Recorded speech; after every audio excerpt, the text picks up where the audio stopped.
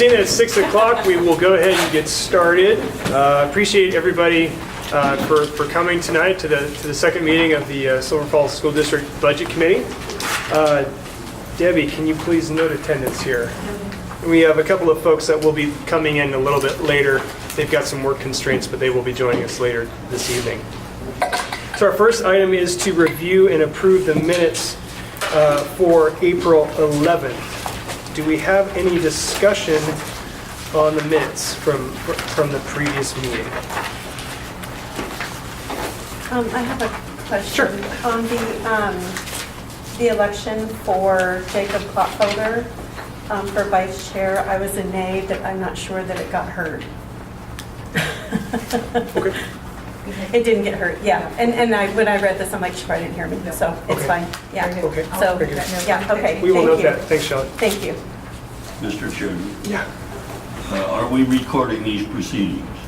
And will they be included as part of the minutes? I believe that we are recording these just like all the other board meetings, correct? Yeah, we're recording the meetings. They're not part of the official minutes, but they are placed on the school district website so they can be viewed by anyone. So they'll be available as minutes or in lieu of minutes?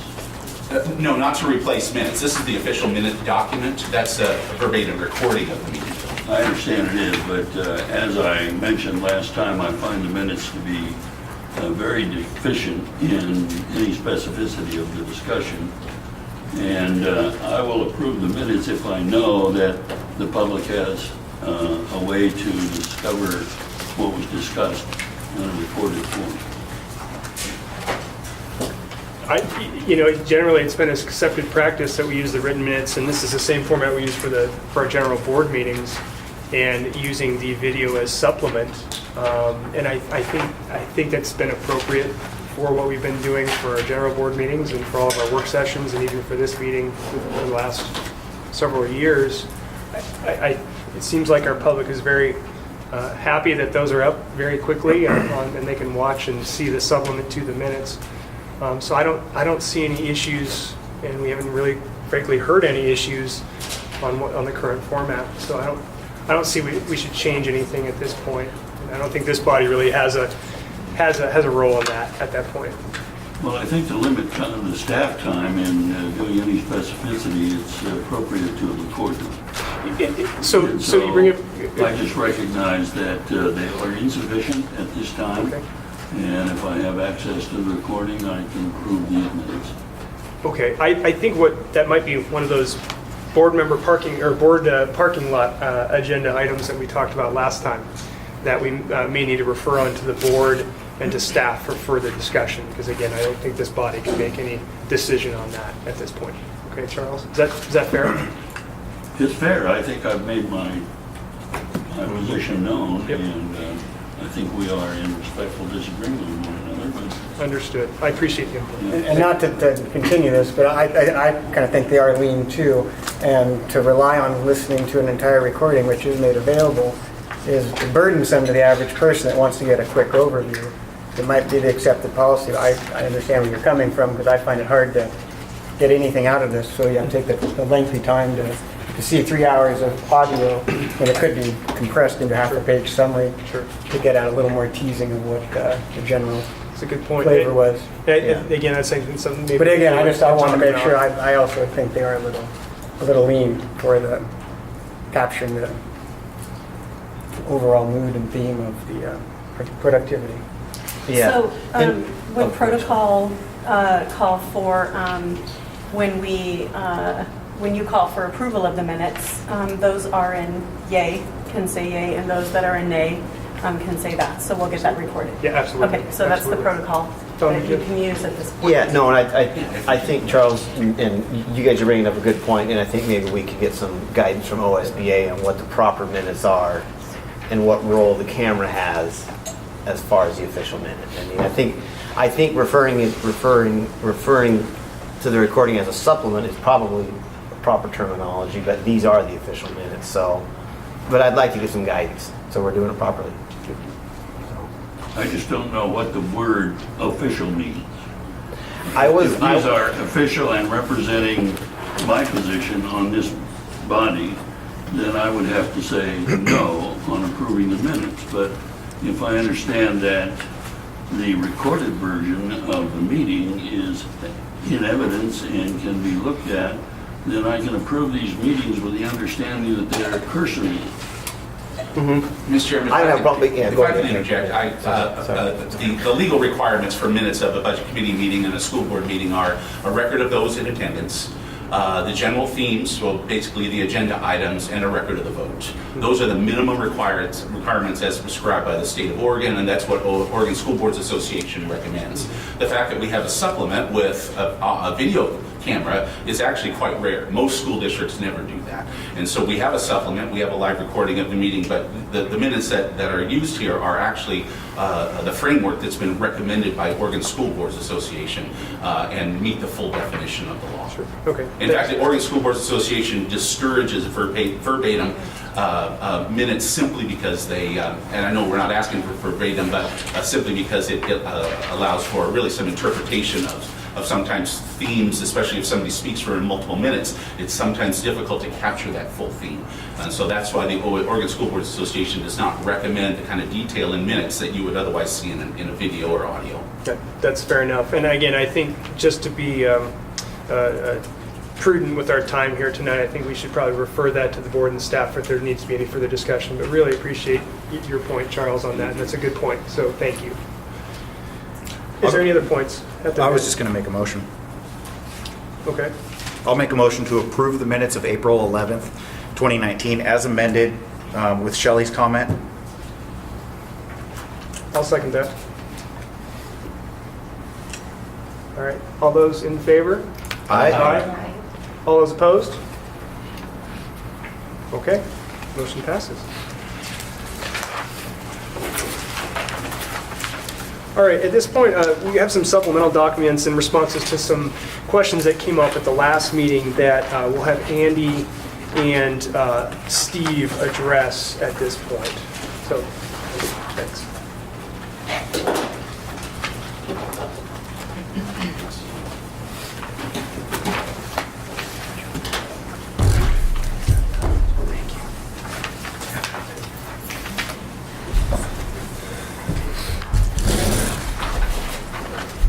Good evening. If you'll turn to the supplemental tab, I'll address a couple of these, and Steve will address a couple as well. First, under the supplemental tab, you'll see a one-page summary, which is an expansion. I know that had been requested by Peter at the last meeting of the 2018-19 enrollment data by grade, and you'll see that they're separated out by high school, middle school, elementary school, and kindergarten. It includes the smallest and largest classes, and this was all referenced essentially at the end of first semester. There's a lot of data to go through to get this, and so we picked the first beginning of second semester as the time to include this data. I think it's pretty self-explanatory, but we're happy to answer any questions that you may have about this data. So, under the elementary 1-5, the smallest 11, that was a full-time 1 FTE classroom? No, that's not. That's actually a combination. We have one school in the district that has a kindergarten first grade combination. And so you'll see the smallest kindergarten class is 9 and the smallest elementary 1-5 class is 11. So that's actually one teacher with 20 students. So then you weighted all that like on a, how did you calculate that into the overall average? That's kind of where some of the statistics, looking at the numbers, is that you're using a weighted average of a 0.5 FTE, and then you're doing some sort of, you're not counting that as 11 in this elementary block, and then therefore you're actually reducing the overall average by... Since that was the only combination in the entire school district, it was counted and was not adjusted for weight. So a person could adjust the elementary 1-5 and kindergarten for that one class of 20 students of a few hundred students, and it would adjust those figures just slightly. But every other grade configuration in the class in the school district is contained either in a 1-5 or individual kindergarten configuration. So in the Butte Creek one that has 5, it's the 5/8 of 131. There's another combination that breaks into the 5. I don't want to go through these again in the name of time, but it's just something looking through the numbers, and especially the statistics. You've got the mean and the median that are pretty close together in all these grades, which I know this isn't a perfect math, but it usually dictates or indicates a normal distribution of the population when you have those two numbers close together. And having the mode fairly close to that is also usually an indication that reinforces a normal distribution. But in the elementary 1.5 with a mode that's substantially higher than the mean and median, it kind of shows that there's a shift where, while you might have an average class size that's within the goals of the budget, you have a disproportionate amount of those classes that are exceeding that. And that's kind of when looking at the numbers and going through I was trying my best to go through each high school grade by grade and tease out that information to compare to kind of get that. But it's, rather than just taking, again, a simple average, it doesn't really give you that picture of how many is actually being served by the goal of the budget to hit that target of class size. So having the mode being so high, that curve is shifted. Majority of it above, but if we start adding in things like splitting classes and causing the average to artificially go down in a way, and I'm not saying it's intentional, but it's just, that's why looking at the full picture of the numbers gives you a better, and I would just kind of thinking going forward for the board, to kind of look at the numbers in a little more detail, maybe a graph of the distribution of those classes would give a better indication when you're setting, because what we got were the budget goals. I filed them in here just a second ago. But the budget goals are very simple and straightforward, and this is one of them. So having more information in this area would, I think, be beneficial. And going forward, next year, you have grades 1-8 that have 25 students. You break it down to middle school and elementary, maybe to break that down into these 4 categories, but then provide a graphic distribution so the board can make a better decision on where that number is truly lying in the general population of the students. And the school profiles show you exactly how many students are in every grade, so that's pretty clear. they do in a way, but they're not. I've looked through those, and that's why having that distribution graph it takes a lot of the interpretation. So I'm just looking at the basic numbers, and from a visual, what they tell me is that distribution is shifted right. It could be totally wrong, but having that visual clarifies it. And that's just what I would recommend if you want to get a little better clarity on this. It might be something to take up at a later time. But I appreciate the numbers, but that was one of the things that jumped up. All the others look very, very well distributed, but that grade level jumped out in that analysis. I have a question for Andy on that subject. In your cover letter to us, Andy, you indicated that the school is growing rapidly and that you have a team together to anticipate that and deal with the growth. But when I read the enrollment numbers from the individual schools, actually our enrollment this year is going down by 22 students. How do you explain that difference between your statement and the numbers that the schools give us directly? Charles, I don't recall making the statement that the enrollment is growing rapidly. Actually, enrollment is growing generally between 0.5% and 1% per year, and I believe that's what the statement that I made within the budget message. It's the same statement I made to the board earlier this year when we do an analysis of our growth. The growth is actually up slightly this year as compared to last year. And again, we use October figures because that's an indicator for the rest of the year. Based upon those figures, the enrollment is slightly up, around 60 or 70 students, I believe, in the school district. How do you account for the fact that the schools themselves show a decrease in enrollment? There are some schools that have gone down in enrollment, and that's pretty common within our K-8 schools, Charles, because they're very small communities. And many times you have a large class that may leave a school, go off to the high school, and a smaller kindergarten class entering. We've seen some shifts in our smaller schools of 10, even 20 students. Big Creek School alone, I believe, was around 320, give or take, last year, and is closer to 300 this year. And those are just generally due to enrollment swings that we see within our small communities. It's pretty common. We have 7 schools showing a decline, 4 schools showing a gain. I'm going to guess the high school is the bigger gain, right? Yeah, the high school is definitely a gain. I don't have that data in front of me right now, Charles. I'm certain we have a few schools that have gone down, but And again, we take a look at the total enrollment district-wide and see where we fall. You may have 4 schools that increase, 7 that decline, but the net might still be positive like we've seen in the overall attendance record. And part of it's when the measurement is taken. The school allocation page that we reviewed last meeting is based on 10-1 enrollment, which is the official start of the year enrollment that's reported to ODE.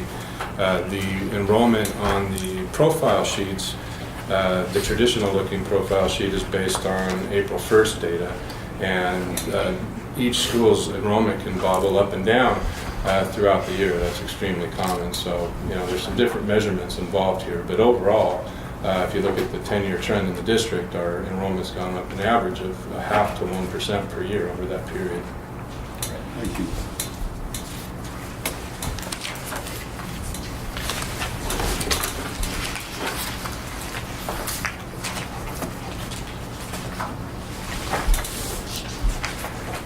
So if there are no more questions on the enrollment information, there's a second document, to the second page there, and it refers to add back options. There's a strong possibility that the state school fund to be approved by the legislature will actually increase to a level of $8.97 billion over the 2-year biennium. This budget is based upon an estimated biennial appropriation of $8.87 billion. That's what the Ways and Means co-chairs have proposed. And it's best in my mind to be on the conservative side rather than anticipating the $8.97 billion. So with that said, there are add backs that have been placed in front of you that if the 8.97 were to be realized, and there's been, again, some traction garnered to that effort, there are 5 add backs that would equate to the estimated $305,000 that would be the difference to Silver Falls School District as a result of that. I believe these fall in line with the budgeting goals. And so they include $68,340, which would allow us to adjust for enrollment stability at Silver Crest School of a 0.67 FTE. In conversation with Mark Hannon at that school, he does have anticipated or current enrollment that would indicate that he'll have at least 33 students in a grade 3-4 split there. Since we anticipate that now, and it could actually increase with move-ins over the summer, we believe that's an appropriate placement to help maintain the average class sizes at Silvercrest School. There is some concern about a continuation of teacher mentoring program in the state school fund. There's concern that grant may be changed, or the scope of that grant may be changed to indicate that we may not have the resources to continue the teacher mentoring program the way that we're currently operating in the school district. It's a very effective program. So $25,000 would be added to in anticipation of that change to the state grant funds. There's a $51,000, which is equivalent to a half-time teacher as reserve for unanticipated enrollment changes in the fall. Last year, well, not every year, generally we review all of our enrollment numbers within the first month of the school year, targeting October 1st.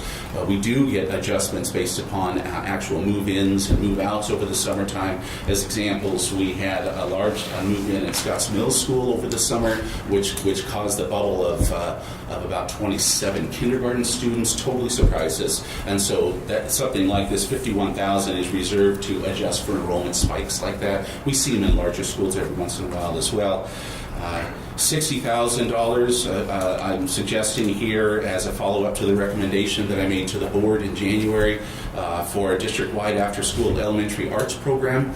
That would focus, the model is yet to be developed, but I believe a half-time teacher and sufficient revenue for supplies and other expenditures would allow us to really make a good step in that direction. We've heard public input and we've heard feedback from the community about the value of that, the importance of that, and trying to create some equitable access for our elementary students. And finally, the last one, and this is a large figure, but it is It could be 5 times this much and still not cover all the facilities and maintenance needs in the school district. But that's the remainder of the $305,000, which is $100,660, which would allow Lawrence Stanley and the maintenance department to be able to fulfill the siding and building envelope projects within the school district. His current budget does not allow us to complete all of those.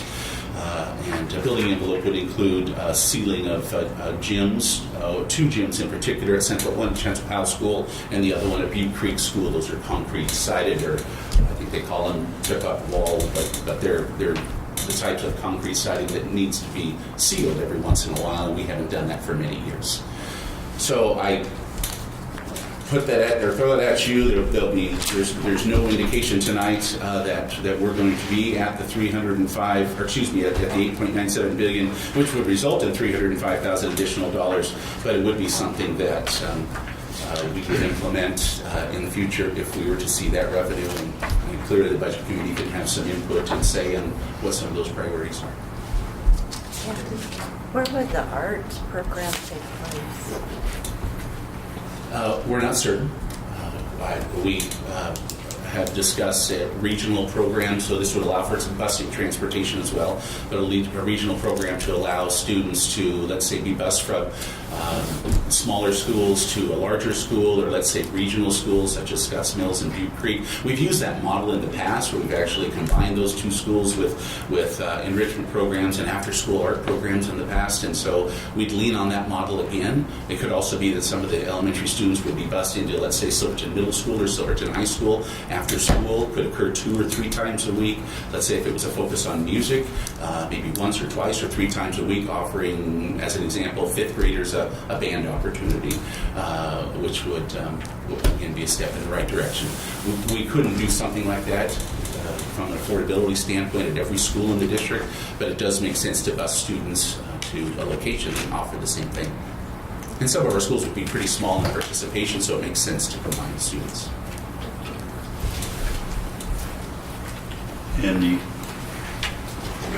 question on this page that you've given to us, the term add back was used. What are we adding it back to? That's a fair question, Charles.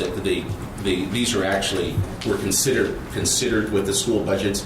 Many of the school budgets were reduced before they came in front of the budget committee, simply because we couldn't fund them within the allocation being given to us by the state of Oregon or distributed through a formula. And so they're add backs in that they have been proposed, and these are the 5 that are considered to be added back to the budget if we were to realize additional revenue. And how is the budget committee to consider the priorities that you've listed? I noticed that half of the money is spent on non-teaching activities. Is that something you want the board to consider, or do you want the budget committee to consider? Do you want approval of these recommendations? How are they being made? Are they being made by the board, or are they being made by you? They're being made by me, Charles, and there's no action required by the budget committee for these because it's uncertain whether we're even going to get this revenue. We may not know for a month. But when you do know, the budget committee will have dispersed. And how will the budget be amended in regard to your recommendations? Through board action. I see, but not budget committee action. That's correct. Thank you. You bet. I have a question about the Silvercrest teacher. Was that determined based on can you go over that again one more time, the class size? The class size. Okay. Because I was just curious if there was more data into that versus like Butte Creek has 30 in 2nd grade. I was just wondering if more went into why Silvercrest over at like Butte Creek, for example. It's a single grade at Butte Creek. It is a combined grade at Silvercrest. And, right. and I can't say with certainty without asking Kevin Palmer what the anticipated enrollment of Butte Creek would be next year. Right. And there are some cases where there are we don't know with certainty until the fall. We believe this number to be a reliable number for the fall. And honestly, Robin, if Butte Creek had numbers in the low 30s like this in the fall, we'd be having the same conversation about how we can support that. That's what I was kind of curious as to what went into that, and if that's what your halftime kind of reserves are for, and if that covers that. It is. Yeah. Can you tell me what schools you put that at, like just in the last few years? That halftime that you've reserved? I think we've added time at Mark Twain, at Scotts Mills.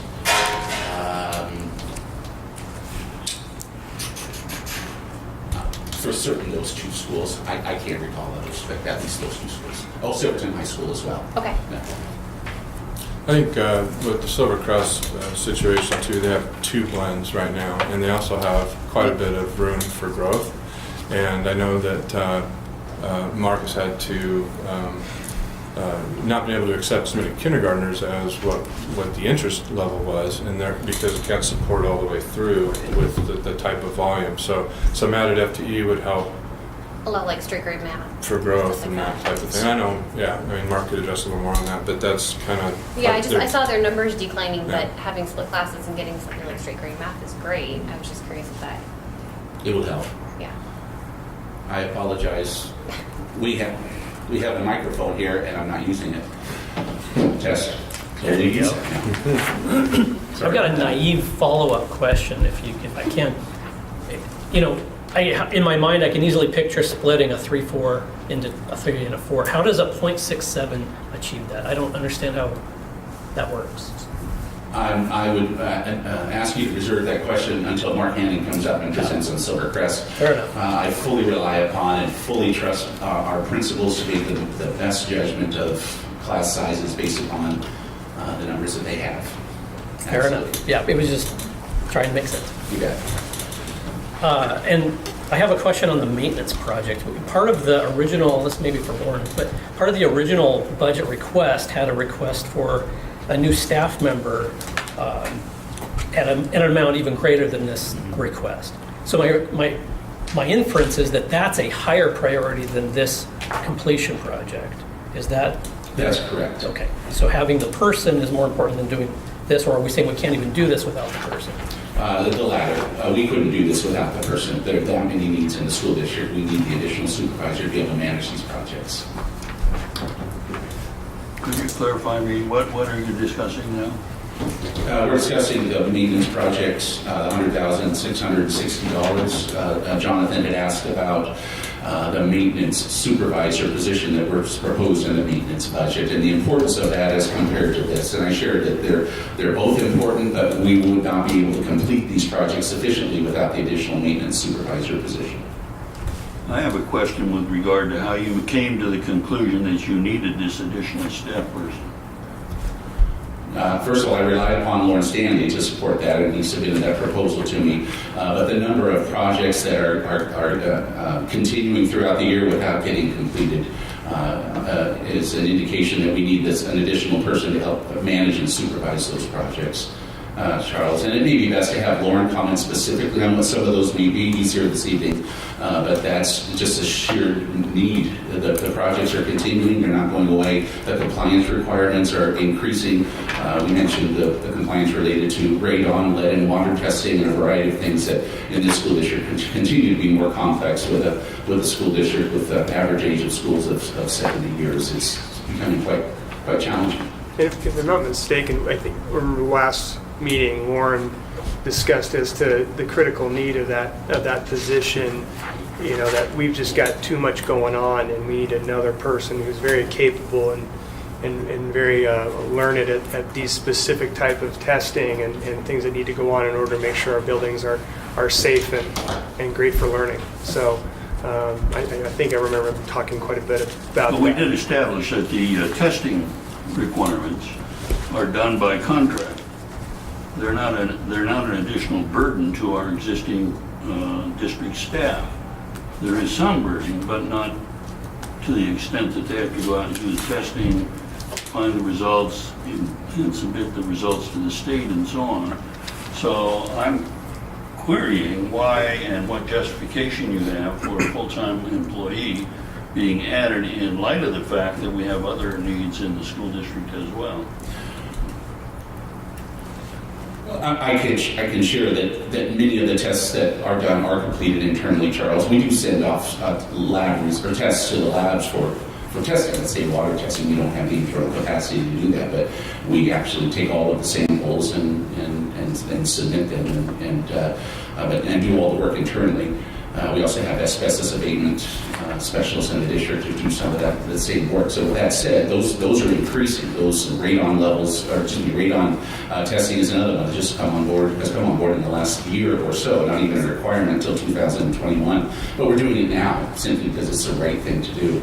But specifically, the projects are increasing, and we don't have the manpower to keep up with them.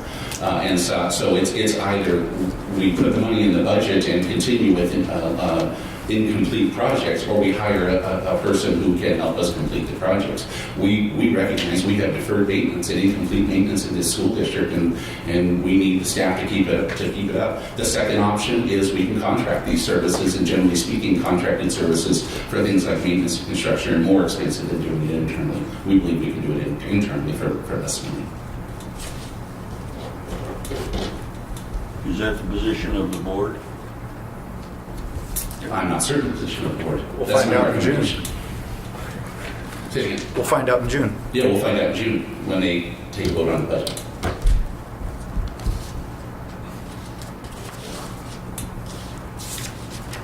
Okay. Any questions I'm on going to turn those? the microphone over to Steve. He's got a couple documents he'd like to cover.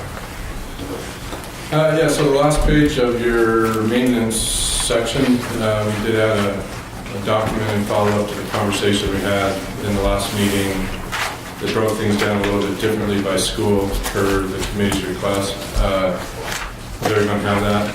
I don't believe it printed in color, but it looks like this landscape. So I just really wanted to quickly go through the way it was laid out. Basically, each school in alphabetical order. What I did was I put all of the utilities together with a subtotal, and then other ongoing annual maintenance costs, including the custodial cost. Some of you still might be looking for that, sorry. It's the last page. It's the Last page of the maintenance section after the maintenance budget worksheet. Maintenance section. So utilities, other ongoing annual maintenance, routine maintenance, including the custodial piece, which on the budget worksheet is listed on the first page, not broken out into the school. So then after those two categories, there's a total. And based on the square footage of the schools that actually gets used and cleaned every day, and the student enrollment, I did come up with cost per square foot as well as cost per student figures. And then after that, I added the projects that are part of the general fund maintenance budget worksheet and came up with the grand total. I separated those out because, as I stated in the last meeting, there's a number of projects going on maybe at School A, and School B might not be getting some of those projects until next year, for example. So to give an apples-to-apples comparison on the cost per square foot and cost per student, we broke it out that way. The projects are in the budget worksheet, but we listed those below as well. So hopefully you find that useful. So if you were to take, for example, Butte Creek off the budget worksheet, and the custodial, they have 1.5 FTE for $96,322, and you added that to the total on page 2 for their budget of $55,611, it would reconcile to the number $151,933 on this new supplemental spreadsheet. That's how you would tie that out. So you can see that the total expenditures on this spreadsheet is $2,714,000, but the budget worksheet total for maintenance is almost $4.5 million. The difference would be staff, groundskeepers, HVAC, directors, as well as all of the costs on the bottom of page 1 on their worksheet and the start of page 2. for supplies, playground chips, things that are spread around throughout the schools. I only captured the costs here that are directly attributable to those schools. I did not apportion these other services out to the schools, to come to the total. But I thought this did a good job of showing exactly, how much it's costing per student, per square foot, as that was a question that came up at the last meeting. And this is certainly something we can, produce each year going forward. Any questions on that? I just want to say thank you. This was great. phenomenal, and I really appreciate you putting the work Yeah. in for us. Thank you. And I also want to thank Sharon. I don't know Sharon. She started here last fall. Sharon Etzel there, accounting specialist. She really did a lot of this work, and also on the school profile sheets that I will go over in just a minute as well. So thank you. Yeah, thanks, Steve. I just want to point out that the two highest cost per student buildings are Scotts Mills and Silver Crest, and both of those buildings have room for we can fit more students in there That's a good point. to bring the numbers down in line with. Interesting. So it definitely points out that there's that those numbers are higher because there's some empty classroom or two out there. There's Yeah. anyway. Yeah, that would be. Yeah, great. This is a great document. Thank you. Thank you for doing this analysis. This was a lot Good clearer. job. Thank Yeah, you. thank you, Thanks, Steve, Steve. and Andy too for responding to the questions of the budget committee. One other thing that we covered a lot of supplements in the last meeting. There was a couple I don't think we did, but one I really wanted to point to, especially before the school principals come up, because I felt this would be helpful.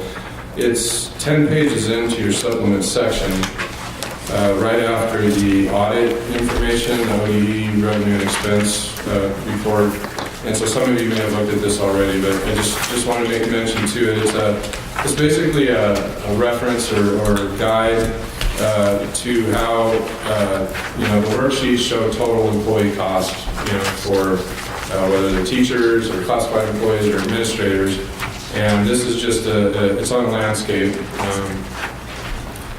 An example of, we talk a lot about what's the average teacher cost this year. We budgeted on $102,000. This gives you a sample of, going from an average of salary $59,000 to the total cost of $102,000. Has everybody seen this? Or no? I'm sorry, I probably go too fast. It's in the supplemental I think it's one of the section. last pages in the supplements. Supplements. It looks like this. Way at the end. Okay. I know what it looks like. Where's it at? Did you find the last page of the supplements? Oh, Oh, the supplements. sorry. Did you find it? I'll look at yours. So, so this is just a guide, just to kind of give a sample of how much is the salary wage versus how much is the benefits, and there's a sample for each group, employee group. Now, of course, the classified has 17 different columns and categories. This is just a sample of a special needs assistant, for example, and the admin is based on a principal, elementary principal, but hopefully this kind of gives some clarity to, what makes up that total employee costs and what the percentage of that is of the total. So that's why I included the percentages. So I wanted to point that out as well as you see these worksheets tonight. Yeah, thanks, Steve. I know I've been asking about this. Thank you. Can you explain the PERS? There's the three PERS line items. What Yep. those are? Yep. So the PERS pickup, that's the required employee portion, and there's a number of districts around the state, including ours, that pay that 6%. So it's called the employee, the PERS pickup. So that's 6% of salary. The PERS UAL stands for unfunded actuarial liability, and that's we charge 8% of payroll on our PERS bond that we have that was taken out in 2003 and 2004 to help pay off our unfunded liability early. And then the PERS ER, or employer contribution, is the regular contribution. Now, this is the category that is going up on July 1st, 2019 by just over 4% of payroll, both for Tier 1, Tier 2, and for OPSERV. So I believe our Tier 1, Tier 2, it's on that PERS sheet that I talked about last meeting, but that's 16%, I believe, and the Tier 1, Tier 2 is 21 point something percent. And we're about 50-50. We have about 50% Tier 1, Tier 2 employees now and 50% OPSERV. So I come up with an average rate of about 18.5%. So you can see that the average rate that we pay on salary for employees is 32.5% total. And that's that number that we don't have any control over. We have, well, yeah, we have to pay on the debt service, and the employer contribution is whatever that they tell us we have to pay. Yeah, so, just for comparison, what was that number roughly 10, 12 years ago? I mean, the employer contribution? Yeah. It's quite a bit lower. I mean, I'm just... It was lower, yeah. Okay, because it seems to me that's the number that... Okay. So it's, I thought it was helpful, to talk about the fact that it's really 3 different categories, and some districts might have 2, or, some don't do the pickup, and other districts may or may not have done the bonding. A lot of districts did, but there's a general school district rate for those that didn't. So I believe that rate that's on that sheet, it's over 32%. Yeah. Thank you. It's perfect. Oh, thank you.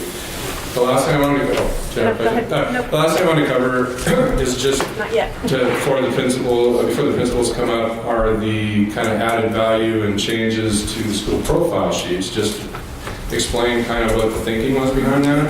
I'm going to take you to Robert Frost as just an example. So the first page that you should now have, or what you have in Robert Frost, the first page is the new design, added new page for the school profile, and it was designed to tell the story of the school, and with some infographics, kind of executive summary version, some historical and projected enrollment, the makeup of the demographic, including breakdowns of IEP students, ELL students, and talented and gifted students, free and reduced numbers, etc., as well as at the bottom some actual historical data by school. In the middle, some schools you will see have a special bar there. In this case, at Robert Frost. What we wanted to highlight were district special education programs. So at Robert Frost, they host, so every school has a resource room, so that's not listed here. But at Robert Frost, for example, they have an SLP, structured learning program, basic skills classroom, and a functional skills classroom. And if you flip the page to page 2, you'll see what has been the standard profile for many years, which breaks out the enrollment and the FTE by school. So in the left-hand column, you'll see that this is data as of now, basically taken on April 1st at Robert Frost, and to the right is how they've budgeted for 2019-20. The added piece to this sheet is at the bottom in kind of a gray color. On the left is the budget for district-funded staff in the licensed category. So Robert Frost, for example, has and will have, or has proposed, a 6.0 FTE additional licensed FTE that's not funded out of their school allocation, it's funded by the district. So when Dana presented the special services, special education budget, there's a lot of special needs assistants and licensed professionals in that budget. It's a $5 million budget out of the general fund. But what we're trying to say here is, they have a higher IEP percentage at this school versus maybe another school, and this is how we're serving those needs. 6 additional licensed FTE, 91 hours per day of special education assistance at 7 hours a day. So what was that, 11 or 12 FTE there? and it shows the custodians, ELL assistants, that type of thing. So I just think that that's something that sometimes gets lost in the conversation is we talk about the school allocations and that whole budget, which is hugely important, but also what are the other services that are being pushed into the school to help serve the needs of those kids. So that was the methodology behind the changes to the profile sheets. We felt that it would be more helpful for everyone as they read it. The last thing I wanted to say about the sheets is on this new sheet. If you look at the financial data at the bottom, most schools you'll see an increase in purchase services. So, for example, Robert Frost had around 15,000 actual 16-17 and 17-18, and then all of a sudden it jumped to 60,000 in the 18-19 budget and the 19-20 budget.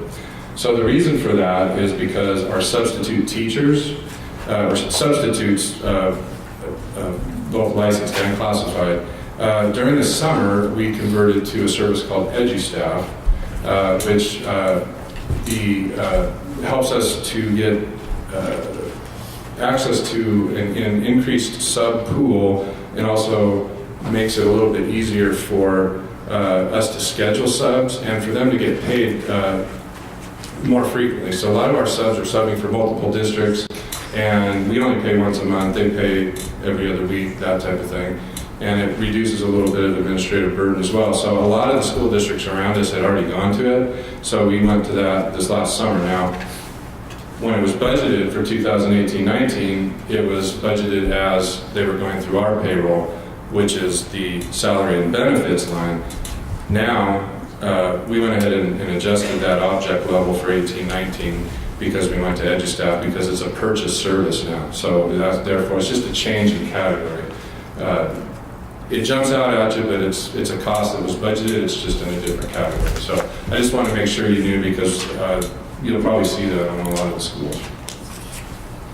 Any questions on the profile sheets? I really like this. I really like that it shows what reason behind putting these programs at certain schools.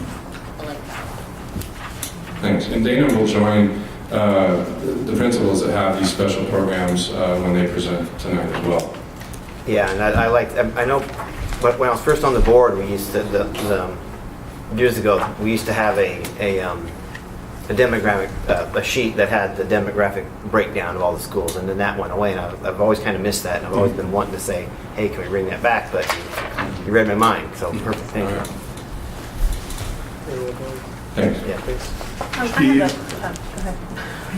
Steve? Yeah. Could I ask a question about I'm concerned about whether the district or the board, maybe this is a board question to start with, but I'm asking for Steve's help. Does the board have a policy on pesticides and use in the district? Yes. Yes, it does. We have an integrated pest management policy, Charles, IPM policy. In our last meeting, it was referenced that we were using Roundup in the school lands. And I'm asking Steve where that would be found in this budget. I'm looking at the facilities and maintenance budget, and I'm identifying what I think may be the category, which is 2543.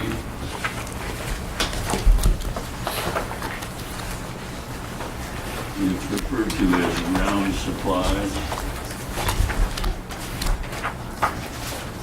Yeah, 2543 is a specific function for grounds. That is correct. And if whatever they do purchase would be, page 2, 2543, object 410, ground supplies. They have a budget of $30,000. I cannot tell you exactly all the specific materials that they purchase.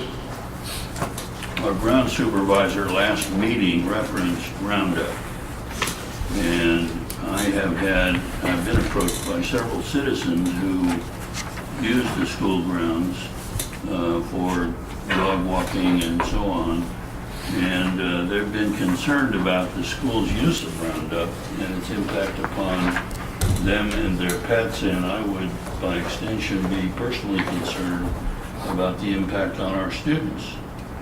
And so I'd like to know what our policy is on the board with regard to pest management. Is it a district policy or is it a board policy? Well, it's a board policy. It's in the board policy handbook. So I can't tell you which code it is, Charles, but it's titled Integrated Pest Management, and it does give very specific directions based upon state law around how chemicals can be used on campus, restricted use chemicals, posting requirements, things like that. Yeah, I I would be a remember. lot more comfortable if this board had a policy which was concerned about the health and welfare of the children and the citizens that use our schools, and not reference a state standard of some kind. I think that it needs to take proactive action to decide for the district how we're going to protect the health and welfare of our students. I think we did that about 6 years ago. I remember it was a topic, and it got brought up, and we reviewed it. There was lots of input. Lauren wasn't the supervisor at the time, but yeah, we reviewed it, and the documents are there. I mean, I can't remember exactly what they were at the time, but oh yeah. I think this is and it governs posting, and it's probably not for the budget here, but I'm just going to say I think it's a fabulous thing you bring up, Charles. I think it's super important that our district looks into that. I'm just wondering if for tonight's discussion, if that's something that maybe we should put in the parking lot and have the board further discuss, because again, the board's going to set the policy on, along with the experts to help with that policy. So I think that's probably better for a board discussion. Is that fair? It's fair, except, and I agree that it needs to be done. If this $30,000 is in part spent on materials that are deleterious to the health and welfare of our students and citizens, then I'm going to oppose the budget, or at least propose that we alter that item in the budget and either follow the district's policy on pesticide use, or ask the board to adopt a policy and budget for it accordingly. I think if they change the policy, it's probably not going to be able to be done tonight, unfortunately, with this body, right? If this is a board, that would be a board function, and I don't think we can't overstep the function of the board. Well, for me, it's a budget item. That's all I'm saying. You know, I recognize that the board needs to establish a policy, but for me, you're asking me to vote on a $30,000 item that is supporting the purchase of poisons, and I oppose that. Well, I think general care is obviously, like you said, there's a policy in place that we have right now that we're not going to use any willy-nilly poison that's going to cause any detriment to our kids and to our citizens, as we know based on evidence today. And again, I think, is it fair we can move that to the parking lot and then have that brought up at a board discussion? Is that fair? It needs to happen. Understood, 100%. Is that fair, though? Okay, Debbie, let's throw that on the parking lot for one of the items for the board for follow-up. So thank you for bringing that up, Charles.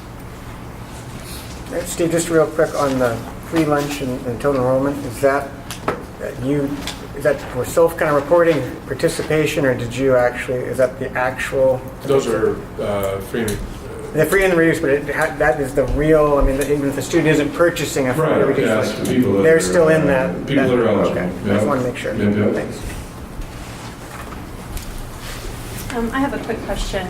I have several questions that I've printed up to ask during this session.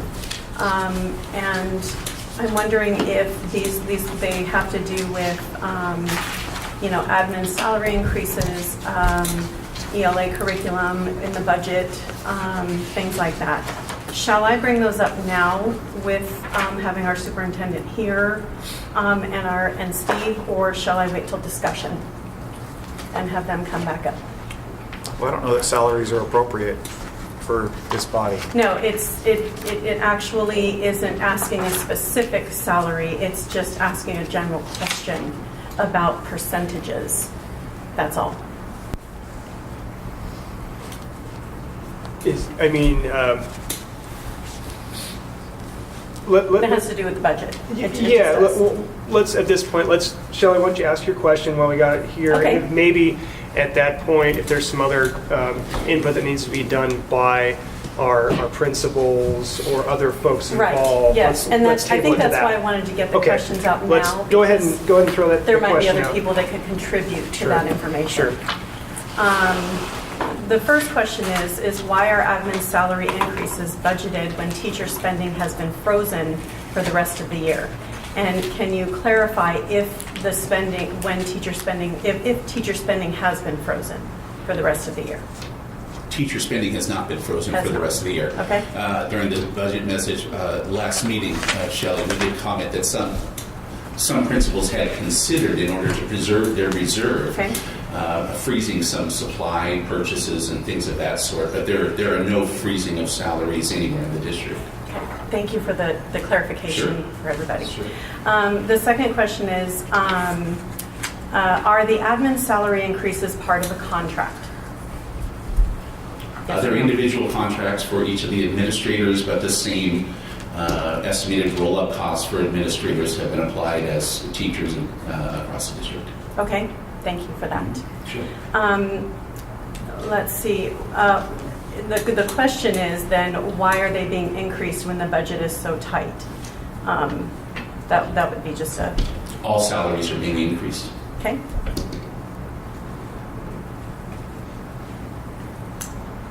Okay. Why is the assistant superintendent position salary benefits budgeted for a 5% increase when we are hiring someone new for this position? Wouldn't that new hire start at the entry-level salary for this position? Potentially. Okay? That depends on who we hire and what that salary is. We don't know. Similarly, we don't know what the exact placement of new teacher hires is going to be until we actually hire those teachers. Okay. They're unknowns. And the budget is a budget. It's our best estimate. Right, okay, thank you. Why is the curriculum director position budgeted for a 17% salary benefits increase? Is this more than the additional 0.1 FTE addition? Yeah, recall from the last meeting, Shelley, that we talked about there was that accounting change of 0.1 that went from one fund to another. So it's now in the general fund rather than from, I believe it was at one of the title funds, a Title II fund, I believe. Another fund that is not being used for that position anymore. Very good, thank you for the clarification. I really do appreciate it. You bet. These are a lot of questions from citizens that I wanted to ask you in public at the meeting so they can have the answers clearly in public setting. Yeah, absolutely. So I You do bet. appreciate the clarifications. And I have several more questions, but shall I just go ahead and, it Would- seems like we're getting good answers that Yeah. will answer. Yeah, that's fair. Yeah, okay. It seems to be a proactive approach. ELA curriculum is scheduled to be selected and replaced in which year? Do you know that off the top I of your can't tell head? you with certainty. Okay, We can okay, surely get back to you on that. okay.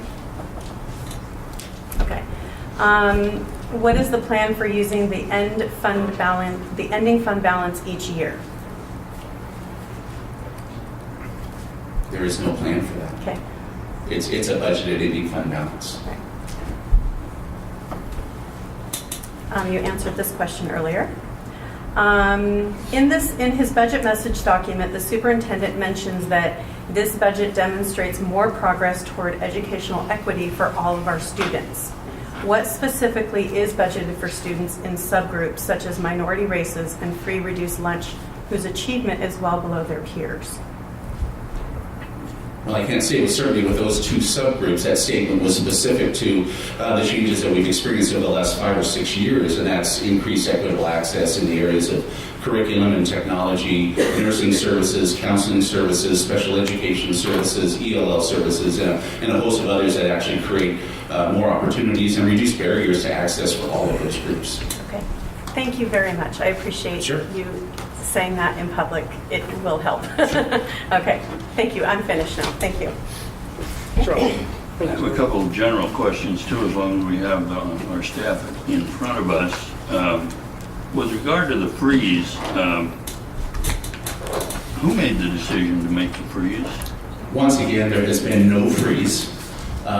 Principals have stated an interest in freezing supplies in order to preserve some reserves for next year, Charles. There has been no freeze to any portion of the budget that came from the district level. Principals historically and to this day have the authority to be able to control the amount of reserves that they have in their school based upon purchases, knowing that there are some restrictions on this budget because we're using reserves in order to budget for the 1920 school year. Principals have the latitude to be able to, let's say, postpone some purchases until next year if that means them increasing their reserves for the current fiscal year. So if I'm a teacher in a department, and I have a budget to run my department program, and the principal comes to me and freezes my budget, is that a typical thing that happens? No. Did it happen this year? I can't tell you with certainty, Charles. I haven't asked the principals after that. I'm only referring to the conversation the principals have had in order to increase the reserves potentially in their budgets. So is there a policy that the board has that governs this type of activity? Not that I'm aware of. I see. Okay. I have a question about upgrading. We are asked to support the board has a goal of 100% graduation. Is upgrading a part of that goal? I'm not certain what you mean by upgrading, Charles. Upgrading is when the district decides that a student who has been given a grade that's, say, deficient should be upgraded to a sufficient grade. I'm unaware of that. Yeah, I don't know what you're referring to. Are you suggesting changing grades? Yes. Oh, is Quite an this, accusation. is this in support of the 100% graduation? That's my question Oh. Okay. Is the ability of the district to change a grade for a student that, say, may be on the football team but would be disqualified from sports because of their academic performance? That's quite. That's pretty. I'm sorry. I think that's a little out of bounds and accusatory to not only every one of our principals in the room, but also every teacher in our district. I think we got to be careful about saying things like that. Well, I'm not trying to be,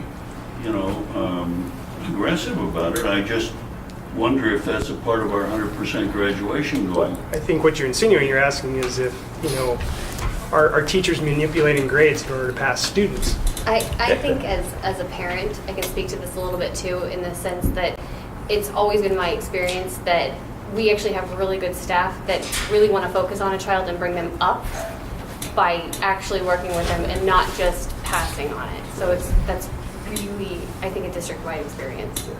Absolutely. If you have evidence, I'd like to see it, but a baseless accusation is strongly discouraged without evidence. That's a heck of a charge you just laid out, Charles. I'm not making a charge. Yes, you just did. Bringing to the board and to this committee things that I've been told by public, by parents in the school. Okay. And I think that so might there be is this board concern, question too. and I'm just curious. I just like to know what the policy is. The short answer is absolutely not. Yes, no. And we are professionals. This school district is an incredibly professional community of high fidelity, and those kind of things do not happen in this school district. Again, Mr. Chairman, I'm going to turn it back to you as well, because I'm going to ask that you consider what this is part of the budget process. Yeah, I'm going to say that's probably my direction to you, Charles. If you're concerned that that's happening, I think that's probably for a private discussion. Absolutely. with Andy as our head administrator for the district. And I would say it would probably be, there was some pretty weighty accusations, as Tom said, without concrete evidence of such. And I think if you have further concerns about it, it should be brought up at a board meeting too. I think that's a much more appropriate place to have some concerns. But I would suggest you to start with Andy, because those could be some pretty dicey conversations. Thank you. If I may, Mr. Chairman, I do have a question related to the budget. Sure, go for it. the reserve, we dipped into it a fair bit. I sort of have two questions related to it. It is, with the 49-51 split model, is there an anticipation that next year we would have to dip in, let's say budgeting stays flat or as projected based on this budget, would we have to dip in at another significant rate in the following year, or would we be able to more or less leave it as is without dipping in? What's your projection 1 year out in this 2-year cycle? So that's a great question. We're going from a 50-50 biennium to a 49-51. I like the 50-50 better, but I understand the 49-51. And it helps deal with inflation better, I guess, in the second year of the biennium. But so I would agree that the first year, if the budget was kind of a flat status quo going into the second year of the biennium, I would agree that it's still possible we would dip into reserves, but probably not by quite as much. But there's still inflation in that second year too. First cost, no, I mean it's a 2-year thing. So I would agree with that statement generally. I don't have a projection, but I could say though that the ending fund balance was 14 to 15% at June 30th, 2018, and you see us try to budget at 6%. I think what was this year's 5%, but there's always usually comes in a little higher. Well, that's because in that allocation sheet or that revenue allocation sheet, the goal is the 6%, but one of the reasons that it ends up to be more than that is because the entire school allocation is laid out in that sheet. But as you see when you go through the school budget worksheets, there are a number of schools that has some contingency and reserves for future years. So on that one sheet, it's assuming that it's all going to be spent, but it never is. So usually that's why our ending fund balance is greater. Now there are other factors that go into that as well. But I think that answered my question. I mean, if we had utilized the reserve at the same rate next year as we did this year, we'd essentially get rid of it, right? So that's why I'm asking the question. Yeah, and it is kind of apples and oranges on actual ending fund balances for balance versus the budgeted, yes. So it is. It definitely, my first year, I was like, I kind of panicked. Like, wait a minute, this is lower than it would, right? Yeah, so that's good. Okay, thank you. That helped.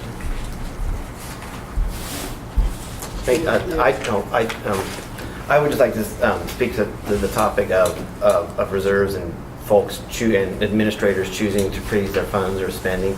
I like hearing that they can do that. And one of the common things, a common complaint about public budgets you'll hear is that an administrator has to spend it all, because if they don't, people will assume that you don't need that much next year. And so they might just spend it willy-nilly to get everything down to zero, so they can say, we don't have any money, we need more next year. If an administrator and their team can save money and say, you know what, we're going to squeak by, and we can save a few $1,000s, put it in the bank, and maybe buy a different, and maybe provide another service next year, it's a reward. If they're efficient, they can save it and not lose it. And that's a very important cost-saving benefit, I think, over time. So I support that. I understand the question, but I think that it's a proper way to do it, to motivate savings and efficiency in spending. Any other questions at this point? Okay, so now we're going to move on into our, from the supplements to the actual school profiles and the budget worksheets. Andy, and I'm going to have you just stay there since you're going to be going first. I just want to make a couple of statements, just as, again, we, kind of what guides us here this evening when we're looking at the budget sheets and hearing from our principals and for administrators. Again, we talked about it last meeting. We kind of have two documents really that are our guiding lights, so to speak. Philosophically, our strategic visioning plan, and then even more from a practical, X's and O's standpoint is the approved goals as developed by the board this year. So again, I'm just going to ask each one of us that we keep that in mind when we listen to our administrators, when we go through the budget sheets, that these are the measuring sticks, and if these are being met, then these are what we need to judge each of the budgets by. I'll remind everybody, we already used it once. If there's some subjects, some questions really that kind of fall outside the roles and responsibilities of our budget committee here, we'll refer to the parking lot, and Debbie can take a note of that as for adequate and a proper follow-up by our board at a board meeting. One last thing I want to, and Steve touched on this, but I want to hone in on to help us with our efficiencies tonight too. As we go through all the budget sheets, as you can see at the top, which talks about salaries, payroll, you'll generally see across the board that is one of the largest, if not the largest, line items and increases in the budgets for each one of the school or each one of the facilities, each one of the departments that have increased this year.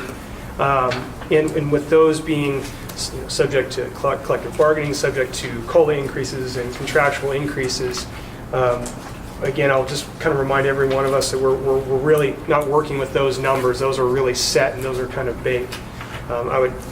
I think we need to spend our time looking at the line items, looking at the other pieces of the budget that our principals and our administrators put forth for us tonight.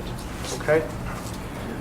All right, with that. Mr. Chairman? Yeah. I have a couple of notes, questions really that precede the individual school, but I don't want to hold up the proceedings. Sure, can I let Andy, can help, but remember we have 2 carryovers from last I'm just wondering if I should put those in the reference to the board at a later time, or Are they Andy gave us materials, for example, on Measure 98. I have some questions about that. I assume he wanted the budget committee to consider that material, or he wouldn't have given it to us. But on the other hand, that may be a lengthy discussion, I don't know. I'm just trying to figure out where we should. Information was requested by the budget committee, and what Charles is referring to is a Department of Education summary sheet that describes how those funds are to be used. If there are any specific questions to Measure 98, maybe most appropriate to do when the high school presents this evening, Charles and Gazelle. I think that's what I was going to say. The predominant use of the dollars are at the high school. Where specifically are those used, and as we know, they have to be used at that level. So as when Mr. Lockett comes up, that might be something that we can address at that point. Is that fair? Yeah. Okay. So remember, we have 2 carryovers from last week we didn't get to, and that's with Andy and with Steve on our 2 carryovers from last time before we get into the actual individual school principal presentations. So I'll let you guys take it away for the administration and the business side. Yeah, if you turn to the district support tab, the 4th page in is support services general administration at the top. Which page in? It's the 4th page in. I believe it's the 4th page in. Under district support. This is the superintendent and Board of Education services page. I'm going to draw your attention to one exception, one change from current year as compared to next year, and that's about halfway down in the Board of Education Services under 2310-385 Management Services. That's the account number used for services that are anticipated to be purchased by the board in the upcoming year. You'll see there's a jump of about $17,000. That's to fund consultant efforts for long-range facility planning and anticipated attendance boundary services next year. That $30,000 figure actually will complement a state grant related to facility planning that we've qualified for when we secure a consultant for that purpose. Otherwise, there are no other significant changes or increases to that budget. And what is the amount of the grant that we'll be getting? We've received it. The top grants? Yes. One is $25,000 for, I believe that's a facility assessment grant, and $20,000 for the long-range facility planning grant. We've qualified for both. Thank you. You bet. We're spending $30,000 for a $45,000 benefit. Yes. I mean, there will be at least two consultants with those services, Charles. One for long-range facility planning, and the other one for attendance boundary adjustment consultation. That's an interesting point of leverage. Hardly leverage at all, as a matter of fact. It's almost dollar for dollar.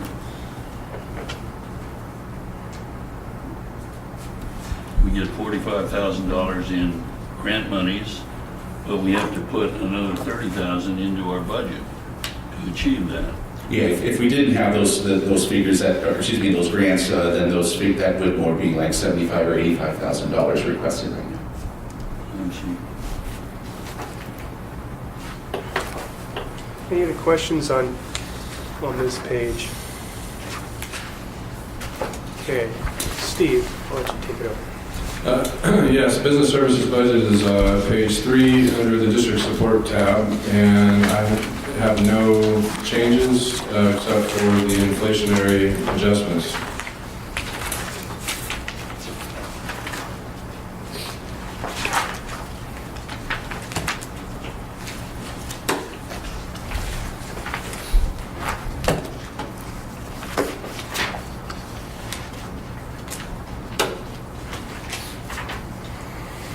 Any other questions for that, for Steve? Okay, great. Thank you, Andy. Thank you, Steve. You bet. All right, as we move in now to our facilities, I'll have Mark Hannon come on up to talk about Silver Crest.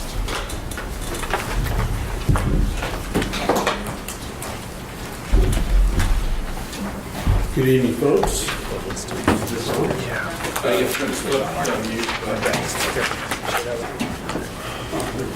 Good evening, folks.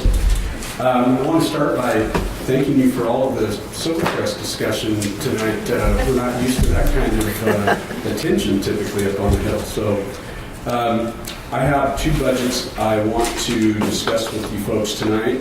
We'll start with the Silvercrest budget. I started out optimistically thinking that we might have an opportunity to have some additional funds other than just carrying over my budget from last year to this year. So I reached out to my teachers, my classified staff, and my parent club and polled them if we did have additional funds, what they would like to see us spend that money on.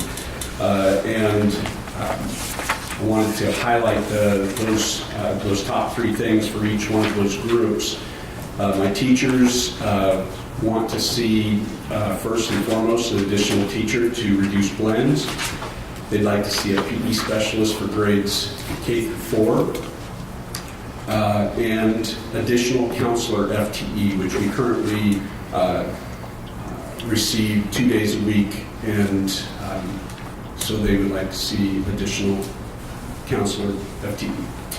Classified, additional teacher to reduce blends was their top priority. Additional math and reading intervention time was number 2 for these folks. And additional counselor time was number 3 for our classified folks. In our parent club, an additional teacher to reduce blends was number 1. Additional counselor FTE was number 2. And number 3 was a technology specialist to teach things like computer programming and things like that they do at the high school, but we can't do at Silvercrest at this time. On to the profile and the graph. So I know you have the graph before you and the profile page. Betty Jo, I know you're going to ask this question, so I'm going to address it before you ask it. You'll note there that our tag numbers went from 4% to 2%. Actually, it was 4% the previous year, 4%, and then down to 2%. And I wanted to address that. In a school of our size, every student is potentially a percentage point. And we actually promoted from 8th grade 2 students that were tagged to Silverton High School, and we had 1 student move out of state and 1 student transfer within the district. And so we were a net loss of 4 tag students, but we're currently in the process of taking 6 students to the next tag committee, which takes place, I think either early next week or the following week. So that number actually should be higher than 4% when we're done. I anticipate it to be higher. I did want to point out there is an error on the second profile sheet at the bottom. where it says special ed LRC, and it notes a .05 FTE. That's actually .50.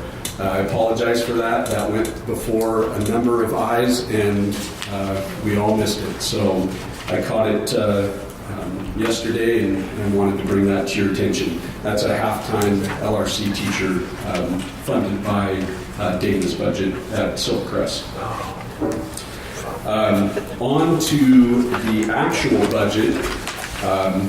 After I received my allocation number, and we were in a small deficit, that was a little discouraging, but with some tweaking and some small changes, we were able to maintain our current staffing with some small reductions in non-staff supply items.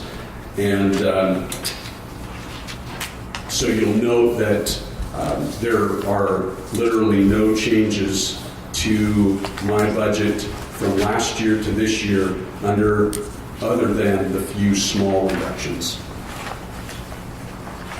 You will also note, as much as I appreciate, Tom, your comments about a reserve for next year, when you're at a deficit, there's not really room for a reserve. So unfortunately, I was unable to do that. However, that did help offset the small deficit that I have this year. But you had it from last year to use this year. Yes, it was rolled into this. There we go. budget. I mean, Correct. you're able to access it. Lastly, I wanted to, about this particular budget, I wanted to thank Mr. Blando for putting the .67 teacher on the add back, and I want to address a couple of the questions that came up. First of all, the .67 and how that will work, and I don't have all of the details yet, but the intention of that is we have a bubble second grade class that is big, and it will go into that 3-4 blend next year. The intention is to split that blend for the core content areas, which would be reading, math, writing, and science, and have individual teachers, small class sizes for the core content, and then for the non-core content, PE, social studies, the other content outside of those areas, we would combine them, and that number right now is about 33, plus or minus 1 or 2, because we typically lose a student or gain a student over the course of the summer. So the plan is to split that blend for core content up to the full .67. I fully understand the implication of giving an additional .67 to one school over another, and I want you to know that I really appreciate that. We're in a position where we can grow, but the problem with the model at Silvercrest is we have 2 blended classrooms, and so that caps our other classrooms at a lower number because we have to consider what that looks like when they become blended. So to split these classes, it would give us the opportunity to take more students at the lower grade, allow us to grow our student body, and in turn, students means more money in the budget, where I could ultimately, the goal is to have K through 8 straight grades. And if we can do that, we can provide some relief from the town schools that are bursting at the seams, because we're simply a 12-minute bus ride from Pioneer, for example. So we could really provide some a quality education in a K-8 model to folks if we could grow. So that's the intention there. Can I ask us a quick question? Certainly. So you have capacity then to have all single grade? We do. Do you have that? It would be closing down, it would be eliminating our computer lab, which a few years ago, that would have been a bigger deal to me and to our school, but we're getting closer and closer to one-to-one devices in our school, and we can do the testing and the research and all of those things in the classroom now. So that would be the first classroom that I would utilize.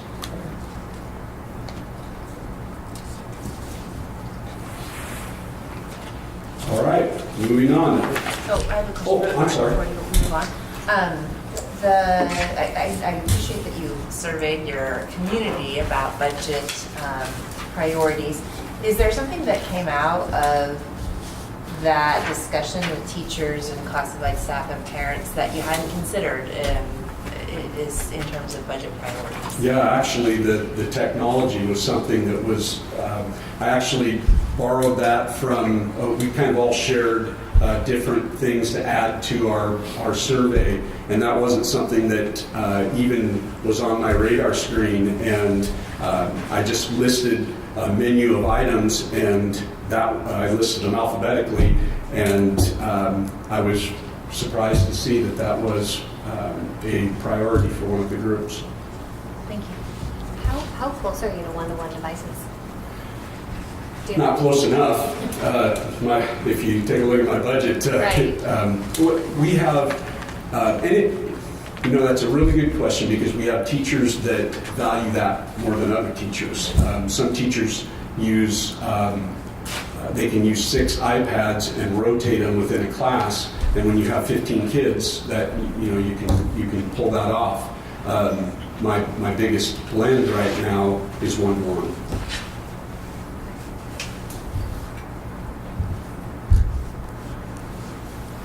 Any other questions? Chris, So- you'll be doing your support services too now. I'm doing it right now. Okay, so we'll move to that page. So this is the ELD budget, the English Language Development budget, and there's only 2 items to even bring your attention to that are not exactly the same as last year. Can I just, do you know which page this is in? Is it under support services, correct? It's under special services. But Called other special programs. I don't know if that helps. it's in the district support, It's in the special services. Special tab. special services. Third page in.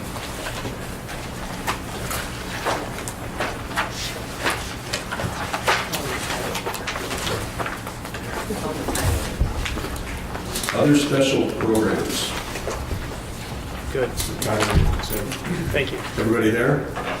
So the only 2 changes to note, you'll notice I bumped the FTE from 4.0 to 4.1, and that was to address additional students at community roots that we had been meeting their needs based on time carding a teacher, and that became cumbersome and really not in the best interest of working with these students. So in this particular instance, having the .1 assigned to that particular school seemed like the right thing to do. And then you'll note a very small increase in the it says ESL assistance. It's our ELL assistance, and it's a small increase in that time, and that was actually made prior to after the budget was accepted last year, and it was a housekeeping item of pulling some hours, and in my opinion, it was a clerical mistake from years past. So what you see there, the 3420 number, is the exact number of our assistants for next year. So those are the only 2 increases from last year to this year, and I'm open to questions on that budget. Can you refresh my memory on your homeless advocate? In 17-18, you had 720, and then last year you reduced it to 598. Can you just refresh my memory? Why did we have reduction in homeless students? So no, so that, let's see. That pays for my secretarial services that support homeless, And we budgeted for actual costs, actual hours for that particular Okay. employee. It was a new employee, Okay. so that's why that changed. Thanks.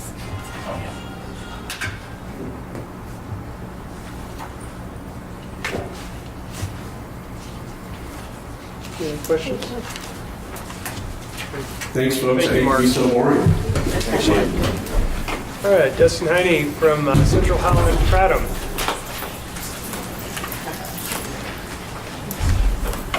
I'm here for Prattam and Central Howell Schools.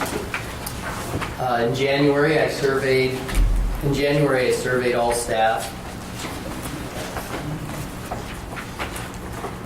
Just so much budget you did first.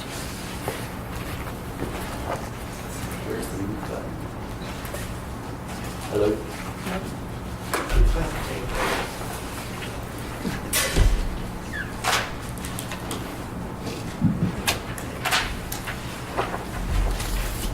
I'm going to speak about both real quick and just the general process, and then individually.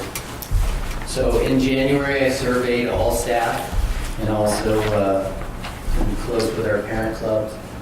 And I would say that the priorities were hiring a PE teacher at Central Howell to meet the requirements, maintaining current programs, that's always a primary concern each year, and then also where are we going to teach music when we are using the gym all day for physical education all of a sudden.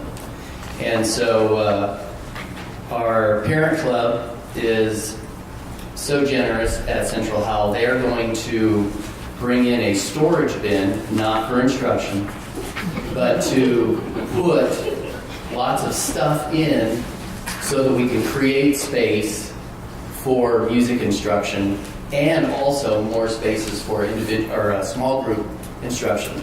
Because if you try to take a small group of students somewhere at Central Howell and Prattam, it's really hard to find a space for an assistant and 3, 4, 5, 6 kids. So those were the priorities at Prattam, maintaining current programs, expanding PE. So this year they had music 3 days a week and PE 3 days a week, but we need to bring that PE to 5 days a week. And then a shortage of small group instructional space there as well.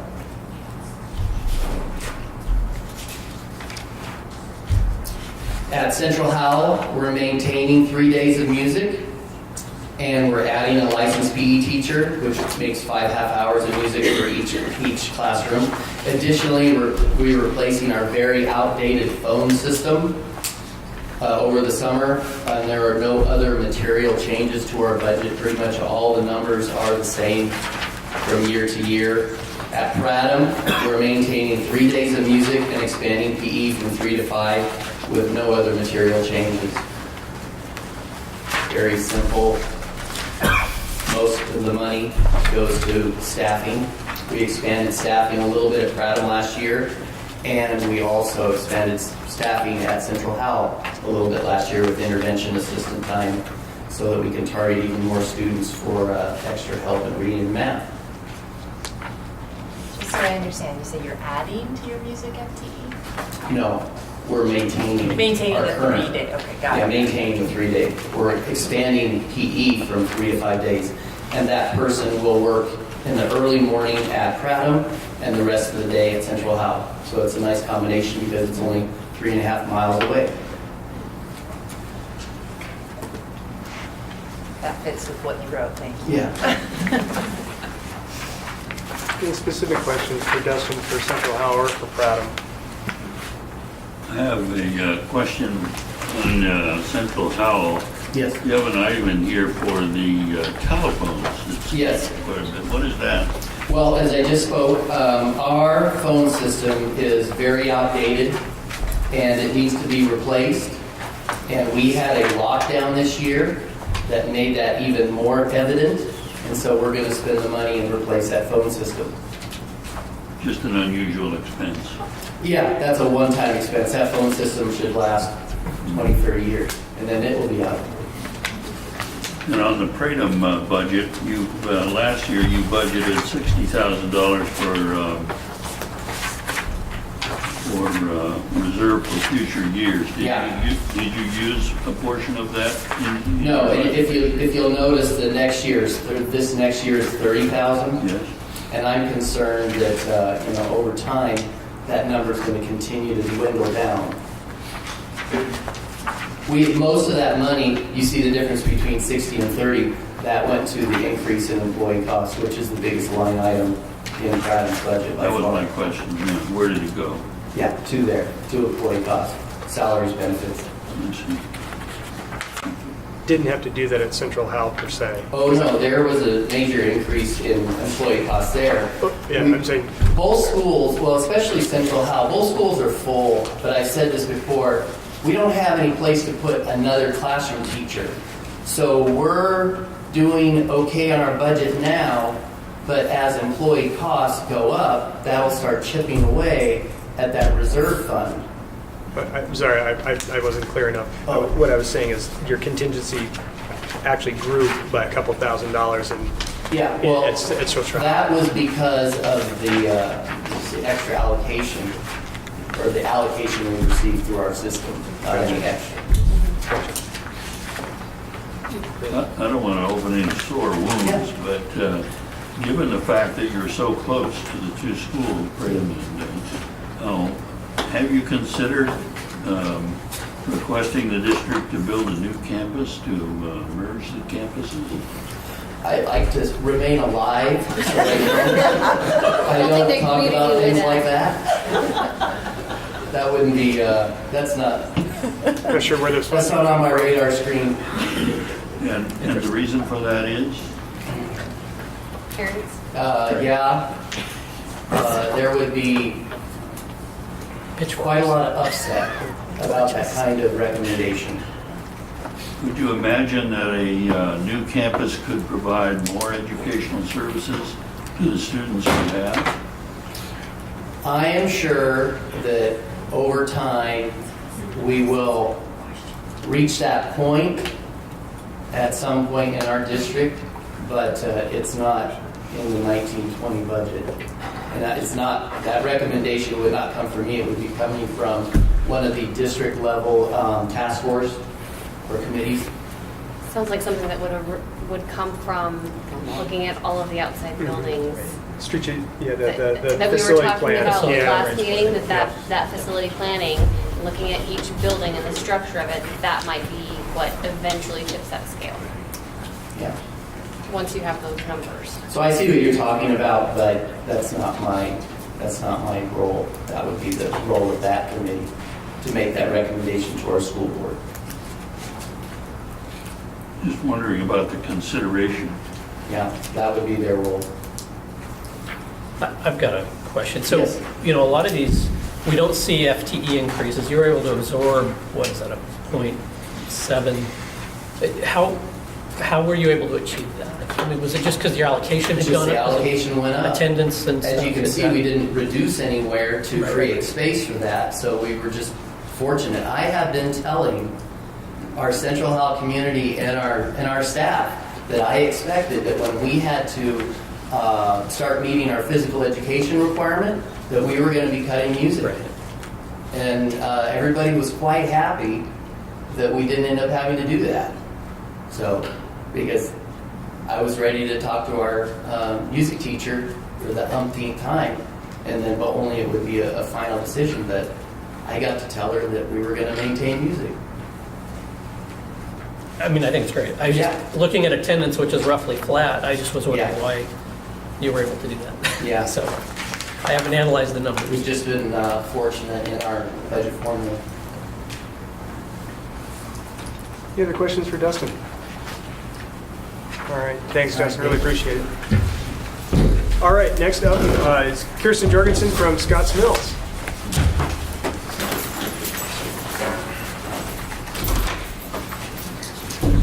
Good evening. I'm going to start by bragging as one of our Scotts Mills alumnus right there, taking this video, doing a great job, so we're really proud of him. All right, so I kind of feel like Mark and I should have presented together because we have very similar process and very similar results. And even the tag, I was totally gonna get a tag comment for you, Betty, and and Mark covered it. But so Scotts Mills, we did a survey. Mine was very similar to Mark's. I know Greg did a similar one. In the past, my survey I've done with my parents and staff has been more narrative, and that's really hard to figure out really because you get like some people write a page on lots of things, and so we did people prioritizing their priorities for Scotts Middle School, and so we did that February, March. We sent it home with all of our parents, or all of our students with their parents to take it, our staff, and then our students also took it. And we had 199 responses, and so we felt pretty good. Of our parents, we had 68, which I was like, oh. But again, being a small community with families with multiple kids in the building, that's about 66% of our families. So we thought that was a good response for the first year of doing it that way. 10 staff, 121 students, and then 68 of our parents took it. From the survey, you'll see the number one priority was PE, followed by technology and computers, number 3, academic interventions. I put number 4 on there. It was kind of an art science tie. And the reason why is because tech computers came out as number 2, but there was a lot of kind of confusion about what that meant. Did it mean more teachers? Did it mean more devices? And so we got to dive in a little bit more to see what that will look like. But that's how we got our input this year from our stakeholders. Looking at the profile there for Scotts Mills, you can see our enrollment is declining a little bit. I don't have a specific reason I know for that. I think we had a couple of years of pretty large classes due to housing the first couple of years of the full-day kinder. And now all the schools have full-day kinder, so I think that is impacting us at Scotts Mills. Our special demographics right there with our students with disabilities, ELL students, talented and gifted, are all pretty steady. Same thing with the TAG is that program is we have, each small school, each student's a percentage. We had a couple of years there where we had kind of a larger group of TAG students going through in classes, and then this year we're 3%, though we have 2 students going to the committee next week for TAG identification. Going down, as you can see, our free and reduced numbers have decreased significantly. I think it's about 39% right now, so we have actually lost our Title I status. We will no longer be funded with Title I funds. So that will be kind of new for us. The good news is that we, with our couple of years there of the increased enrollment, that we could absorb that loss in intervention. So we have an intervention specialist now that was partially Title I funded, and we're able to take some of our reserve funds and we moved it into the intervention so we can continue 0.5 intervention specialists. So other than that, pretty status quo on the change for salaries and benefits. Nothing really major changing there, just the reserve decreased a bit, but that was the absorption of the Title I loss.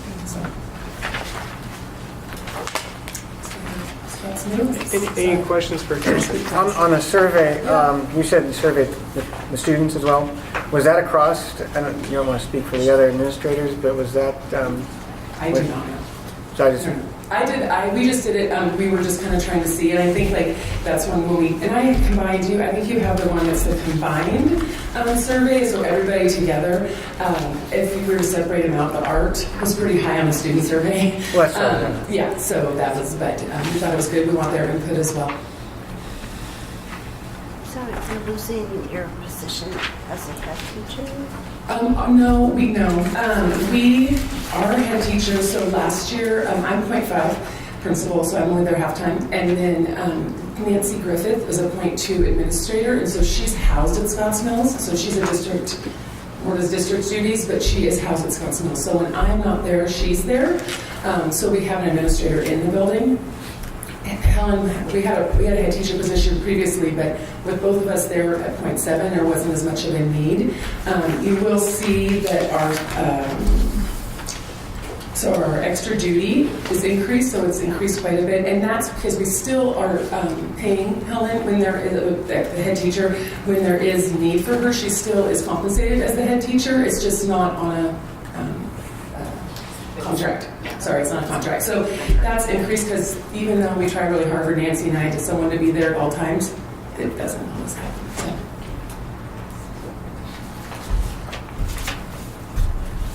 Any other questions? Question about your enrollment. Yep. Looks like it's going down. And yet some of your positions are being budgeted at a higher level.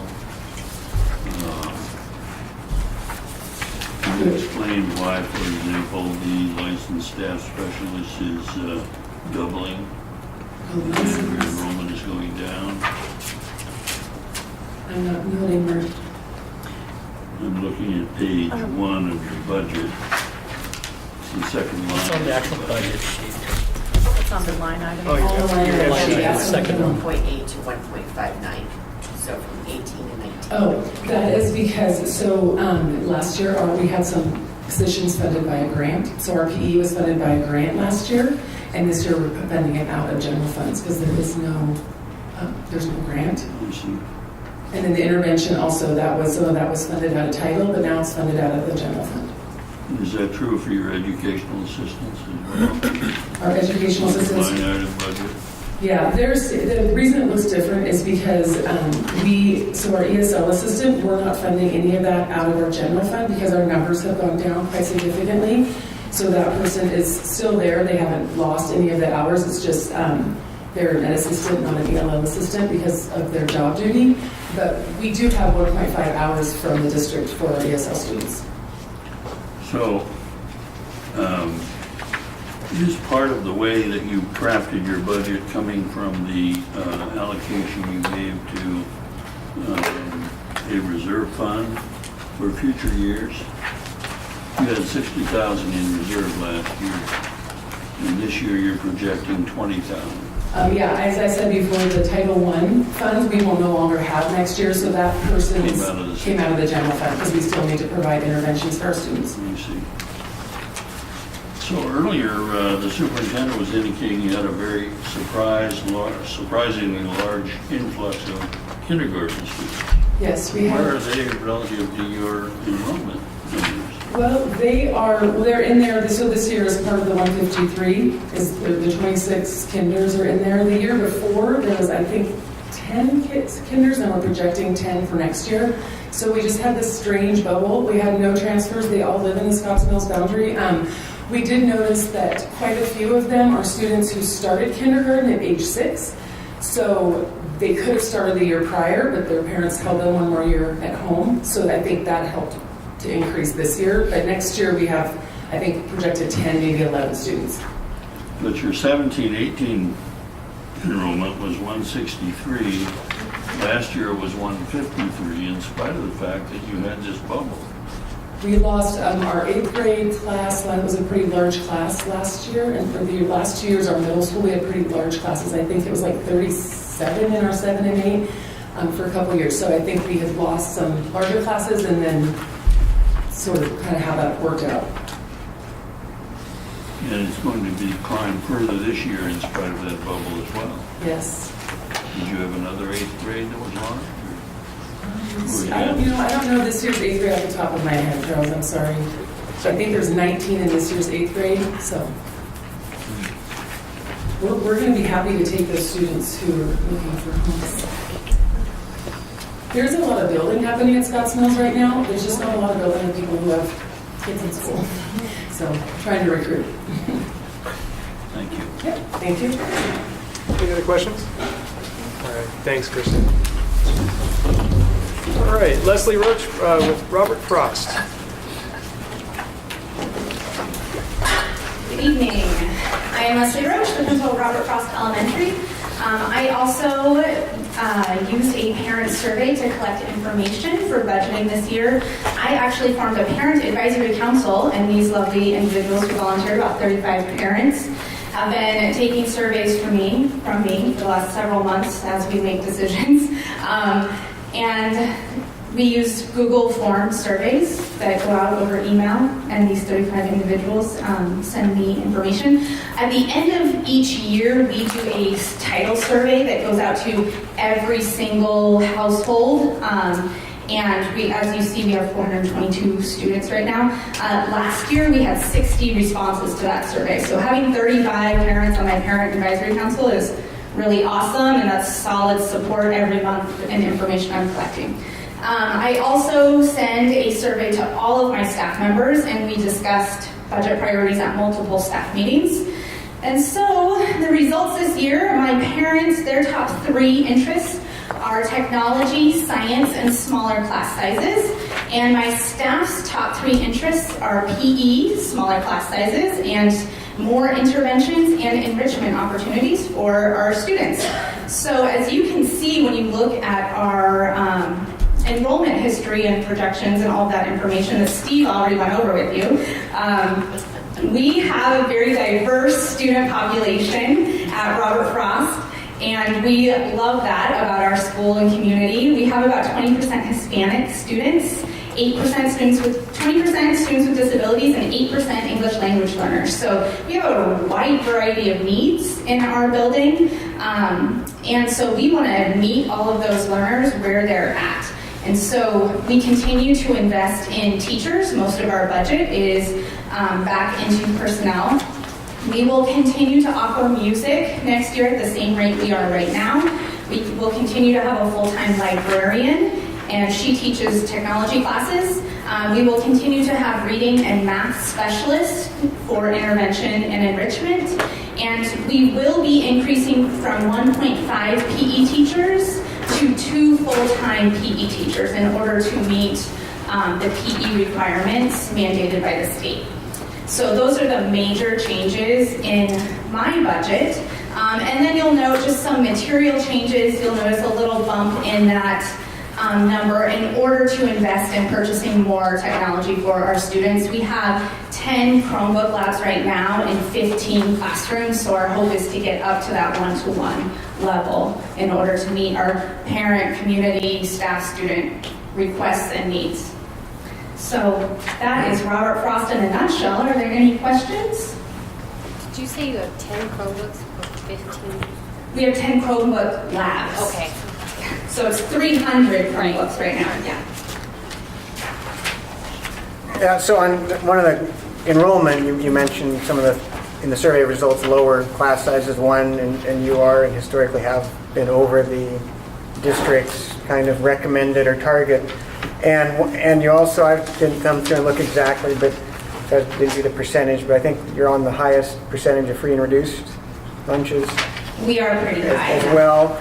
And this goes back to a discussion last time on the that percentage factor that that was a question I had coming in, and I know we kind of said move it forward. I just kind of wanted to bring it up, and since you're talking now, the multiplication factor kind of increases the allocation percentage for Mark Twain and Robert Frost. Is that, for example, a 1, where the high school is at a 1.1, a 10% addition, a 5% addition for the middle school. So as an active member at Robert Frost, and understanding the shortfalls of getting on field trips and the fact that you've had field trips canceled, I just wanted to make the public statement that I think is not an equitable, having that 1%, having the lowest, basically you're 1, everyone else except for Mark Twain, you're both at 1. The students are suffering a bit because most of your allocation is into teaching, but canceling field trips because students cannot afford to pay the $3, the $5, they're pretty small amounts. And so I just wanted to state that I think it was mentioned the board should look into that factor, and it wasn't really indicated last meeting on where that came from or historically, but I really would encourage that to be revisited as things are going forward with equity, and just knowing that some of the students are losing out on just some basic a field trip, not much. And the parent-teacher clubs in some of the cases are really funding, with Chromebook purchase, 4 years ago? They used to fund outdoor school historically, putting in playground equipment. So, these are things that a parent-teacher club should be enriching the students, but it's starting to go into infrastructure, and really that factor is just, it really concerned me since the last meeting. I've given it a lot of thought, and it really doesn't seem it's an equity. I understand things might cost more, but it's not equal is not necessarily equitable. I know that balance, but it just really, something I want the board to consider after this. It can't be addressed today, obviously, but really look into where that 10%, 5% allocations come to different schools and why one of the schools that has the highest free and reduced is receiving basically a one-to-one payment, where others that may not have that community support for a parent-teacher club, enrichment coming in. Just Maybe we can officially kind of add that to like a parking lot item, just so. yeah, I'd like to have it just officially Yeah, because noted. I do think there's other Good schools point. too that their parent clubs are funding a lot of that. Exactly, and we don't see parent-teacher clubs at the high school. I mean, it's kind of as it goes down in grades. Right. I mean, some of the things out at Butte Creek, I mean, playground, amazing work. So, I mean, and I don't want to single out a couple schools there, but amazing work at all these schools with parent-teacher club contributions. But it's a volunteer organization, and this is the school district. So I just looking at those two numbers since last meeting has really given me a lot of, I wouldn't say trouble, but just I've thought about it a lot. Is it an equity issue that needs to be addressed? I think yes. We'll definitely add that Thank one you. to the Yes. to the parking lot officially. Thanks, Peter. I have a question about your budget. Last year, you did not insert anything for contingency or forward-year reserve, and I'm wondering how that worked out for you in your budgeting for this year. I again am planning on spending my entire budget. How did it work out not to have that reserve for this year's budgeting process? I am this year spending my budget that I planned last year, and next year I plan to spend my whole budget. So I'm never planning to reserve any. Is that satisfactory from your point of view? Yes. Thank you. It's a larger question for the board. I've sort of mulled this over time, and it's not just relative to this school, but the whole district really. It seems like the process of these reserves is to self-bank our programs. I had the thought, as a budget committee member, that we should recommend no contingency reserves and utilize a reserve of loan money at a bank to take care of any shortfalls that may arise during the school year. But I've come to realize that these reserve funds are really our bank. And so we're really self-financing in anticipation of any shortfall and avoiding the cost and inconvenience of going to a bank to meet our cash flow needs. That's why I asked you the question, since you do not use this methodology, how it works out for you. It works well for Robert Frost. Is it really necessary for the other schools and the district to self-bank?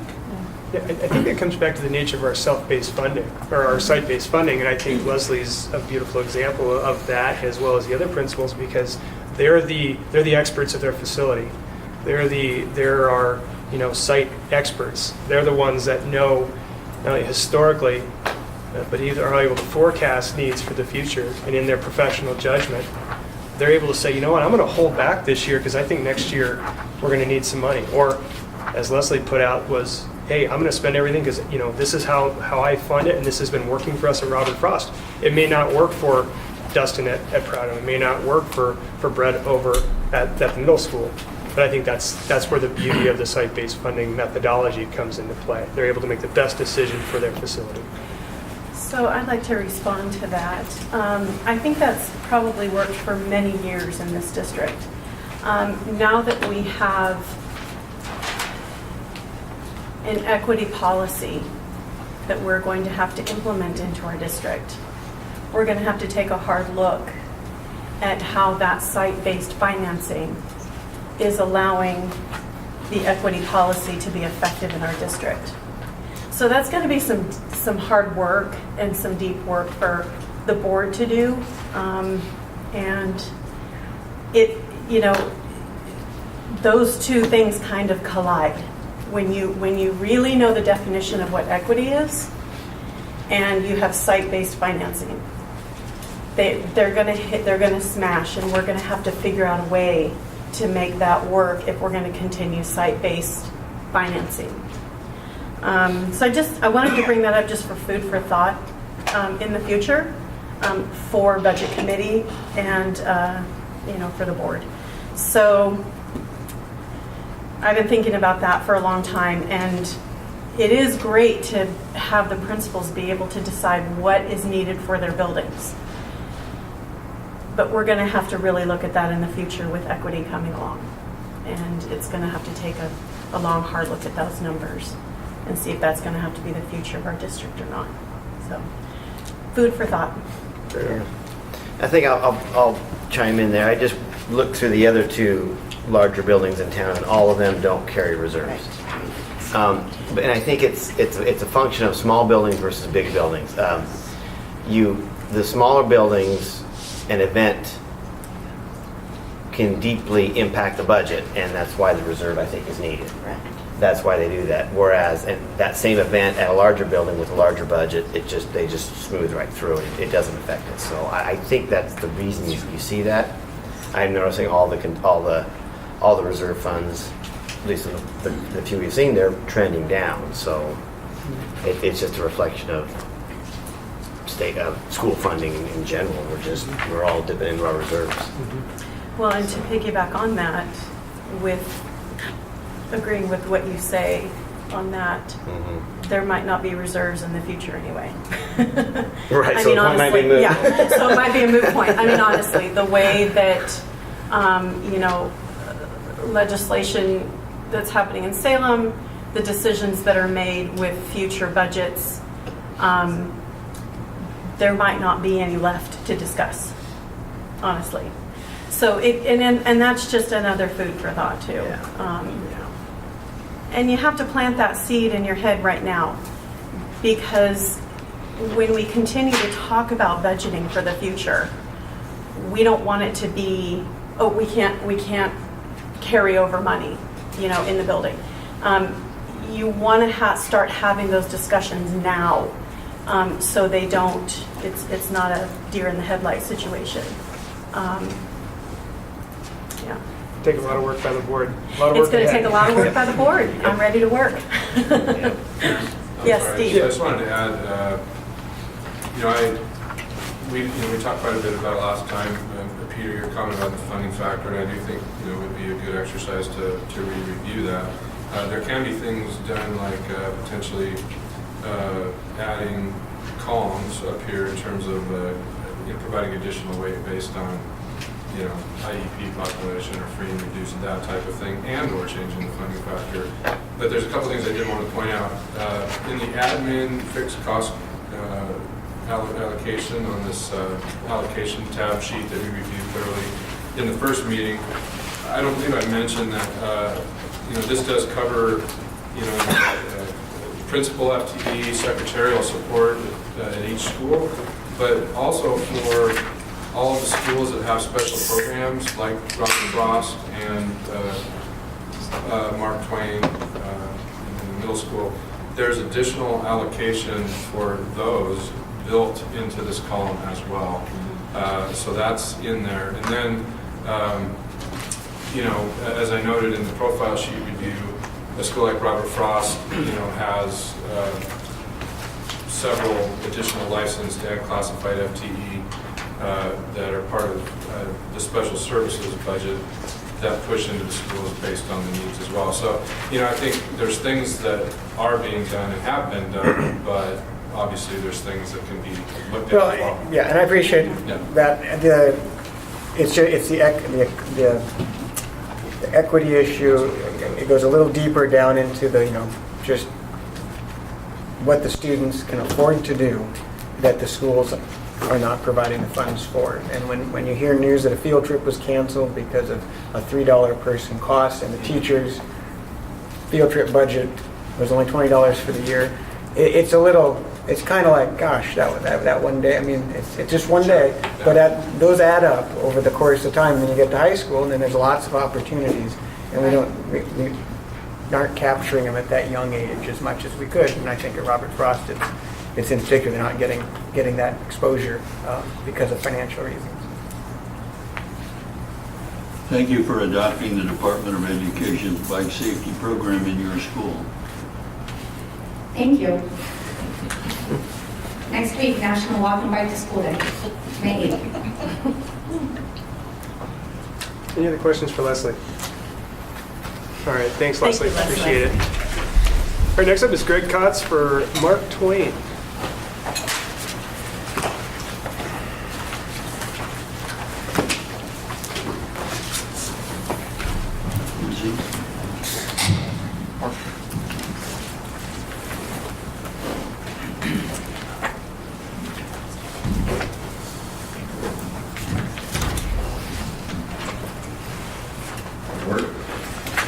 Thanks, Drew. Okay, Mark Twain Elementary, our unique configuration that young population of kids is always an interesting day for us. We started our survey input back in December. We actually started with students, so we took our oldest population of students and interviewed every single one of them. So 119 responses from our second graders, and it was actually, I think Kirsten was the one that talked just a little bit about this, but number one at the top of the list, and it wasn't even close, the kids love their art projects. So they were all about art as number one. Number two, they loved PE. And number three, they really liked the STEM or STEAM activities, so the science. Those were the top three from our student perspective. Parent input actually took a little bit of time. I tried to hit input in terms of our process for needs and priorities within our community. I tried to hit that really early. So I started before winter break with kind of an initial wave. So and then continued throughout the end of winter and early spring, and had some of this information from my board presentation in March. But parent surveys, we actually had a few more straggle in. So we were about 180 parent surveys, which is a little over half of our parent community. So I was really pleased with that. Number one was STEAM or STEM activities, so our science. Number two, which I think we're seeing an increased need in our buildings, and it's nice to see that the parents are recognizing that as well, but guidance and social emotional learning curriculum or lessons was number two, and then PE was number three. There were a few individual comments that parents made, and so I thought those were important. One of the comments was more recess in PE, keep the students moving. We had one input that was around foreign languages, which I thought was interesting. I have not heard that input before. And the last two were specific to social emotional learning. One of them was around anti-bullying and just additional lessons for our kiddos in terms of maintaining and keeping friendships, social interactions. And then problem-solving skills was another one. So that was our parent inputs. Staff, I sent surveys out to staff. We talked about our process at a number of staff meetings. So I had 35 responses from staff members, both classified and certified. Top three, and this actually goes along our priorities within our building have not really changed over the last 3 or 4 years. So number one was social emotional learning interventions, and specifically that is when we see students who are having difficulty, we would intervene and provide some additional teaching for them. So that's our intervention piece. Number two was guidance and social emotional lessons, which we actually have adopted a new curriculum that our teachers deliver through morning meetings and kind of closing meetings at the end of the day, talking about pressing issues within the classrooms, and then our guidance lessons, which are actually delivered by our counselors in the building. And then third, which is really important for us, and we actually have a building goal around it, but it's academic interventions for reading and math. So one of our priorities within our building academically is that our second graders leave our building at or above grade level. We're in a position, kindergarten through second grade, that early childhood time frame, where the highest priority for us is that we teach students how to read and solidify their math skills. That way they have a better chance when they go under Robert Frost. Developmentally, that third grade maybe early fourth grade time frame, that students have not solidified their academic foundation. They have a really tough road ahead of them. So that's our priority. That's where the interventions come in. And so when we have budgeting input activities, or we talk about priorities within our building, we talk about interventions, both academic and social emotional, staffing to be able to support that. We have a younger population, so it's really important to have enough adults on top of kiddos to be able to give them guidance. And so having supervision in the classroom, having sufficient educational assistance in the classroom is really, really important for our building. And then lastly, a budget priority is our library, which is a literacy support, is basically what we look at, how we look at. So the process was great this year. This is by far the most input we've received from students, staff, and parents. I actually presented at a PTC meeting, asked for input, and answered any questions, just did a little Q&A. We have our site council leadership group that meets and discuss priorities within our building, also based on how our students are performing both academically as well as socially. I thought the process was really thorough. It gave us some great information and also gave us the ability to rank, I think, those priorities. So moving ahead, our sheet. When I took a look at our sheet in terms of the cover page, the profile, the story of our building obviously is we have a lot of young students, K through 2, but the enrollment, 2016-17, we actually had 14 classrooms. We got a huge jump heading into the 2017-18 school year, so that 342 really caught us off guard, and then we had to add another kindergarten classroom. So we actually jumped up to about 118 kindergartners, all under one roof. There's never a dull moment for us.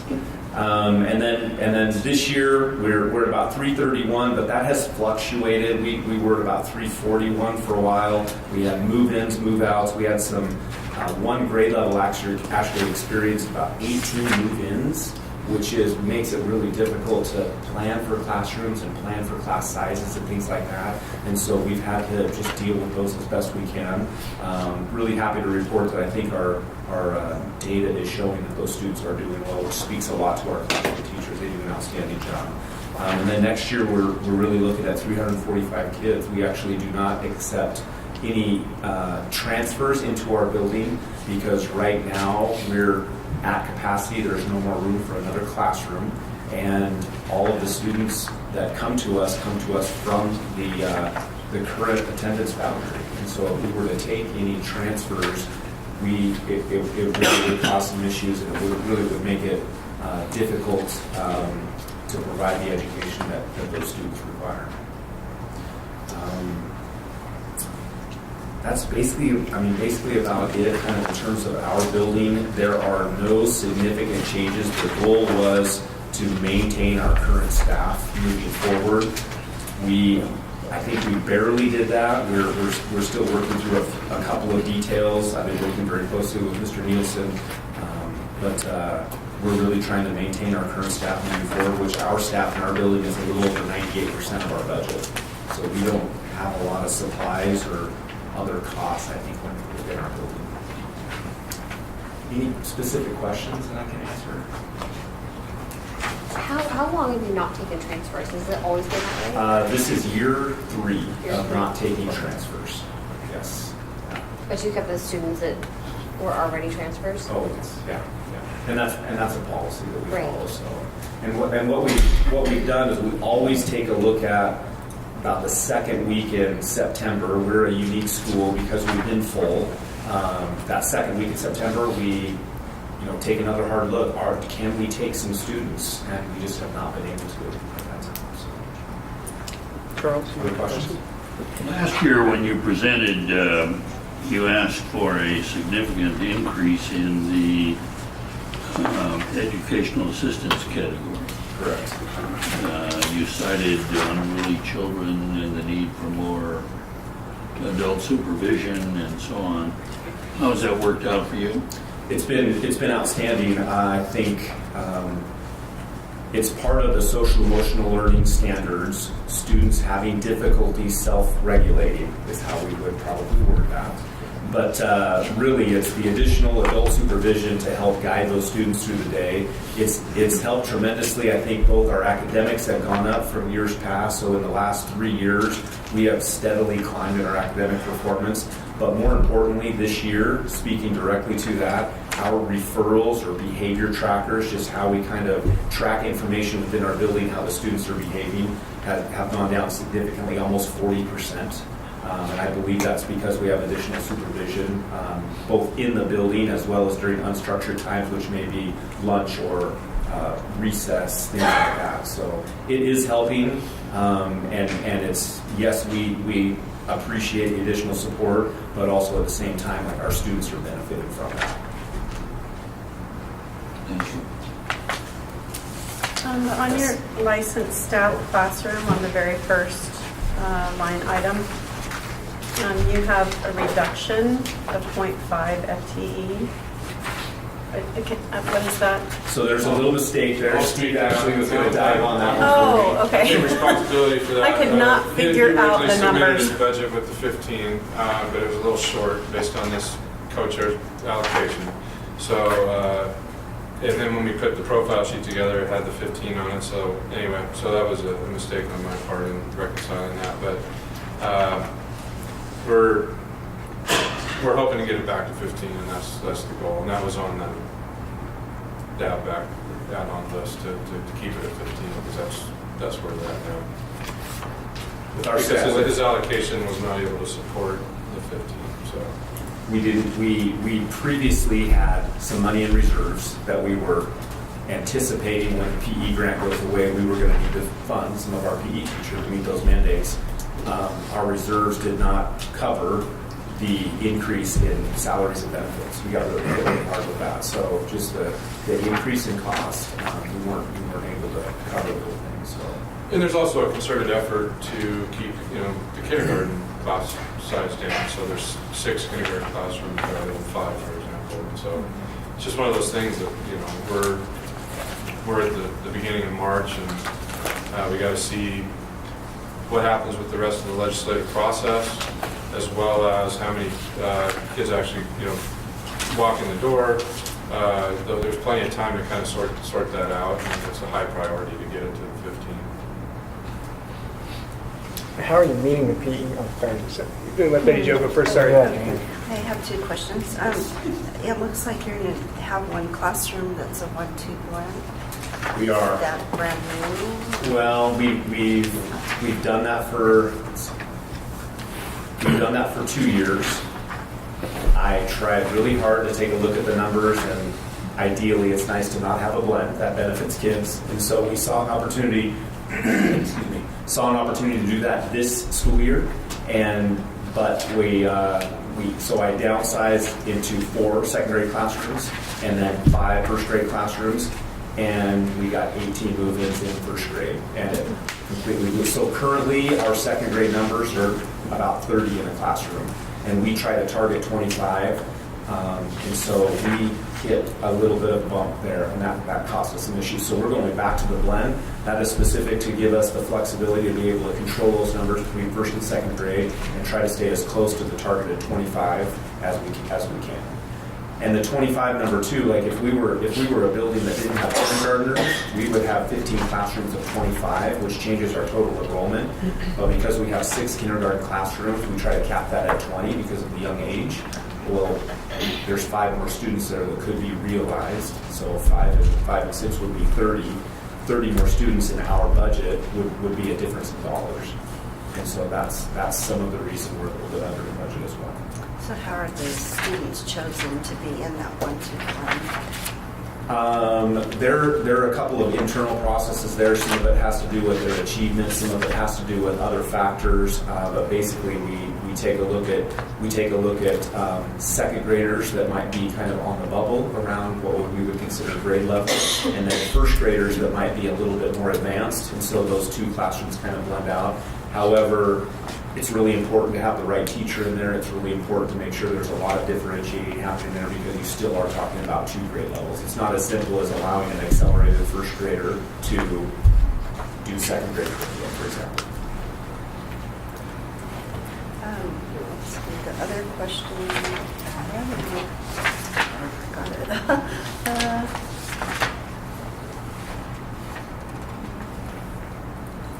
I'll come Okay. to it. Sorry. And I apologize if you already answered this or it's brought up, but so for the PE, addressing that mandate, I also noticed there's an asterisk there. It says paid for by a state PE grant. Correct.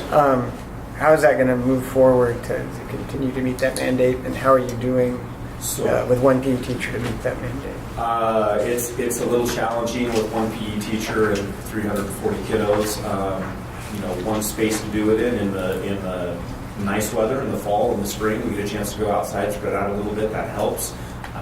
But space is a little bit of an issue for us. And the one teacher, they teach currently they're teaching 3 classes a week for a specific grade level. So kids get 3 PEs, and then the remaining minutes are made up taught by the classroom teachers to get to our 150-minute mandate a week.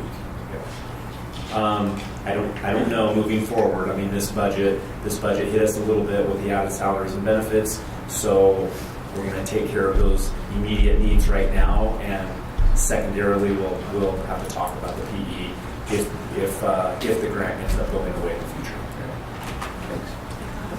Yes, So last year, I know we had talked about transitioning into a different building that was not designed for smaller students. How's the building and the grounds? How is that working? I think it's worked out really well. I mean, we have definitely appreciated the covered play structure, so we go outside no matter what. The kids love it out there. There's plenty of room for the kiddos, so that has helped. Inside, we have finished some of our transition construction, so restrooms are sufficient, the classrooms are sufficient, everything has been going really well. So, and the academic data has shown that we are being successful, as well as the social emotional data. So, we're happy with where we are right now. I hope everybody else is too. Any questions for Greg? All right, thank you, Greg. Appreciate it. All right, next up is Jamie McCarty for Victor Point and for Evergreen.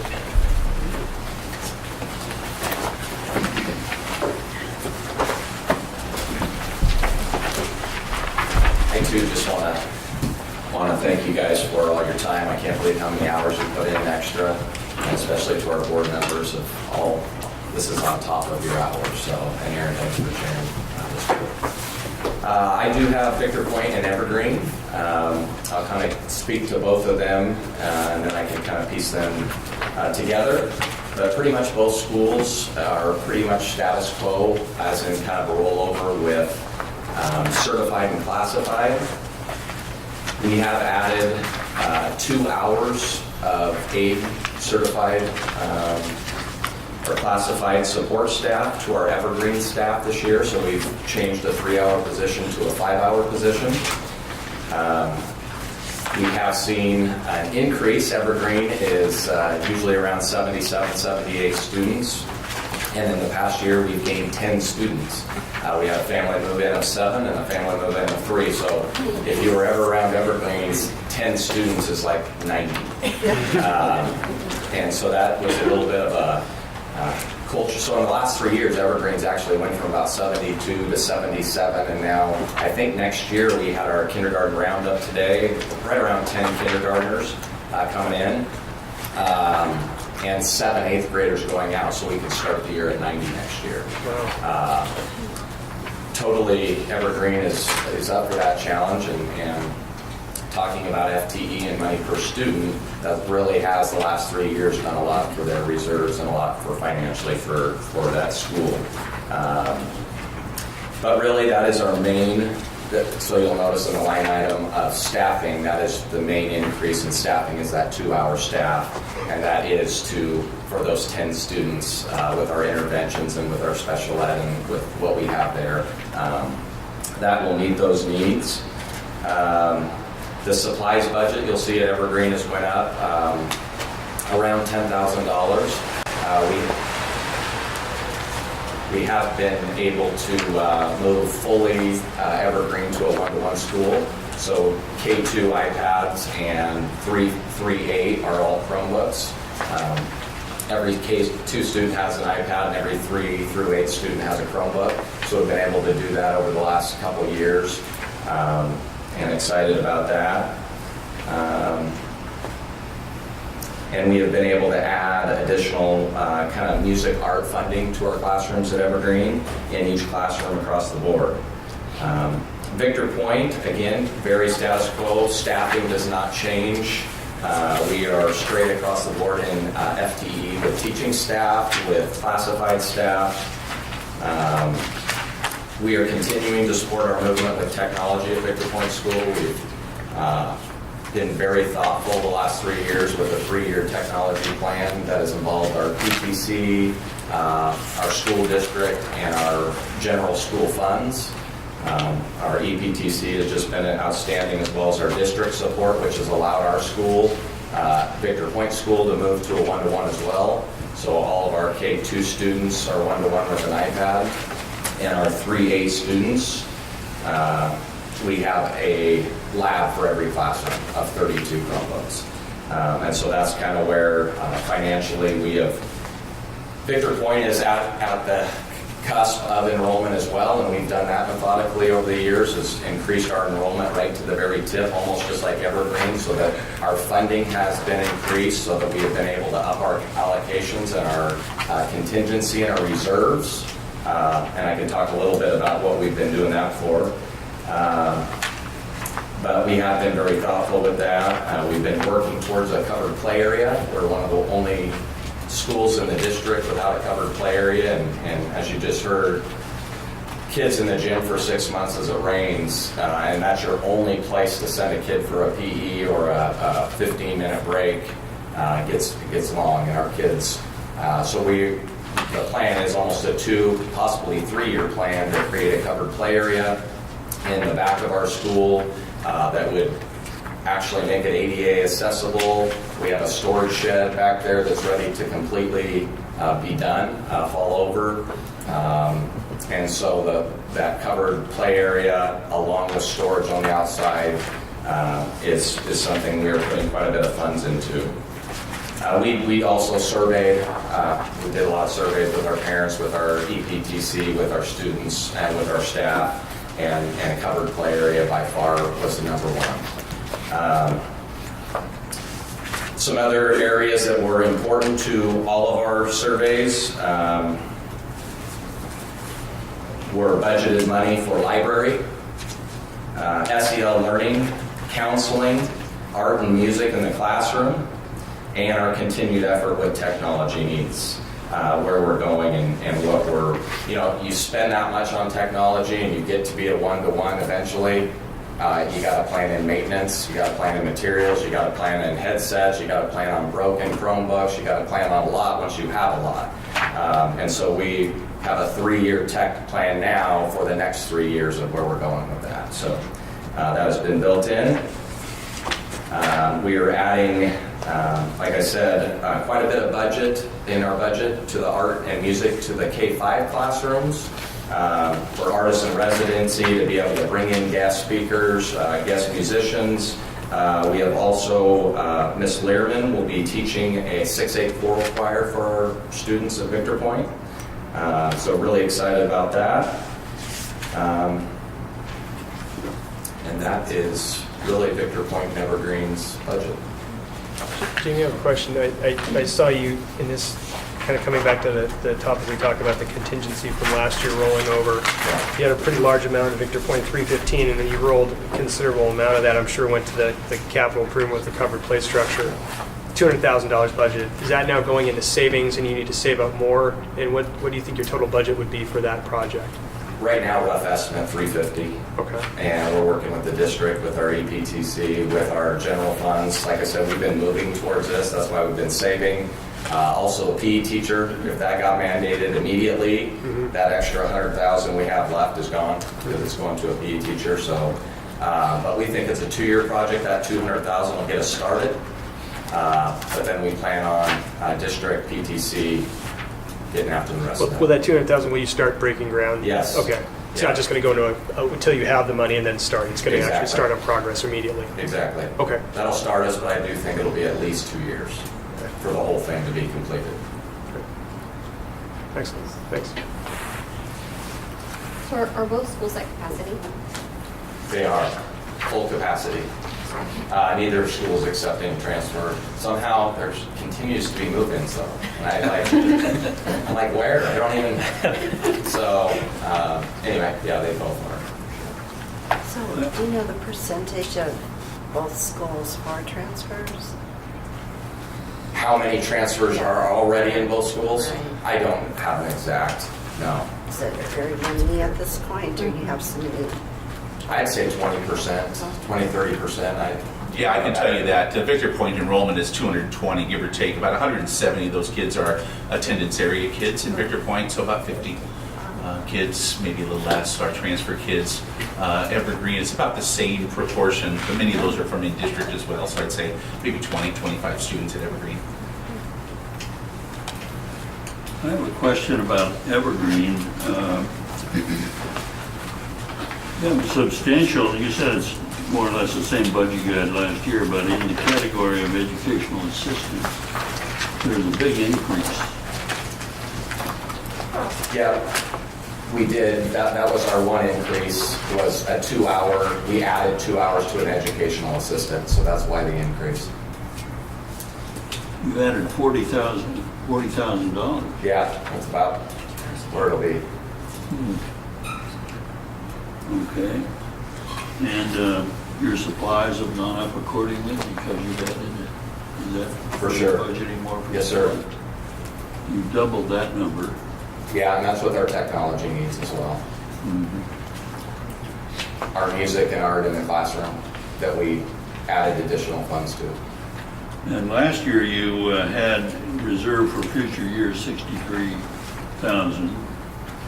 This year you reduced that down to 49. What was the difference? Was that? The educational assistant hours. I see. So that partially offset that. Yeah. Okay, thank you. Yeah.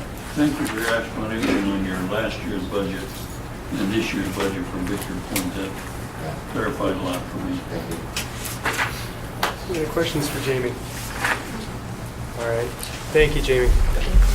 Next up, we'll have Kevin Palmer from Butte Creek.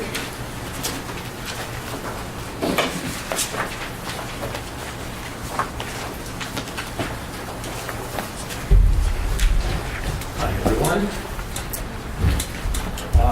Kevin Palmer, I'm here to talk about the Butte Creek budget for next year.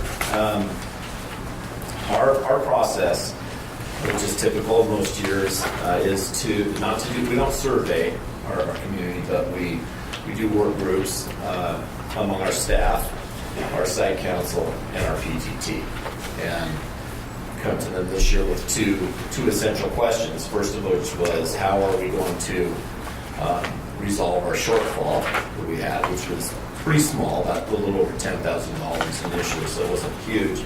And then question two, what would we prioritize?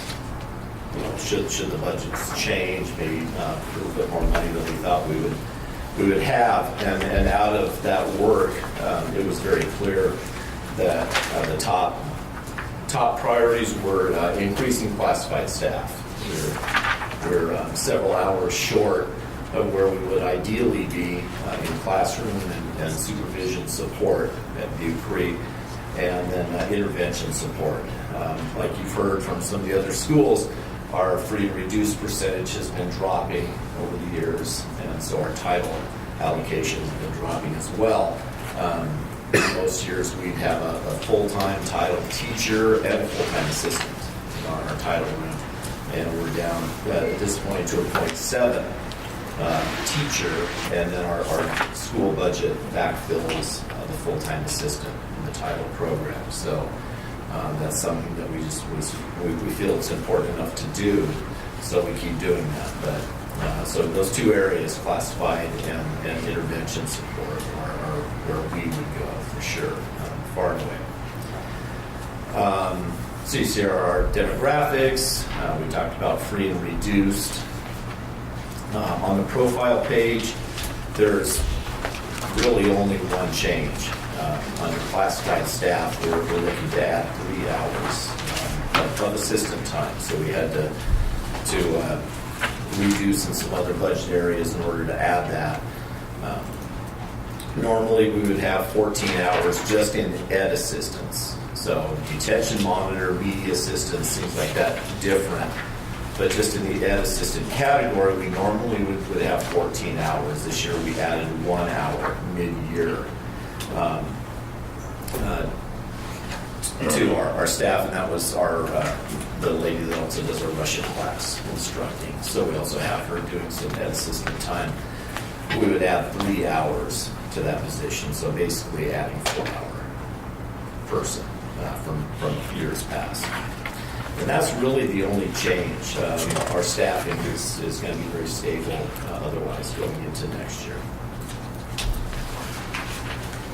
And in the budget worksheet, like I said, we had to resolve about a $10,000 shortage. When we did our allocations, the first thing principals generally do is just put everything in there, the same staffing, same amount of supplies, things like that as we have currently, to see what the difference is then. And we were only about $10,000 short, so we resolved that shortage by eliminating the reader board line item you see toward the very end that we've been carrying for a few years. Our reader board blew away in a giant wind gust and shattered into 100 pieces. So we've gone without a reader board since, but it's something that our group felt, and I mean this came from that work, was we would eliminate that $10,000, which would basically be a wash for the shortage.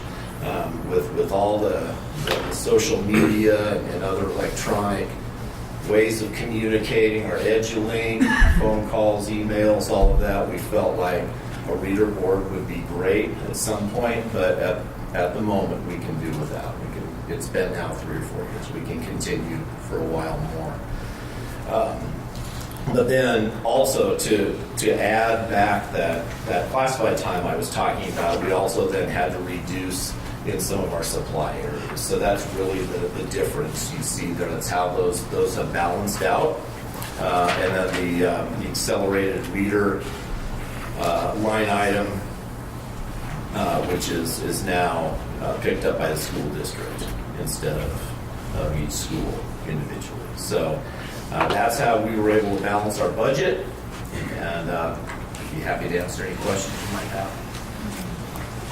Questions for Kevin?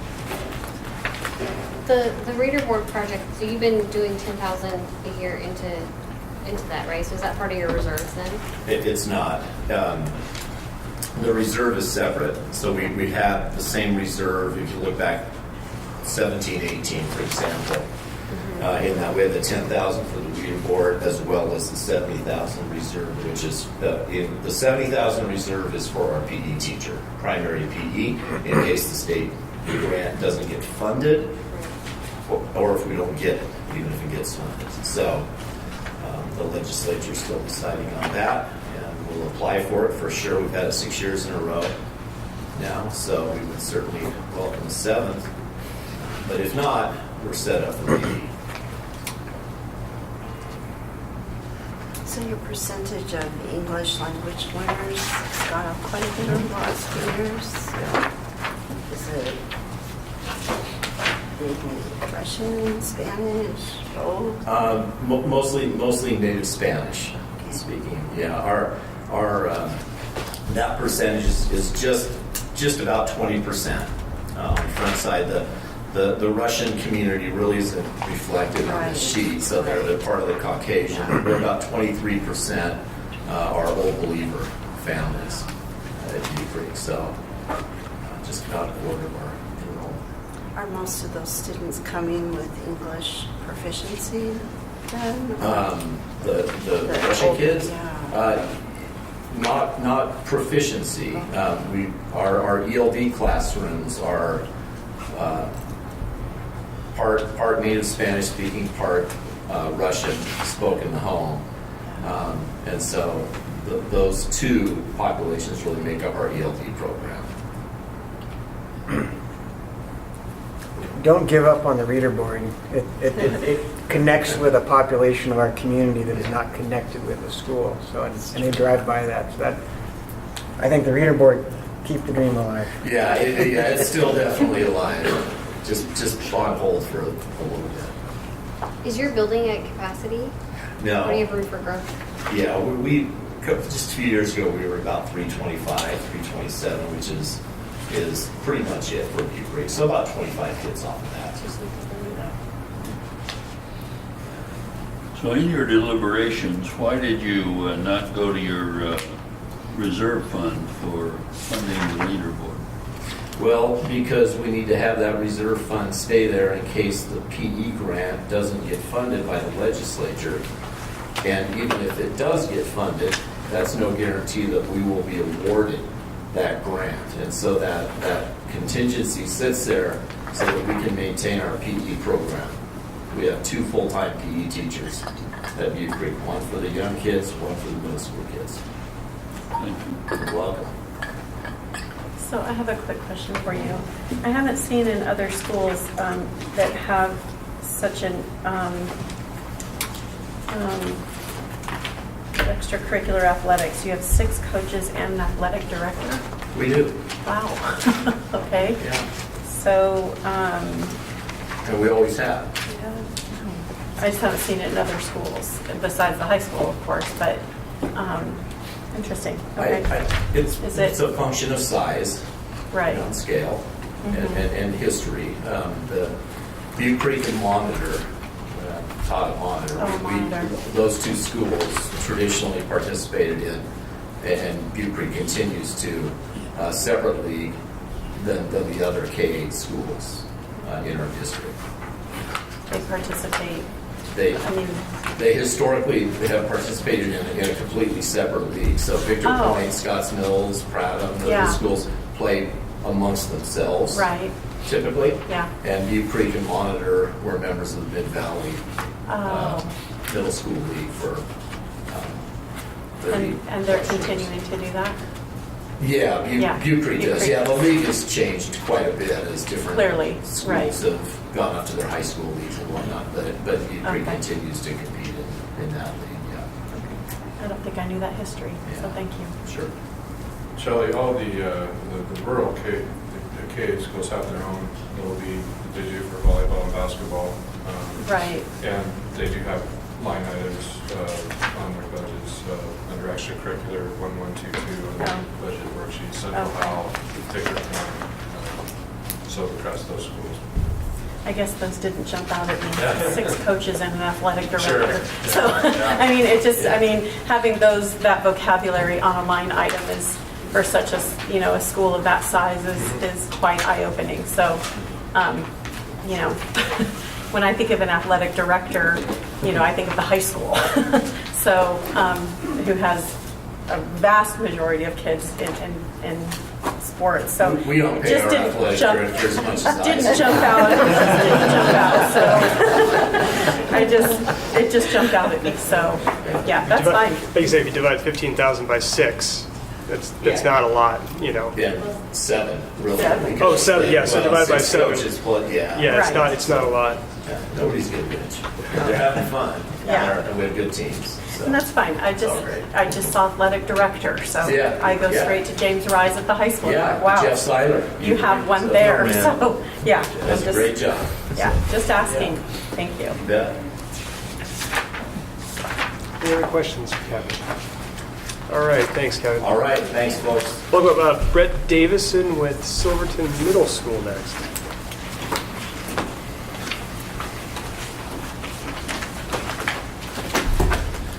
All right, thank you. So I'll just go through kind of our process and then our file sheet.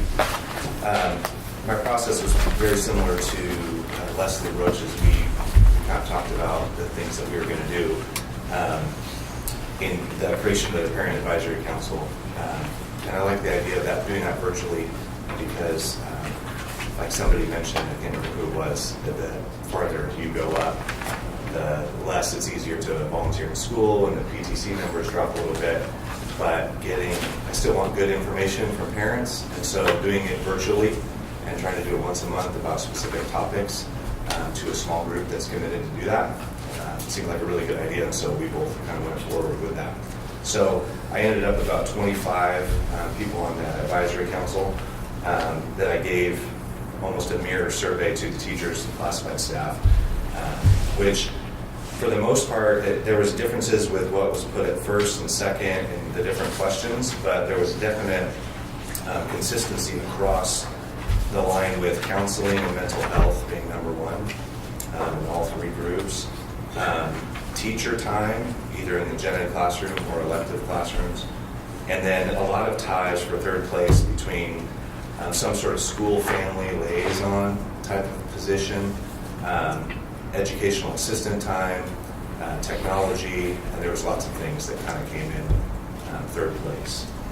It was a good process. I want to beef up my numbers, obviously with getting those back. Every time somebody gets another survey, they don't necessarily want to take it, but just nice, quick, good information from everybody is really important. Going through that process, trying to figure out how to fit that into the budget. When I get to that, I'll point out a couple things. The other things that came up, and especially with kids, we have it kind of naturally built in because we have to do a forecasting process. So we're twice a year, we're always taking the pulse of the kids of what they want to take. And there is a definite, and I think I've talked about this at board meetings before, but a definite interest consistently in our video tech programs, computer tech, coding, robotics, art, music, and all across the board. And so that's the hard part. My job is trying to piece those things together and offer as many things as I can, just because I want them to have a little taste of it at middle school, so then when they get to the high school, then they can really dive into those things that they love. So that's the puzzle every year that we try to figure out. On the sheet, you'll see our enrollment is projected to be 446, the incoming class of 135. I don't necessarily trust that number because people just seem to sprout up in August and September and show up. And so I don't know if that will maintain. In terms of building capacity, 450 seems just about right for where we are. We have 8 modular classrooms that we're already in. And I think I have various staff in various former closets that are now offices, trying to find space in that building that seems big because of the old abandoned building is always a challenge. So I don't know if I could take more than that without getting really, really crowded. Not many changes in terms of you've looked at the licensed staff over to the projected licensed staff. There's a little bit of a stipend that I'm actually already paying for Jean Elliott to do some tag work in my building, which has been really, really beneficial. And a .05, she's probably far more than that. Anyone who's done a part-time job knows it's never what it is on paper. But I want to continue that because she's really doing some cool stuff with our tag kids. The one thing that isn't showing up there that is a little bit different, has to do with the high school success funds and working with the district, is trying to add a .5 counselor next year, specifically focused on basically 8th grade, transitioning to high school success. And so that is my hope, based on what the staff wants and what we feel is a big need, is more counseling time. I already have a full-time counselor, but the state says you need one counselor for about every 250 kids, and I have 450 kids at the middle school. So I want to start a long-term process of trying to build that into my school. So that's not reflected in there because it's not a finalized thing yet, but I'm in the process of trying to make that happen. Classified staff will see it's kind of a shift, and so it's not a dramatic increase, but educational assistant hours went way up, and that's because we kind of reworked secretarial positions when somebody left. So it's a reflection of that, and then also adding a little bit of time in there as well. And then down below, you see the district-funded staff, and I kind of mirror what Leslie has at Robert Frost, basic skills class, functional skills class, an SLP, and an LRC program in my building. So a lot of extra staff and a lot of extra classified hours there. And then and on my profile sheet too, it looks very similar to what Leslie's was at Robert Frost, 16% IEP, and then on down the line that you see there. So probably the biggest changes that I have in terms of staffing was like Leslie, I don't have much built in. I don't have any built in this year for contingency and reserve, mainly because that was an increased cost of staffing for next year. But I also wanted to add some time back to some things. And so we increased band back another period. So it's going to be about half time, increased choir or drama, kind of depending on what forecasting is, another period, so up to 45. And then increased EA time, educational assistant time, and just went that direction with that money. So that's kind of the general outline for me. So I can take any questions if there's anything that stands out. Any specific questions for Brett on this budget?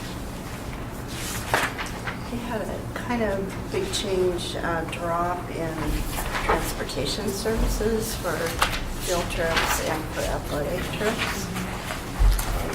Does that reflect more of the actual cost, or just cutting? Most of the changes, I mean, you'll even see one that at our Office of the Principal Services, the 15,000 and the 9,000 switch. Right, that switch. One of my office manager and I goals was to clean it up to be more accurate of what we're actually doing, instead of just saying, well, we can spend it in this area even though it's in this area because it's in the same category. So those decisions like that were made because we're just trying to have a more accurate reflection. So like athletic trips, you're not really cutting. Right. It's just the actual cost. Yeah. And kind of like, Sheila, like you said with Kevin at Butte Creek, we have 4 basketball teams, 4 volleyball teams, and athletic director. And so, yeah, we're not cutting any athletic trips. It's just a reflection of our athletic director being strategic about home games. It's where that's coming from. And you're also able to maintain the classroom field trips. Yeah, and not take any of that away from the kids. Yeah, and we'll do everything we can. I mean, sometimes we, have to have people pay or ask the PTC for stuff, but we'll never deny a kid from going because of that. And so we've been able to maintain those traditions that have happened. So you mentioned technology, and then that theme has come up a lot in the different surveys at all the schools. And then you listed off a couple of 4 different kind of areas of technology. I don't want you to speak for the other folks, but in your discussions as administrators of the different schools, when technology comes up, can you define that? What technology, when it's on the survey form, when people see that word, what is it defined as? It's been a common theme in a lot of them. Right. I tried to get specific on mine, and so I don't know what the others look like, but I tried to say, technology offerings in terms of classes versus hardware and things like that. So what we have is we've gone out for grants and been able to purchase stuff for, I don't even know how to speak to it, but kind of the beginning parts of robotics and so those kind of materials with technology, when I ask my staff if they want more of that, they know what I'm talking about.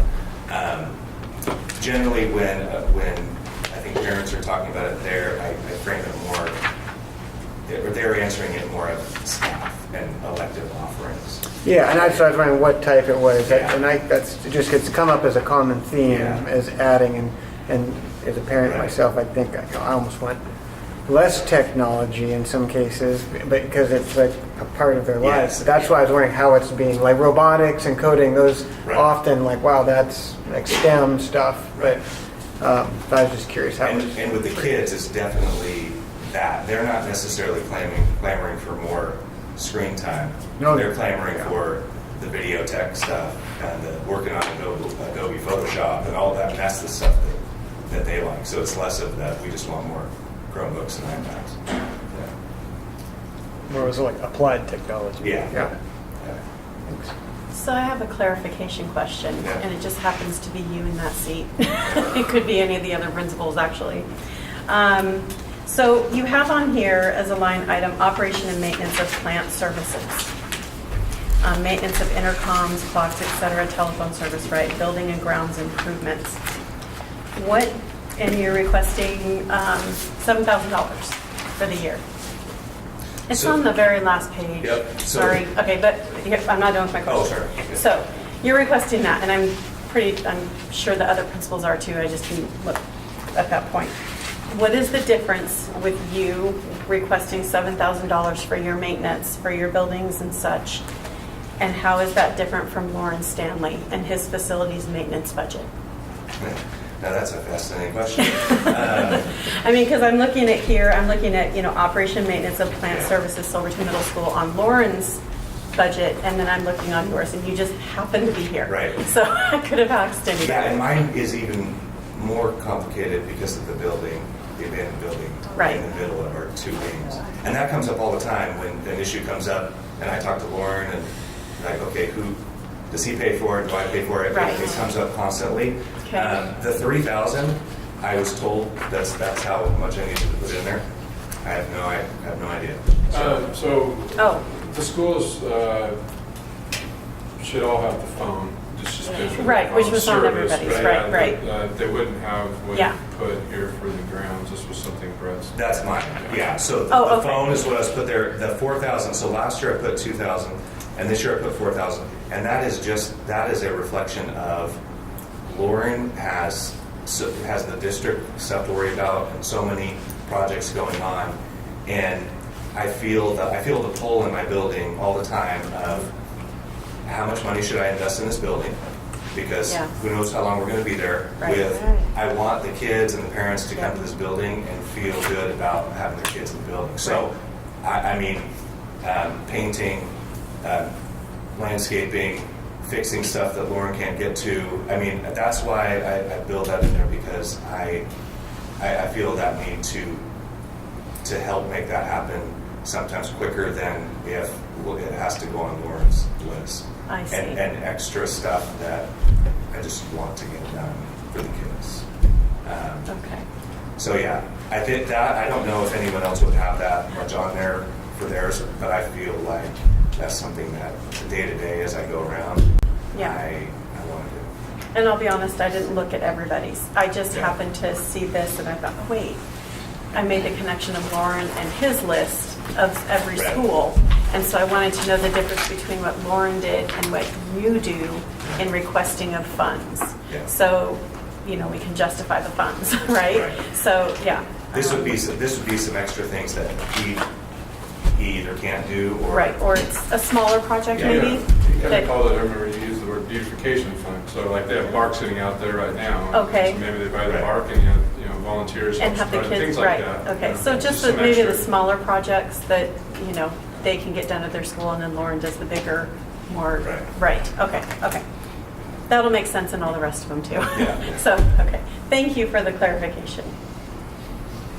From the active living community, thank you for putting the walking trail on your campus. Working on it, in progress. Yeah, I think it'll be awesome. I have another question for you. When I drive by your school and I see the kids outside at recess or a break Lunch, or yeah, their lunch. lunch, break, whatever, it seems that there's only a very limited amount of space that they can go. It's either on the tennis courts, the old tennis courts, or they're just standing there in a grassy area. Have you ever, or what is your thought process on, or talking to Lauren, or would you like to have that improved somehow or another? What would you like to see as a vision there? Well, yeah, there's lots of things. Yeah, I know. Realistic, I would love having a covered area off the back gym. There's also an auxiliary gym. The thing I didn't report on our survey is, almost the number one thing in everybody's survey is tear down the big building and connect it to something nice. Yeah. I don't put that on there because that's not anything we can do. I was just talking today with one of our classified staff about doing some creative things to have more stuff out there. We bought some cornhole games that we're going to start bringing out a couple days a week, just doing different stuff out there so they have something else to do. I put in some permanent basketball hoops, so they're a little more safe than the ones we had out there. I would love something, more things out there for them to do. It's just expensive, and then it gets to the issue of, is that where I invest my money on that campus in that spot? So that's always my struggle. So I don't know if I answered that. You did. Or sort You of did. avoided it. I just have. You did. The best. With what you have to work with, honestly. Yeah. I would love for them to have something better than running around Clearly. like a tennis court. Now that being said, my middle school has probably the best athletic facilities of any middle school I've seen. We have a high school sized gym, a mezzanine, a turf field, a track, a tennis court. So I'm not complaining about that at all because we have it. But not everybody does sports. Right. And not every, you could, PE is different, which is mandated and required for our Yeah. students, which equals equity. However, But then when it comes to playing at lunch, there's right. I just have a lot going through my head with that, and I find it disturbing that there are a lot of other schools in our district that have the funds to be able to accommodate their kids in their buildings or wherever they need to be, and such. And the kids that are at our Silverton Middle School don't have that level of investment. And it irritates me. So I just wanted to get your opinion on it and just see what your thoughts were. So I'll be working on that. Thank you. Any questions for Brett? No, I thought it sounded good. We did a lot of good programs at that school, so I don't know that it's, that you don't have things. I don't think that's the case. I think a lot of things go on. Yeah, there's trade-offs. I have more electives, more programs, and a lot of things other kids don't have. Right. All right. Thank you, Brett. All right, we'll have Wade Lockett and James Rise from the high school come on up. Given that we've been sitting for 3 hours while they're walking up, if anybody wants to stand up for a few seconds, stretch your legs, please do so. I know I need it. Give them a minute or so to get set up and we can resume.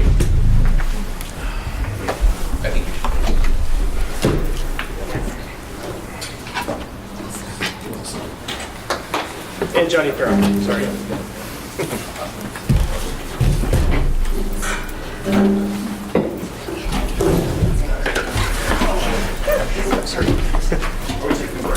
No, just stand up for a second while you were getting set up. That was it. Standing ovation. Stand break. Yeah. Please stand for you guys. Yeah. It was for Brett. Yeah. It's for Brett. Brett got to stand and go the way out. Yeah.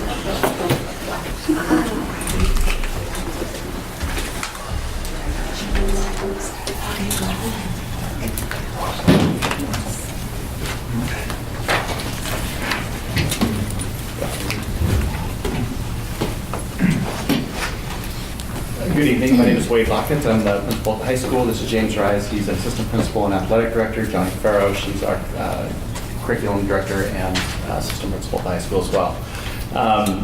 To begin with, I'll just kind of go through a little bit of our process and what we did. I can tell you, just when we take a look at the budget profile sheet and our budget, there's really not a whole lot of changes as far as what we are putting into our budget. There's some increased costs just as far as teacher salaries, as far as adding some FTE, and we'll get into that a little bit later. Our process was relatively simple. We have a take input from all our students just through their forecasting process. The parents then signing off on those forecasting processes. We see what sorts of classes and what sorts of requests our students want. We begin to build our schedules and FTE around that. We take input from our site council, industry folks, Willamette Promise, who we articulate courses with through community colleges and how we can fulfill those articulated dual credits and so forth. So that's kind of what our process looks like. At the beginning of the year, we had an accreditation review this year, so we were also able to send out surveys for all of our students, all of our staff, parents. I want to say we had 600 some responses from parents. We had 600 some responses from students. We had responses from roughly 8 staff members. So we're able to get a lot of input on the needs, the wants of parents, staff, students. And the best input that we can get actually is from our students when they go through their forecasting process and what that FTE, what that allocating, where we're going to be allocating our human resources to is concerned. So that's some of the stuff that we do. This past year we had a huge increase in our CTE really students and offerings that we're beginning to kind of push forward. We just began a diesel program. Next year we're beginning a culinary program. We're also beginning an engineering pathway next year as well. And this year we spent a lot of time really kind of recruiting for our arts department as well. We're beginning to see a big increase in what our students are forecasting for there as well. So in a comprehensive high school, 1,300 students, there are a lot of things to go over. So I'm going to just try and give you a quick brief overview here of what those resources are going to right now, and then if you have some questions, please feel free to ask. The majority of our increases really, like I said, went to staffing.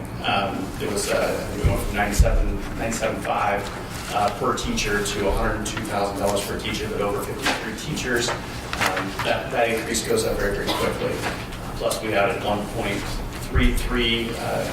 We're adding an extra foreign language. We're adding French for next year, which has been, my understanding, a long time priority of the community, and it's definitely a priority of our students who are forecasting for Spanish at a high level. When we offered French this year, they also, how many students forecasting for French? 100 some students forecasting for French as well. About 200 for French 1 and 200 for 2 sections. Okay, well, yeah, so a high need for our students there. We also added 0.33, 2 extra periods in our music, offering guitar classes, and then we're going to be doing Pine Street Records as well, so it's a music technology class. So adding some resources there, and that really is going to be taking the majority of our funds at that point. Last year we had a little bit of reserve that we tried to carry over for this year. Did that. Doesn't look like we're going to be able to have that with the added FTE for next year. So we're using up our funds for next year, and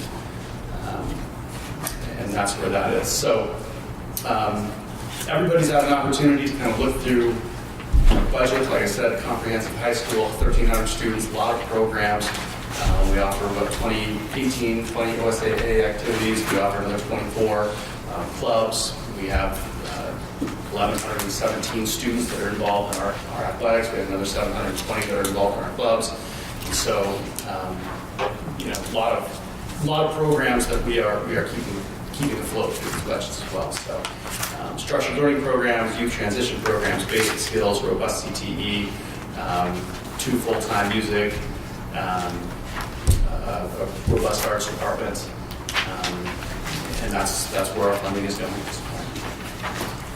Also boosting technology, doing everything we can to try and get to a 1-to-1 point. Right now we're about 4-to-1,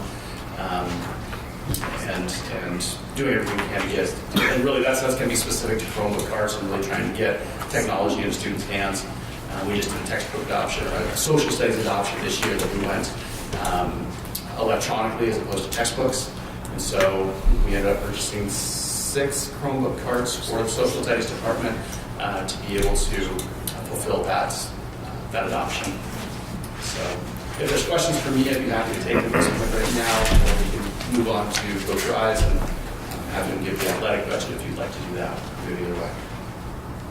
Any questions? One, and I don't know that it matters for the budget, but I'm curious, you've got grade 12 going up by like 13 or more kids. I mean, I'm just curious why you're expecting more seniors than we would have juniors this year. Like what would be the thought process behind that?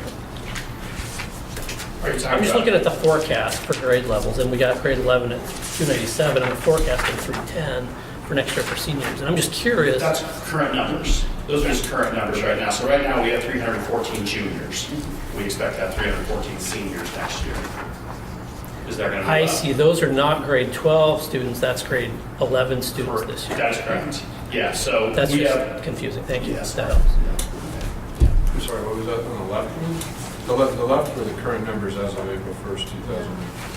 So that's current, and the right is projected. so the enrollment that you're looking at to the left, that is our current enrollment. The one you're looking at the right is what we project our enrollment to look like next year. Right. Oh, so you look at why the 11th grade is going from 297 to 310. Yeah, like normally you lose kids as you go up in grades, but I'm just curious why we would assume we weren't. We tend to start the year with more students, but that could be projecting move-ins, it could be projecting transfer students that we've accepted. So it could be reflecting a number of things. It was just curiosity. Yeah. Wade, on page 1 of your budget, you have a line item that refers to your bookkeeping hours. Goes up. Then below, you have a item for Secretary 1 that goes down significantly. Can you explain that? Is there some crossover there? Charles, do you mind stating what object item that is? This is on page 1 under associated payroll costs. So I think that could be reflected as a reclassification of our bookkeeper. So she was that position was classified as in one column and it got reclassified into another column. So in this case, the secretarial budget went down $50,000. And the bookkeeper budget went up 20. And then I'm just talking with Johnny here as well. What that Secretary 1 moved to also to a data specialist. And so, again, it's another reclassification of the position there is what we're looking at. Got it. And this recurs throughout your budget. I'm just wondering what adoptions, workbooks, and book repairs refers to. Okay, and that typically tends to the adoption of curriculum. So I was just speaking to the social studies adoption. So every so many years, it should be really every 3 years, and every now and then we skip it depending on recessions and budgets, what budgets look like. But the idea is to adopt a new curriculum, get new textbooks, repair those textbooks if necessary over a 3 to 5 year period. So I should put that, yeah. Then on page 2,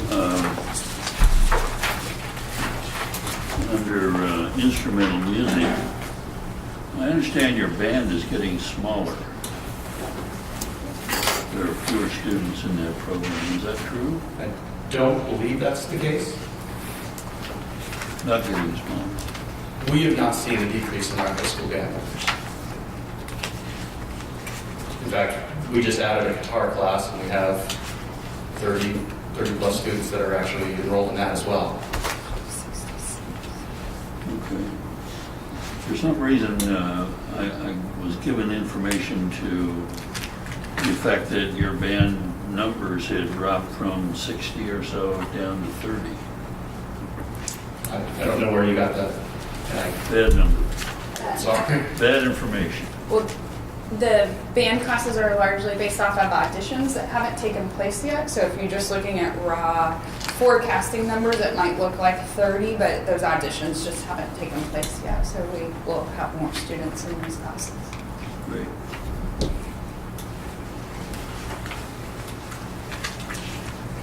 I'm just wondering, I'm glad to hear we're adding second languages. I wondered how French was chosen. Well, French was chosen because it's the most spoken language in the world, number one. And number two, we have a French teacher on staff.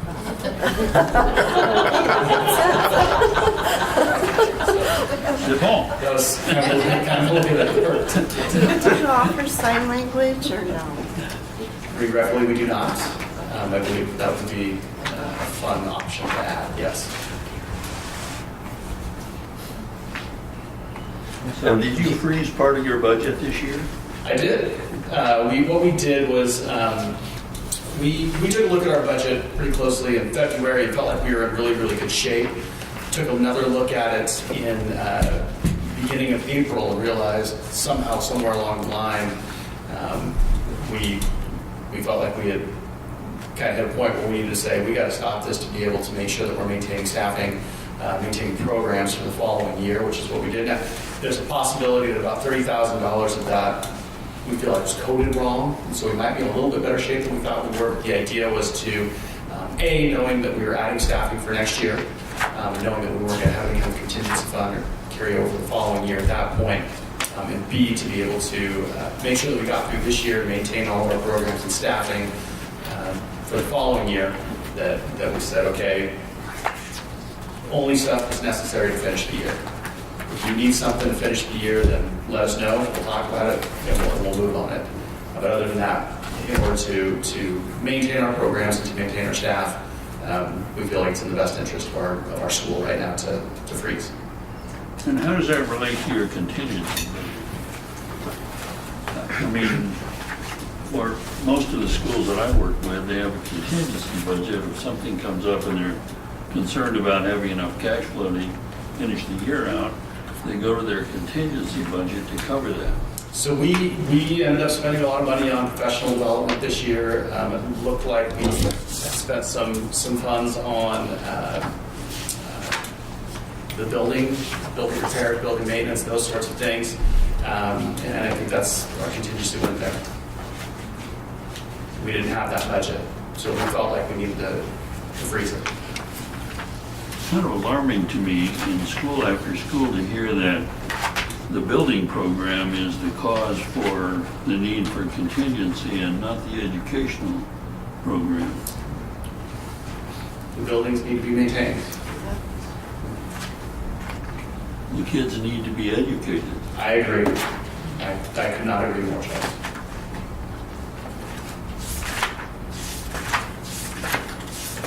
Any other questions? I have a question. We had talked earlier about the parking lot and parking at your school. Yeah. Have you come up with any budget to potentially, you had mentioned something about painting the stalls, the parking stalls with, certain numbers to help control or track students who have parking passes that they might not use, that they get, but they might not use. Right. And that way you can, kind of, because now there's no tracking system at all. Right. You just hand out a parking pass. And so did you think about that when we talked a few months ago? So I think the best solution to that really is going to be the opening of the new parking lot, the overflow parking. I think right now it's just a matter of getting the green light from the county to go ahead and do that, or the county or the city. I think Lauren would be able to speak a little bit better about that than I would, but we've got the permits, we've got everything. We're final from the county, we're waiting on city approval. So that's, once that happens, then we will be able to pass that. I mean, we have enough spots. There's 132 parking spots in the overflow parking. At that point, I think we have 70 plus students that are on the waiting list that are eligible for a parking pass. At that point, we can give every single student that wants a parking pass or is eligible for a parking pass, we can accommodate that. So there was no further thought process on making the process more efficient for painting the For painting stalls. numbers, Yeah. and we had that conversation. I don't recall exactly why, but it didn't seem like that was going to be the best solution. And I remember having that conversation with Jody as well, who takes care of a lot of our parking, safety, security, those sorts of things. So, Right. so we felt like the best solution was the opening of the overflow parking. So I guess, let me ask, Okay. clarify on that point, is that means like you would assign a a spot basically per student. What Shelley and I discussed was Yeah. the possibility of actually assigning specific spots to students. And there was a reason that they went away from that. I don't recall what it was. But that existed, I think, when this building first opened, and then they went away from it for a specific reason. Right. I can't remember what it was. Can't remember the reason. No. So there's a lot of parking spots that are open. I mean, I sent you data on that for 3 weeks straight, morning and afternoon. And I thought that maybe that would be an idea to, wonder why those parking spots are empty, most of the time. And then we have kids parking down at the baseball field. But I thought you might put in your budget to, explore that option and find out why that parking lot is always empty in certain spots. So, and I think we did have that conversation about the fact that we have students that are late arrivals and students that are early release that have those parking spots, and when they get here, they have a parking pass and they need a parking spot. right. If we gave a parking pass to all 70 students that were on the waiting list, those students then that are coming in for late arrival don't have a parking spot. Oh, so you did research it then? Oh, yeah. Oh, yes. you never let me know. I'm so sorry. No, I'm sorry. Yeah, and I thought it was so we had talked about budgeting. You said I was going to budget it, you were We talked possibly about going to putting budget it in it. the budget, Yeah, and so then that's we why I was looking in your budget. And that's why I said that we thought that the best solution to that was the overflow parking. Oh, okay. I'm sorry, So, Shelley. okay.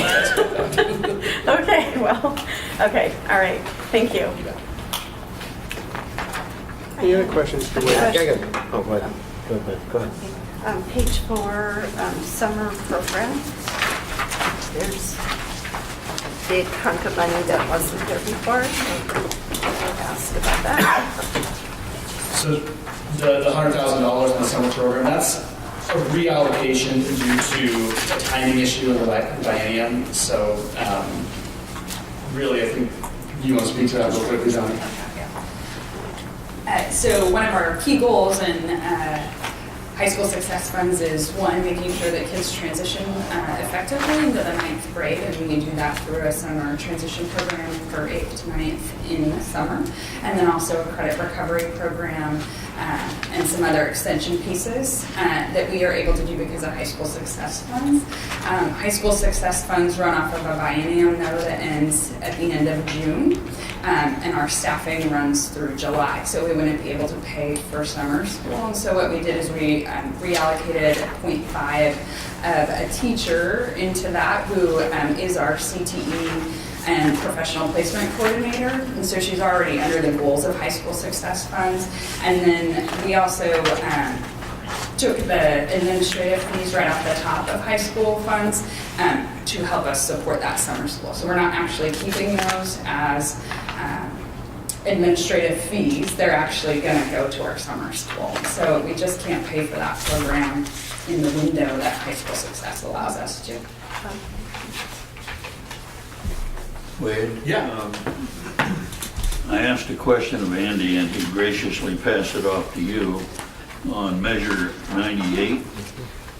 And my question is, what is the high school doing to meet the eligibility requirements that are expected under that? Well, we are very lucky to have our resident experts on our High School Success program right here. So I'm going to let Johnny, she got the whole budget laid out for us. So you might want to re-ask it what you're.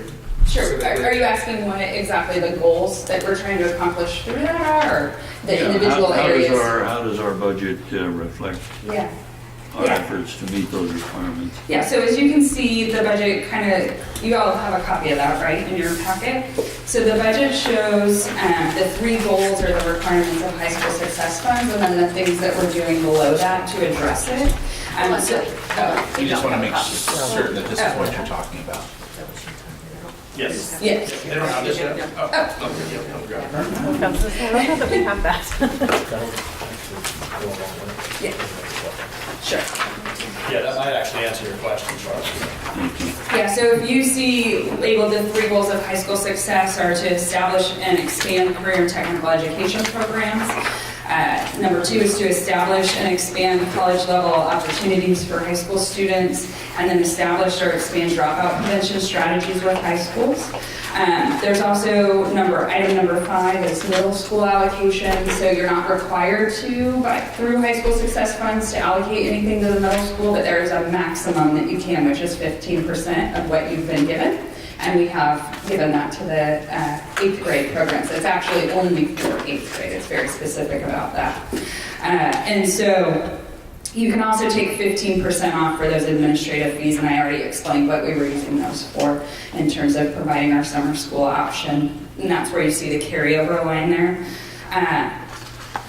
We have a really robust career and technical education program here that we're very proud of, obviously. Everything from culinary and media arts and health occupations to automotive, agriculture, engineering. We're so fortunate to have such a qualified and just really dynamic group of teachers to take kids and teach them those real technical skills and move them forward. And one of the things that we did was hire Kirsten Barnes, Dr. Barnes, to be a part-time TOSA, a teacher on special assignment, to do professional placement for those types of programs. And so she's been really instrumental in starting up a pre-apprenticeship program.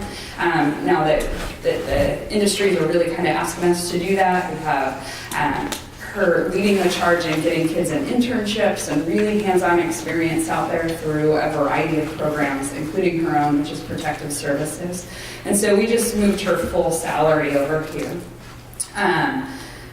So I don't know if you have specific questions about those items that are listed in there, but we were very thoughtful in how we were going to meet those goals, and have already seen some really promising data coming back from what we did with our first biennium.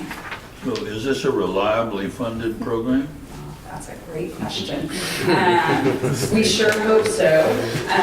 The people who are being funded by this all know that they're grant-funded positions, because that's scary to put people there, and they've taken that risk on.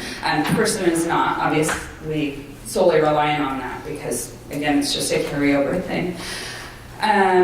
We are optimistic that it will be at least covered at current funding levels, but we were expected to build a budget that was, if it was fully funded, off of what the intent of the bill was originally. And so we have budget plans for if we maintain funding, and we have budget plans if we come in with more. We won't know that till probably July. So you have a contingency budget that allows some flexibility for you? Is that what you're saying? Well, it's all at the legislative level, and so if they come back and say they're going to fund the per student more, then we know what we'll spend that money on. But we're right now planning for level funding. Yeah, this money is a use or lose it type grant, so you have one biennium to spend all of it. And then hope that it comes the next one. Are you free to develop these programs pedagogically, or are they mandated by the state? We have the goals that we have to, and then we were able to develop what we were going to do within those goals. And you do have to make that proposal. Yeah. So I had to submit an application and a proposal to ODE and present to a committee of people, and then take their feedback and adjust from there. But there is a lot of governance from the ODE level in terms of how we can spend it and what we can spend it on. So, for example, if you were to desire to integrate your agricultural program with your culinary program and have a school garden and food preparation and so on, would that be possible for you? It would. Actually, one of the things that we are integrating going into this is our music and arts with our technology program, and so that's how we were able to help buy the equipment to offer digital photography, for example, to help offset the costs for Pine Street Records, to start tying in our other electives into career pathways as well. And so we are trying to leverage some of those partnerships. Thank you. Thank you. I have a two-part question for you. The first one, in number 2, it says expansion AP / articulation, equipment tracking study sessions.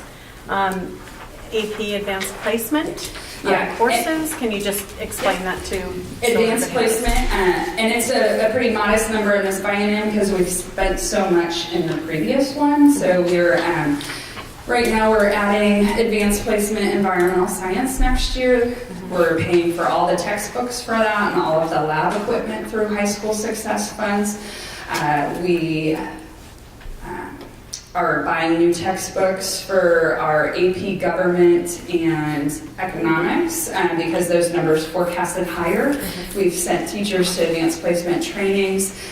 We were able to compensate teachers a little bit extra. We know that there's a lot of work that goes into Willamette Promise and offering those accelerated credit options, and so we were able to time card some hours for our teachers that we usually don't have the opportunity to, and so we were really thankful for a chance to just say, hey, we appreciate how hard all of you work, and to give them a little bit more compensation. So we were able to do all that in this biennium, and we're to what we can withstand in terms of AP. Science was our last department that didn't offer any AP credits, and so we're really excited to bring science into the loop with that, and also adding some Willamette Promise in there. So we're looking at adding Willamette Promise in chemistry next year, hopefully. We're in serious negotiations with getting our college history articulation back with Shemakata. Right now we have a backup option with Willamette Promise, but even just today there were meetings with Shemakata to try and get the opportunity to articulate with them again. And so that's where that money was spent in the previous biennium. So my second question to you is, has there been any exploration of reaching out to local businesses in different areas of the field? For example, I know that we have a wonderful relationship with Silverton Hospital. I am wondering about veterinary, hotel and restaurant management, hair, barbershop, salons, things like that. Has there been an exploration to get kids out into the field? Absolutely. And get those hands-on, just like we have such a good health occupations program? Yeah. That's our professional placement coordinator, and she's done a really fantastic job of starting to make those. Oh, good. I would say they're on field trips with industry at least every week. She's taking a group of kids, whether it's to a women in trades conference, or we're actually, you can see here too, the EMT fire science, the additional FTE there, we're partnering with the Silverton Fire District, and we'll be able to get kids certifications in fire science. We'll have early entry into apprenticeship programs. We've done OSHA 10 trainings already this year. We have we've been working with SEDCOR.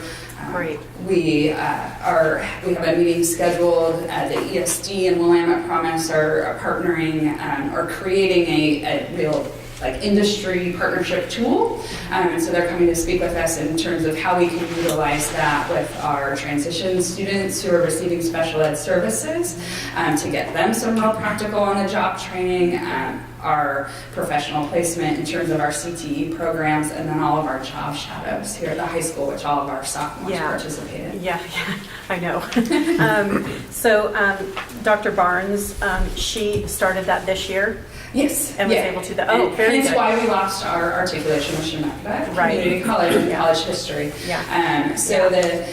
Those articulation agreements have really gotten more stringent over the years, and so community colleges have very strict standards for which people can offer those credits. And so we're really excited that they're looking at a sponsored model kind of specifically for us. I've been real loud that that's a really important part of our curriculum, and so excited to have that support from Shemakata. And that's whenever I hear something like that, when we are able to get our high school students to extend out into our community, not only is that creating extremely great bonds with our businesses, but it's going to keep the kids in school.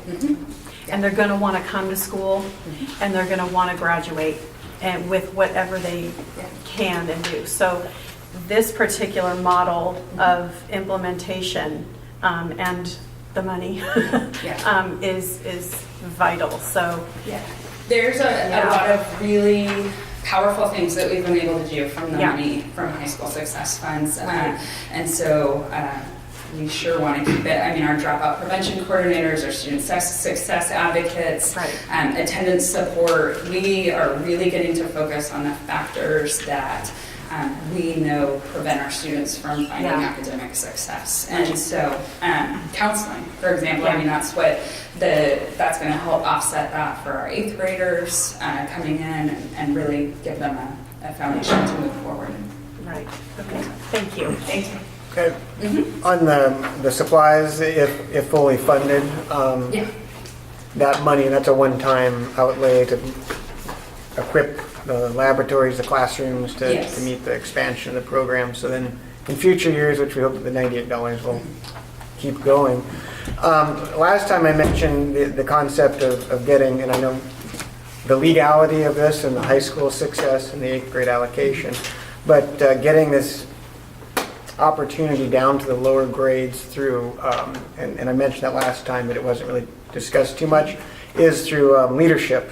So many of these career technical programs of study have leadership components to it, and as part of that leadership at the high school courses in leadership, that those people reach out to the lower grade levels through a community and educational experience. That's a high school funded program that would connect these students at a younger age to the CTE programs that are available to them. That, in a sense, gives them something to look forward to in high school, and graduation retention, or graduation rate improvement retention. You're getting them before you need to do the dropout prevention. Right. So you're grabbing that interest through a leadership program developed at the high school and integrated across the district at the K-5 level. We had woodshop in middle school when I grew up.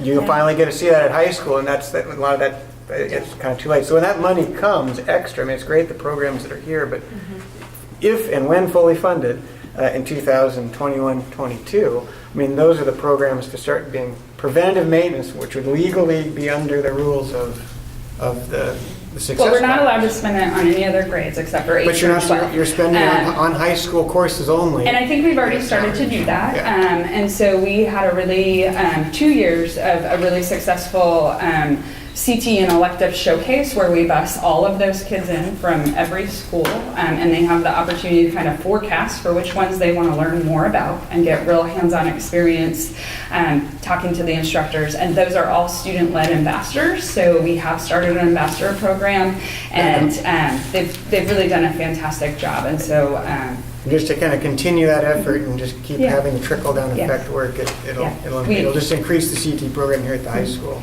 And all of our electives. And that's really what we're trying to do, is tie those into career pathways when possible, so that kids can really plan thoughtfully for when they're coming into the high school about what their options are and how to translate those into jobs.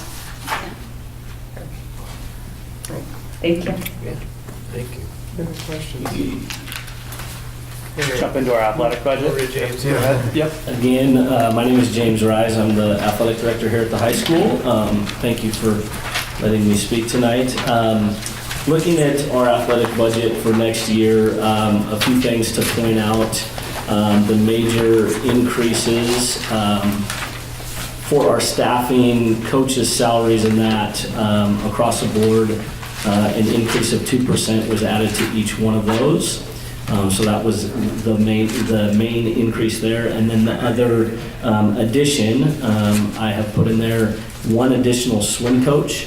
Over the course of the last 3-4 years, we've seen great development in our swim program, and at this point we only have 2 coaches for about 90 kids, or I guess 2 paid coaching positions. And so the thought there would be, as long as our program continues to see over 75 student athletes in the pool, I think that it would be great if we could have a third coach there. So those are your major increases from last year to this year and the only major changes. Some numbers that I think are important to kind of point out. Of the 733 total, 675 of that is made up with the following.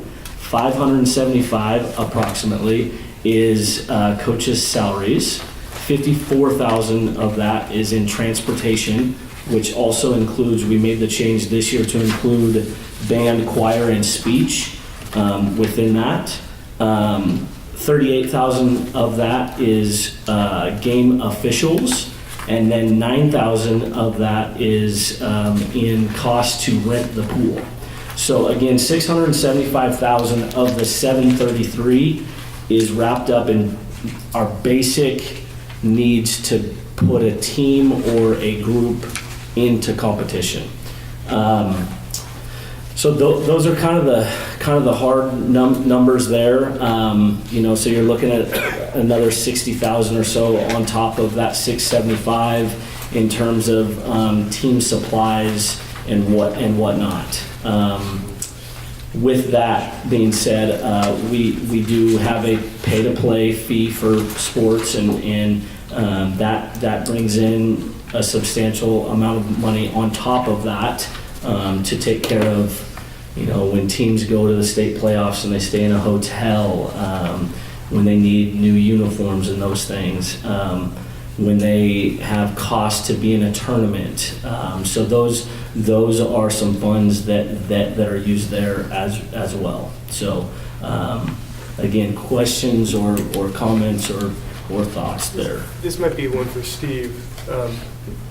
Do we know how much the pay-to-play, what the total, I don't want to overstep you. So I can actually tell you year to What date. does it bring in? Yeah, so fiscal year to date, July 1 through yesterday, in fact, was 68,000. So that's about 75% of what is asked, and then that other 25% usually gets deferred. Our kids, work some of that cost off if they can do that. If they pay a smaller amount, they do that as well. Can you clarify about the band, choir, speech, and debate a little bit about it must have shifted the cost, or the spending must have shifted from some place to another? Yes, and so what we did was speech and debate, band, and choir generally were, as far as transportation was concerned, was coming out of the high school general fund budget. What we did was we just took any activity that was an OSAA activity. So we do still separate, are they going to an OSAA activity or are they going to a band festival that's not necessarily an OSAA activity. But any OSAA activity falls into the athletic transportation budget. So that we try to absorb, just make it easy for everybody as far as that was concerned. Thank you. I have a few questions for you. Absolutely. Do you receive any kind of grants from any corporations of any kind? So I'm sure that some of you are aware that we have a Nike contract that actually Mr. Lockett signed us into the year that he was our athletic director. Basically the way that works is they give us $15,000 per year to spend on Nike apparel that should be going towards game type stuff. So within the contract, you have up to 3 years to have all of your varsity sports in Nike. And so like uniforms? Yes. Oh, okay. And so the way we have broken that up, we're in our second year of that. So basically, we take 3 or 4 sports per year and give them $5,000 here, $4,000 there. I can tell you that this next year, our last 3 sports to kind of get a chunk of that, track and cross country will actually be getting $8,000 of that. Baseball will be getting $2,000 of that. Wrestling will be getting $2,000 of that. Golf will be getting $1,000 of that. And volleyball will be getting $2,000 of that. And that will basically take us through all of our sports over the course of the last, with next year, the 3-year cycle. And with that contract as well, we are also about a 40% discount on anything else that we buy. So let's say this season our basketball teams are on rotation and they get $5,000 each to buy game uniforms and that, which again is off of list price, so it doesn't quite go as far as what some of the other monies go. But they'll spend their $5,000. If their new set of uniforms cost, say, $7,000, that extra $2,000 would come out of pay to play. Oh, okay. Yeah. Okay. Yes. Oh, sorry. Oh, I'm sorry. Nope. I'm almost done. Sorry. And I think it's also important to add that there are only certain programs that are included in that contract, that Nike contract. But as far as the money that is allocated, we allocate that to every single one of our programs. So like cheer is not included in that, wrestling is not included in it, swim But is you not. allocate money But we to allocate give them money. funding in order to those cover programs. costs, so Yes. you don't have to fundraise all the time. Correct. Right. Okay, so is that why I'm seeing in your budget where most uniforms in most of the sports is just no? Right. Okay. Right. And so Yeah. So even before the Nike contract, we basically had our sports on about a 4-year rotation, to where every 4 years each different sport would be up for new uniforms. And before we were in the contract, that would be out of the pay to play or funds we would try to raise. Okay, so the only sport that I see that you're requesting funds for as far as pants and pads and things like that is football. Mm-hmm. So that is, you pay for that every year, they don't have to fundraise? They don't have to fundraise for those, because what we've kind of said is what is the basic need for that student to participate within that sport. Okay. And so that's why we try to take care of that cost. So what about jerseys? And You jerseys take care as of the well. jerseys too? Yes, yeah. Again, that would be in that Nike rotation. Yeah. Oh, I see, okay, Yeah. so, okay.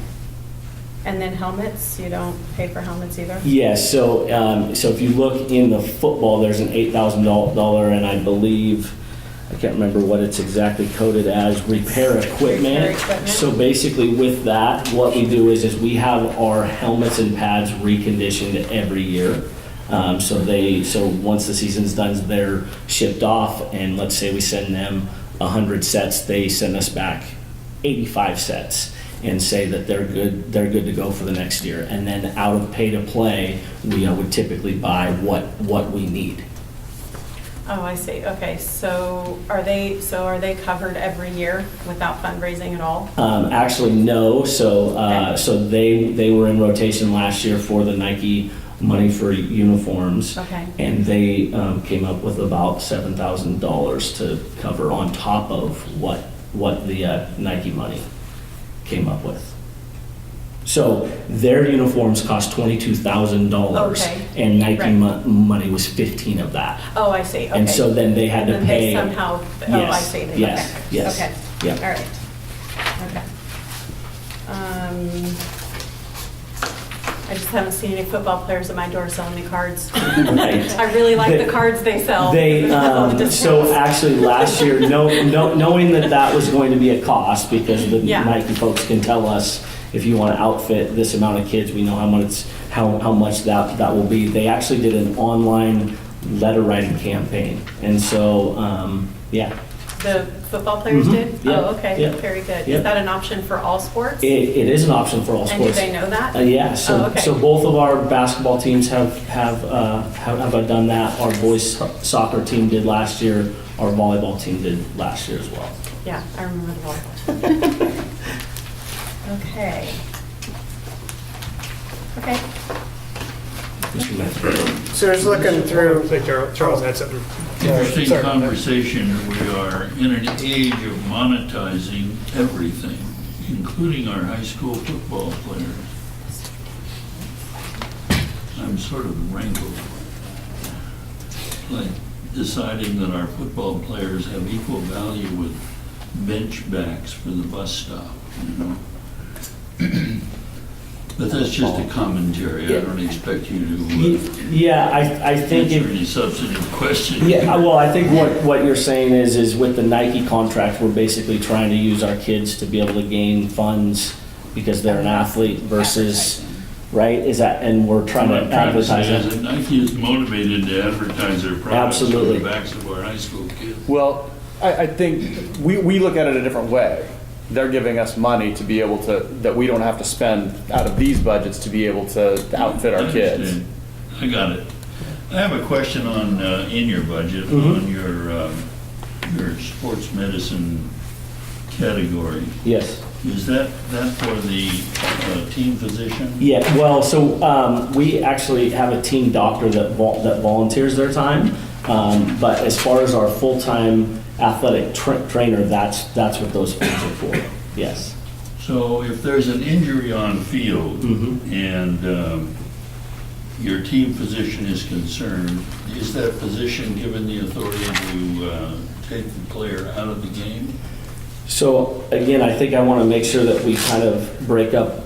We have an athletic trainer that is basically at all of our varsity sports, and then we have a local doctor that comes in. You know, he comes in sometimes to do some wrestling.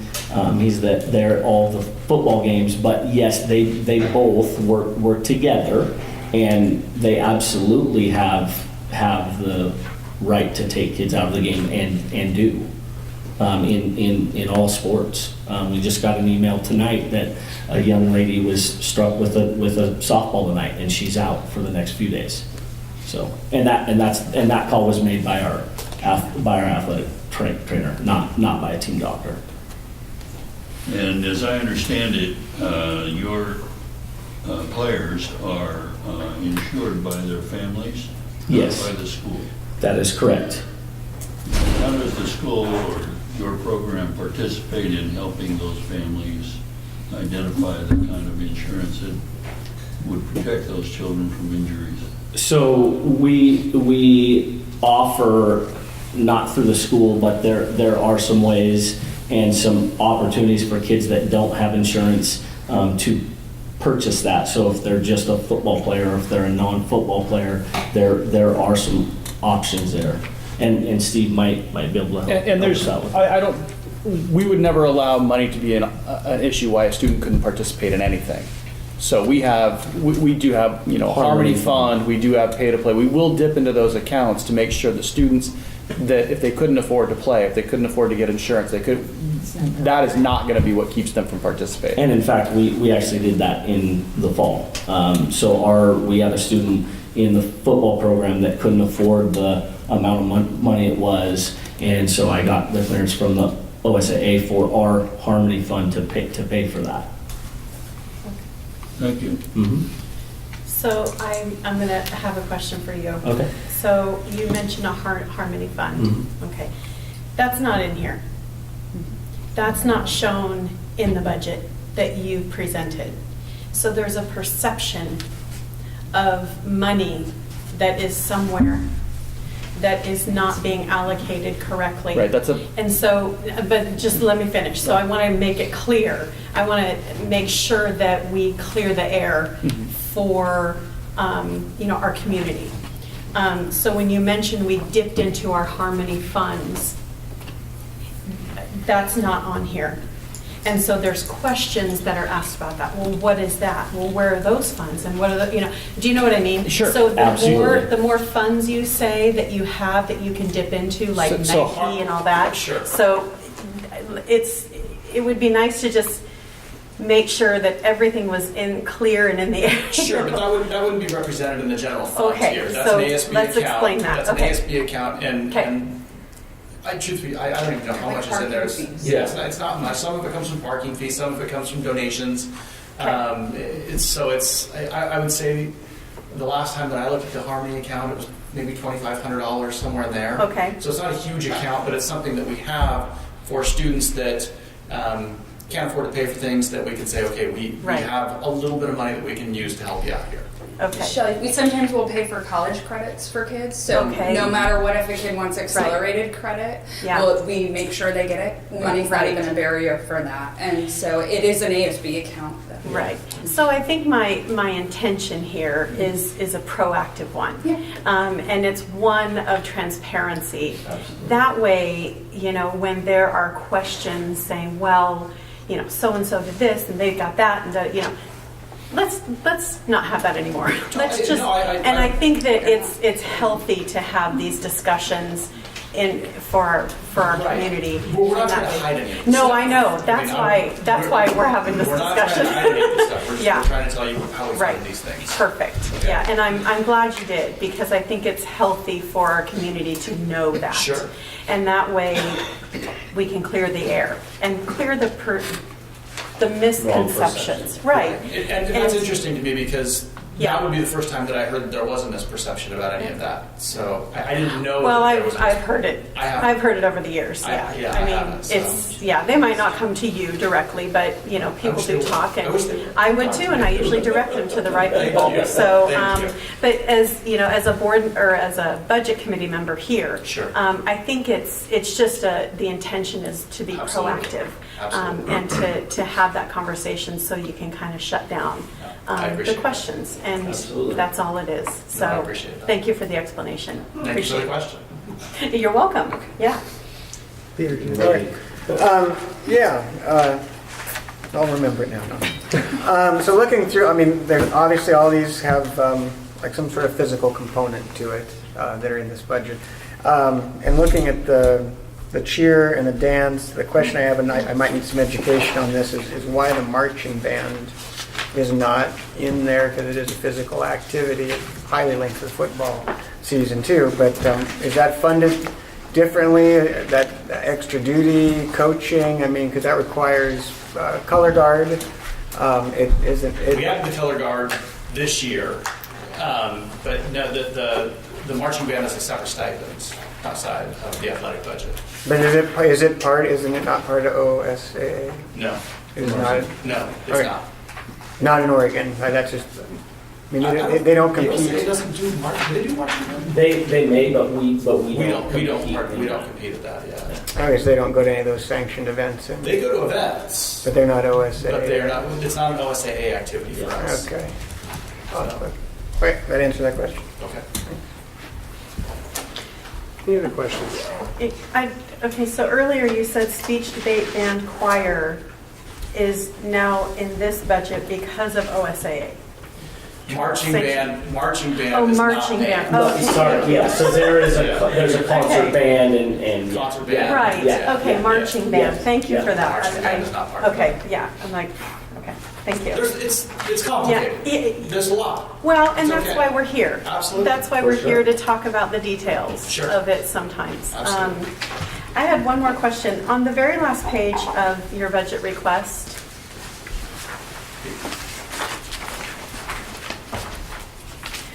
the very last one, it says trips to dance competitions.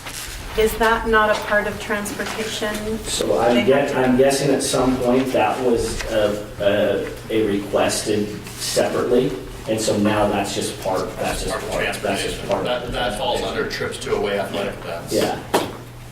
Oh, okay, so that's going under, so Right. they have it paid for. Yes, Oh, I see. yes, Okay, yes, thank you. yeah. Thank you. That makes it clear. Yeah, okay.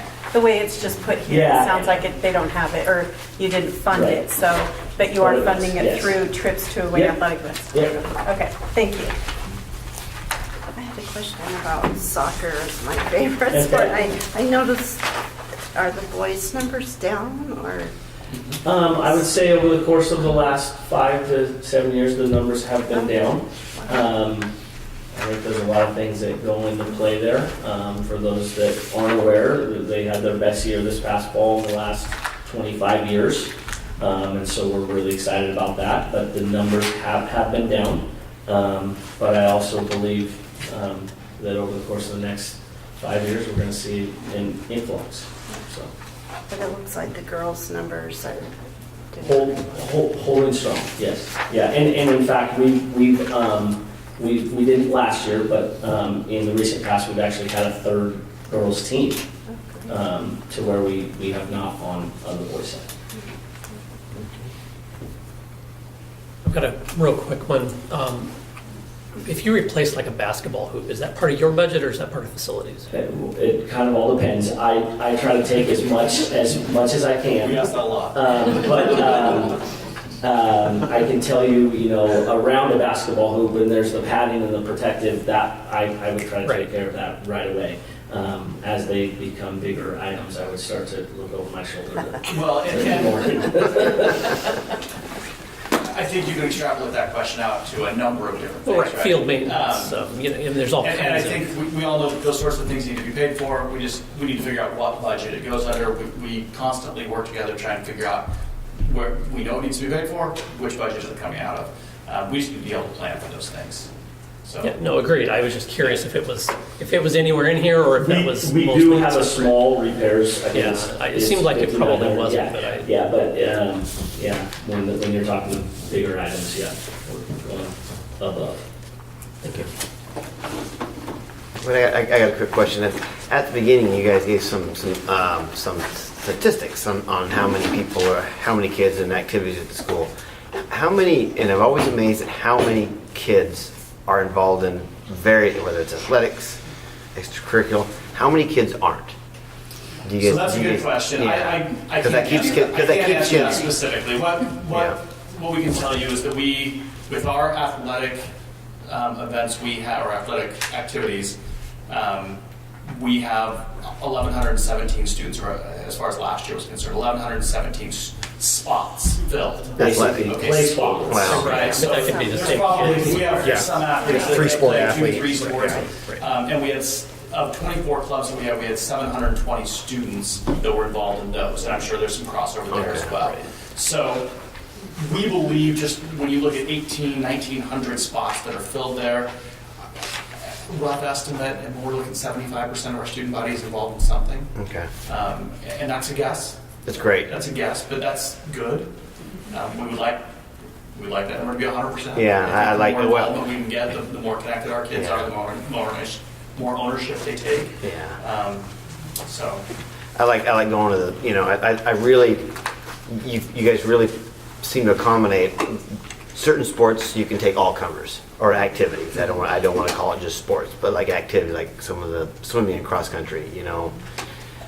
My kids have done some of those, and you show up. Silverton's got 2 full buses, and other people are showing up with one short. two more buses and 2 more Reuter buses to come. Right, and that's a really neat. That's really great because you get everybody. Come on, we got a spot for you. Right. And I just think that's fantastic. We take a lot of pride in it. Yeah. I have another quick question for you. When you brought up Reuter bus, it just kind of sparked a question for me. Recently, there was a Reuter bus available for students to go to the choir competition. Yeah. So that was surprising because I don't think that that's happened before, correct? I would say. Or Not that I know of. okay. So are you going to be able to provide Reuter buses to almost all activities, or how are you picking and choosing? The students have to pay for the Reuter buses. Right. So they have to pay to get on those buses. Okay. But we're talking, there's- we're talking, but yeah, so we have to fill the Reuter bus, right? So you Right. can get at least 25 students. Right. And if there's 25 requests to do it, then we will put the Reuter bus out there and we'll make it happen. Okay. We won't do it to just any normal football game. It's Of got to be a course. state Right. playoff game. Yes. It's got to be a state Right. choir championship. Right. But if we did the same thing for dance. We did the same Right. thing for. We will do it for any of our. We want our kids to go out and watch our kids. And so there's no budget for that Reuter bus. The kids pay for that Right. out of pocket. Correct. Okay, so that's not in the budget. Okay.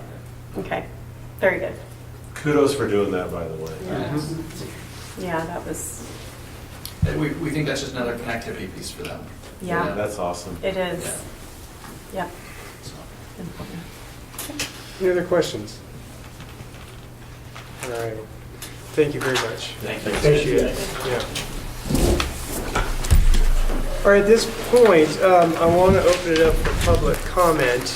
I'll open it now and see if we do have any folks that would like to make any comments or say anything to our budget committee. Okay. Seeing we have none, we can move on. Our next piece would be discussion on what we've heard in totality over the last few weeks. The thing I think, again, in interest of just being very judicious yet thorough at the same time, I think I'm going to throw a question out there, and I think when we go to look at the budget in totality, we have to ask ourselves, I think, really one question when it comes to approving this budget or not. And I think for the sake of our discussion time, what are the specific barriers that would prevent any of us here on the budget committee from approving this budget as it's been presented by our administrative staff, by our principals?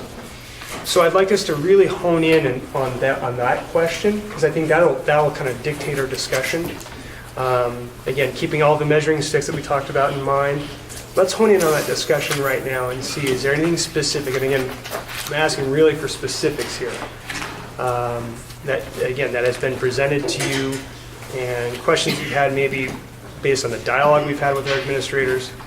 Is there what are the red flags that prevent you from approving the budget? Open that up.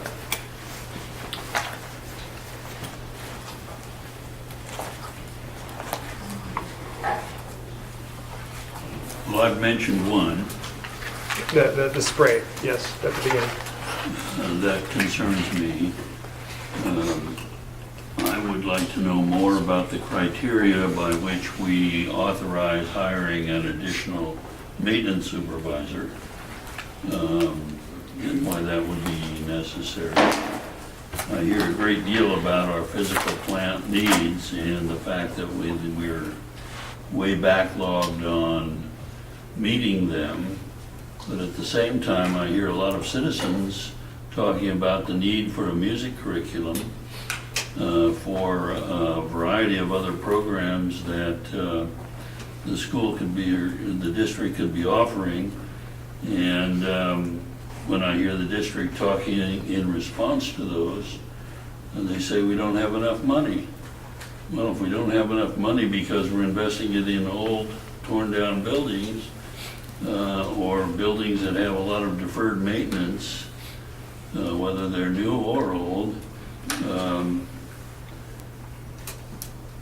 where are we centering our focus in the district? On the children or on the buildings? And my concern is for the children.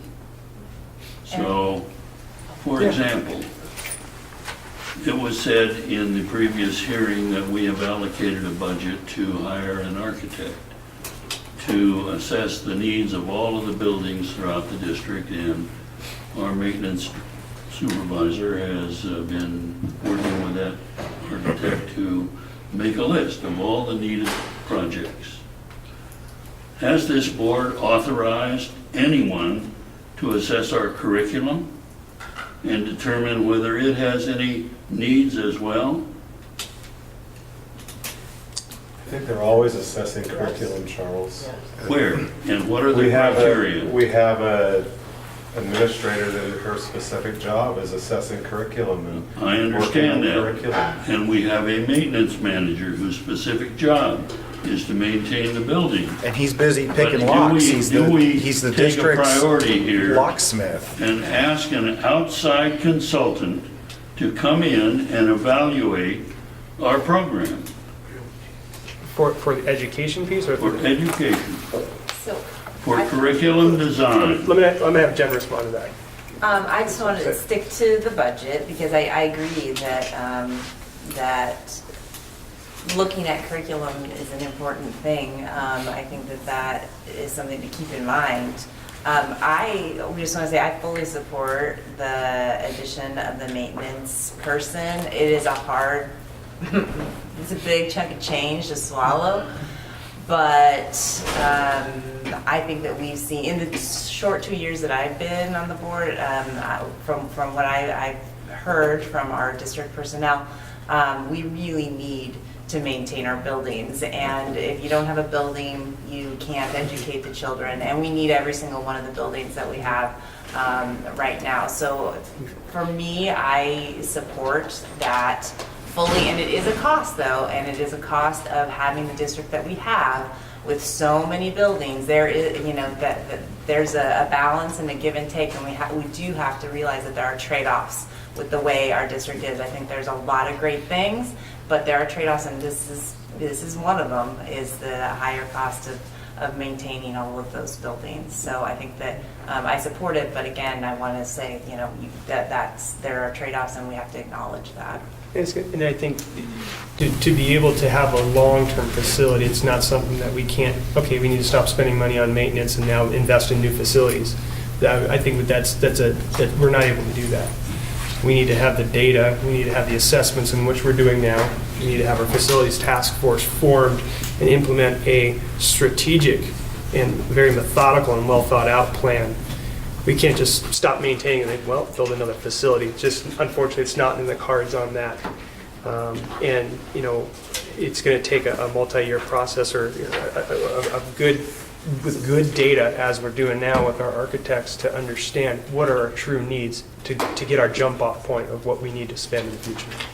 I have something I want to add, please. I know I take a risk at adding some opinion here, but I do work in the district office 260 days a year. And I say that this position is badly needed, and we're probably 3 years late. I think one thing that gets forgotten about real fast is we're on about our 5th seismic project now. We have 2 more happening this summer, in addition to the massive project to get Silverton Middle School renovated, remodeled, and open on time for its first school year 3 years ago. And we're just about to embark on $1.8 million in Senate Bill 1149 energy savings, lighting projects all around the district this summer. That's in addition to all the regular things that have to be done in 11 buildings, and we do have to help support Bethany a little bit, 12, across a massive expanse of geography. And Lauren is one man. And if you see Lauren, he's always running around, running in and out of the door, sweat off of his brow. He's given his heart and soul to the school district, and quite frankly, I've worried about his health at times. So I'm just telling you that's what I see. I appreciate this. Yeah, I do too, thanks. Well, and one more thing too, it's in addition to educating our children, it's our responsibility to maintain a safe and healthy environment. So this is absolutely a necessity for that task. It all falls under the same concern that you have. They're all integrated. Does our present exploration into the condition of our buildings include a design for new campuses, for example, or a reconfiguration of how we physically prepare? That's going to be for the committee to decide once we have the raw data and input from the architects and the status of our So this thing. is just a piece. And Charles, I don't want to shut you down here, but I think we got to uphold not what's coming next, but what's presented before us right now. We know we're in a discovery phase right now, and I think we got to look at really honing on what's been presented before us with this. And I know your question has been on the part of the additional maintenance.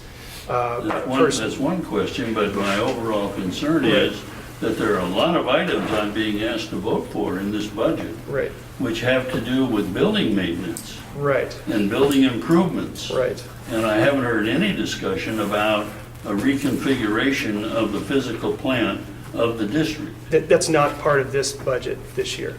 That's not part of our task here tonight. That's for a long-range type facility. And Charles, I did acknowledge that is, as a board member, I see what you're saying. I understand that, and I understand there's a bigger picture, and that is part of the planning process that this budget supports. Is looking at how things work, how they will work 50 years from now, and hopefully we are moving towards that kind of a vision. But right now, I think that I can fully support this while keeping that idea that we have to create, a vision for the future. I'm glad to hear that from the board, because from a budget committee member point of view, it is not evident. Well, and I want to reiterate. I want to reiterate that from a board standpoint, we are not only insisting that there be a long-range facility committee, which is going to be happening very soon. But we also have to look at, the things that are mandated that we have to have within our policies in our district. And one of them is an equity policy. And so that's going to also affect the budget. Because when you look at equity and you understand the scope of what equity means and how to implement that into a district, the budget is going to be affected by that. So with long-term and long vision, that we have as a board, like Jennifer said, there's multiple facets that we are looking at that are going to be looked at in detail that's going to affect the budget. But none of those are right now, tonight, for this next year.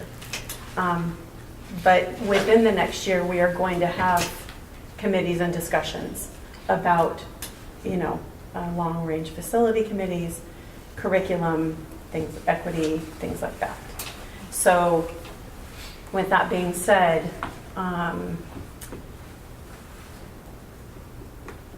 if you can hold on to that thought for the future, and moving forward with the future and those thoughts, this budget tonight is reflecting what we can do right now with those ideas in the future coming soon. So that's...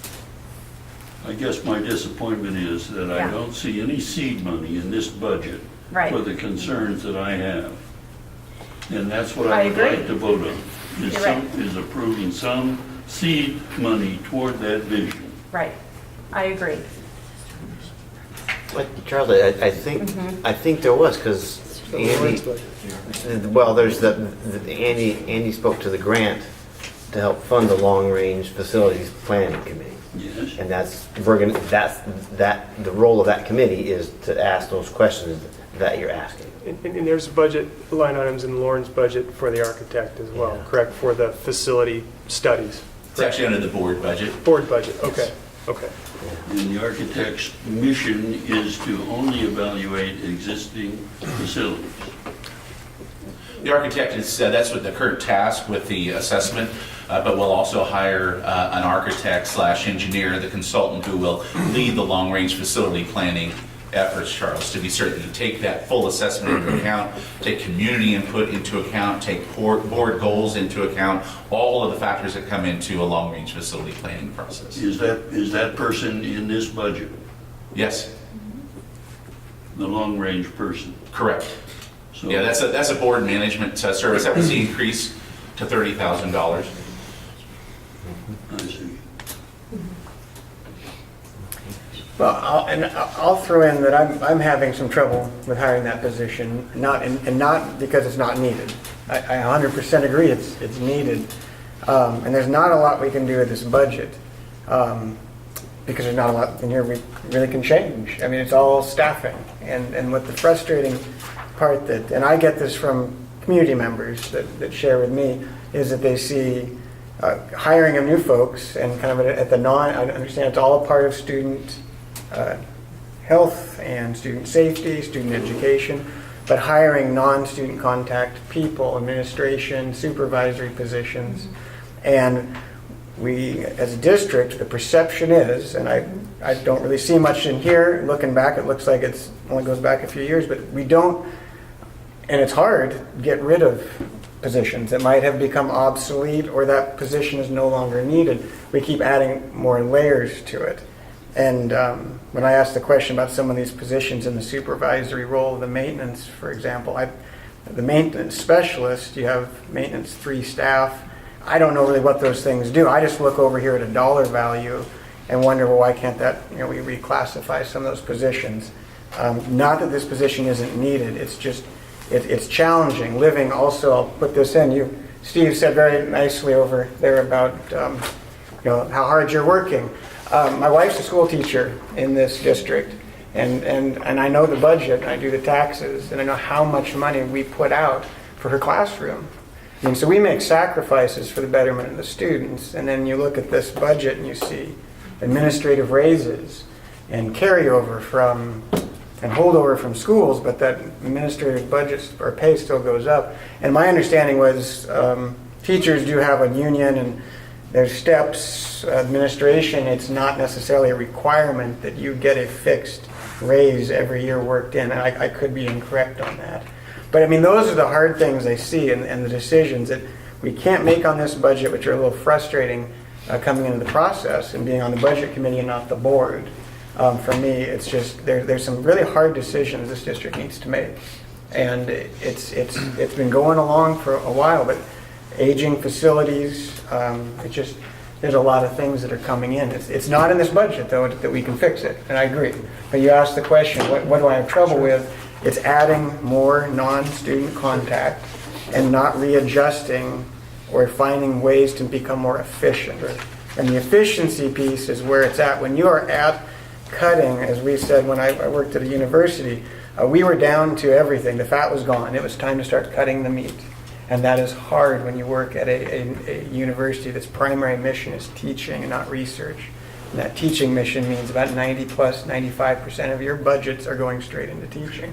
And I look at all these budgets and it's very impressive from all the schools how much of that is going into education. And then when you come here, it's like, okay, it's by no means I'm not saying it's fat, but I mean, it's all painful, but it's really a challenge. And so that's why when you add one of these positions, it's just nice to see a little more justification from my perspective, but also it's just, that's my comment. So I think we got to look at too, conversely to your question too, like I think we got to look at not only from a standpoint of, man, it costs a lot to add this non-student contact role, but what are the consequences if they're not added? So I think that's a big portion that needs to be considered because, again, do you work a guy like Lauren to death and he ends up saying, see you later, Silver Falls School District, we're done. I'm not going to be here anymore because I can't maybe justify it with my health, or facilities deteriorate to the point where I'm not arguing it's not needed. I'm just saying I think we got to consider the opportunity cost of not adding. Where else is cost savings possibly coming? We could consider the cost, that's all. I think it's really good discussion, but to bring it back to the budget here, Yep. I can say this, I see how hard he works, I've seen it, and I would like heat in all of the classrooms at the school my kids attend. And you don't get that without more time with him. And that's a fact. So to bring it back to this budget tonight, you have to have that. And Peter, I disagree with your comment about efficiencies because this district is run very efficiently. You heard Steve say that this position for this new maintenance position is probably 3 years late. And the reason it's 3 years late is because we've been putting money into other things that usually student contact stuff.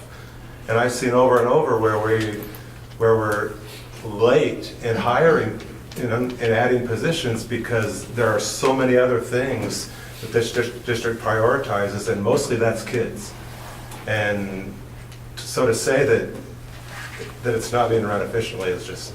There's always room for improvement and efficiency. I agree with that. Absolutely. But I think you're making some assumptions and some accusations that aren't. It's not an accusation. I think That's just my opinion. Oh, that's good. And it's my opinion that there's always room for finding better ways. Well, I agree with that, but I've been doing this a long time, and I've seen over and over again how our administration cuts things and, puts things off because there's other priorities that the board has set and that this district has set, and they come first a lot of times before some really needed positions are hired. So.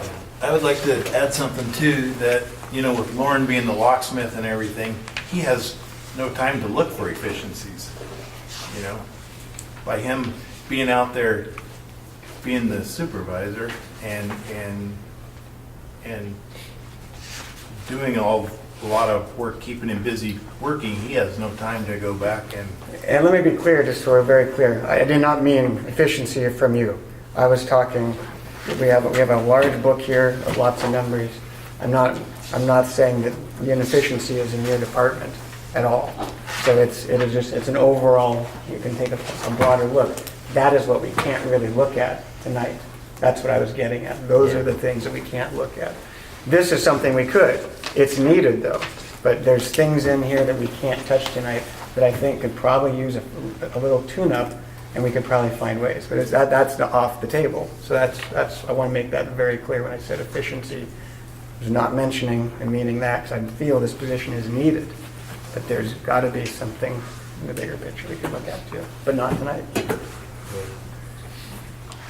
I've got a comment, sort of, I'm going to piggyback on Peter, but it's a little bit different. So generally, I agree, right? So with what you're saying, I had some of the same questions. I'm willing to approve a budget with the extra maintenance position, but it's hard to swallow not spending the 120 grand on actual, structural stuff too, right? I mean, that, so anyway, but I'm in agreement. But I have a different question. It's sort of related. If we bring in however much more money this year, and you were to peanut butter it out universally across the entire budget from last year, everything would go up by 8%, or let's say whatever the increase was, right? But what I was doing some just quick math, and all the schools were getting anywhere from 3, 4, 5% increases. That means the rest of that on a distribution curve is going to not these schools, right? It's going elsewhere in our budget. And I haven't had time to really poke at it, but that sort of bugged me. And I was just, you talked about, again, I'm just mentioning things that sort of bug me and you can't fine tune. And I'm not going to hold things up tonight. I want to say that. I think that there's a lot of really good work that went into this. And I don't see anything that struck me just as, oh my gosh, I can't vote for this. I have big picture questions, which is, instead of talking about how much periodicals are for, high school athletics, what if we talked instead about, we're going to have an extra $5 million this year, how do we want to spend it? We don't have that conversation. I find that odd. So I'm just throwing that out there, and I'll leave it at that. Well, we do have this conversation on the add-on issue of the contingent $300,000. And the proposals that were made to spend that money are largely on facilities. And we haven't had a discussion. Now, maybe the board is going to have that discussion, but the budget committee is not, and we're being asked to approve the budget here tonight. No, and I think that what Jonathan is saying is something that the board could do. Right, It's right. not a budget committee function. I don't think it's a board function. I would agree. To consider the $300,000 budget for next year? No. I was talking bigger picture. I understand what you were talking about, but Setting what I'm budget saying priorities is, is a board function. okay, he's on the board, so you can have that conversation. The budget committee's not being asked to participate in those discussions. Well, then you can come to the board meetings and give your opinion. When do you discuss them? If we had extra money come up, then we talk about where that we might want that money to go. But that's not very often. It becomes an agenda item, Yeah. more than likely, and then a discussion. So Yeah. if there is, Over a few months usually. if there is an opportunity where, our superintendent gets an infiltration of money, which could happen, this year, actually, then he'll bring it to us, and it'll be an agenda item and discuss it, and he'll propose ideas for it. But it's ultimately up to the board to decide where that money should go and direct our superintendent to implement that. So that's how the process works. Well, I'm just looking at the Yeah. process that's given to me. Right. And what I'm seeing in Yeah. this process is that the district staff has prepared this budget and presented it to us. And we are hearing it, and we are going to decide on it. But we have no input to the budget. It is a very complex document. And the concerns we're raising here tonight are being told, well, those concerns don't affect what we have to vote on tonight. Right. And, or it will be taken up by the board at some later time. When is the board going to take responsibility for the preparation of the budget? I understand it delegates that to the district, and all kudos go to the staff, Andy and the staff, in the absence of the board taking on that responsibility. They do a wonderful job, and this budget is a good budget, but there are concerns relating to it, and there is certainly, in my opinion, a lack of supervision from the board over how it's formed and the values that are put into it. It's not the board's role to make the budget, Charles. It's the board's role to set policies. That's right. Set priorities. That's set right. The goals. budget is just a roadmap The for budget how is a to reflection of follow the district. policy. The budget is a reflection of the district goals. I think if you looked at any public agency, I don't think the elected officials are in the day-to-day building of the budget. I mean, whether you want to look at the county, the city of Silverton, I mean, I don't think. I agree. That's why you hire good people to do that job. I agree. But then this type of discussion in the public and amongst us all hopefully generates some questions that as progress or time moves on, I mean, would hopefully some of these comments might be taken next year. And then you might not see change, but over time, I mean, these types of discussions we're having, whether we agree or disagree, should be productive over the long run.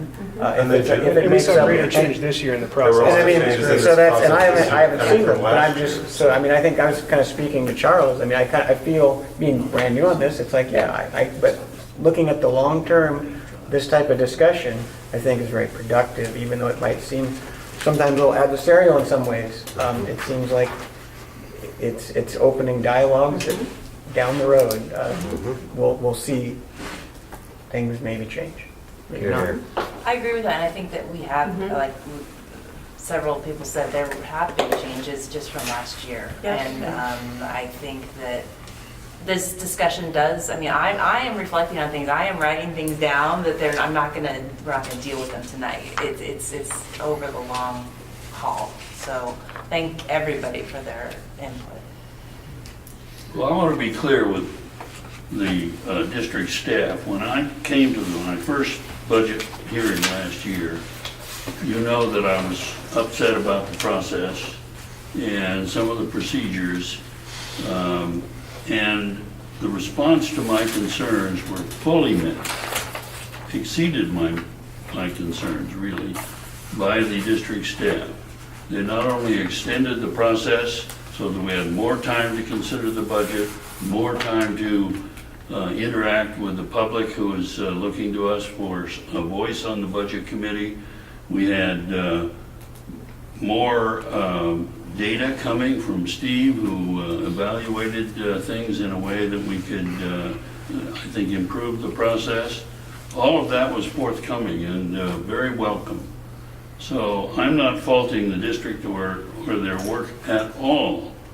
What I'm concerned about is whether the board is actually fully participating, evaluating, and measuring the progress of their policy decisions that they give the district to implement. That's what I'm concerned about, and whether this budget, in fact, represents those values. I think the great thing is you have the board sitting here with us today. I think we could get better. And I think we will continue to get better based on discussions that we're having right now. And this, for example, is my first year on the budget committee as part of the board. Most of this is new to me, so I'll have a lot of different questions next year when we prepare for this process that I didn't have this year, not knowing what we're doing. And I think that we're just going to improve from here. You're what? I think we're just going to improve from here. So I think the work that is going to be invested in from our board members from here on out is going to be a true reflection of, the vision of how this district wants to go and how it's going to be budgeted. And I think that, I have complete faith in my fellow board members, not now, but even whoever gets elected after this, that we will do the work and invest our time in details. And hopefully next year, we'll have another lively, healthy discussion with our budget committee. Maybe even have It's- one before next year. Maybe, you never know. Any other comment? Oh, go ahead. Go ahead. Ask your question. No, I was going to say, in the interest of time, I was willing to make a motion that we approve the budget as is. Okay, yeah, and read there's a I'll second read- portion too. And set next year's tax levy rate at the permanent rate of 4.5458 per $1,000 of assessed value, and approve a tax levy of $3,987,154 for the purpose of retiring bonded debt of the district. We have a second. I will second. All right. Any further, Jacob, any further discussion? All right, all those in favor, say aye. Aye. Opposed? All right, motion carries unanimously. I just want to say thank you to everybody for your diligent participation, all the hard work you've done in the committee. Thanks to our administrators, to our principals, to our public for being here, and really appreciate everybody being here. See you next year. Thank you. Thank you very much.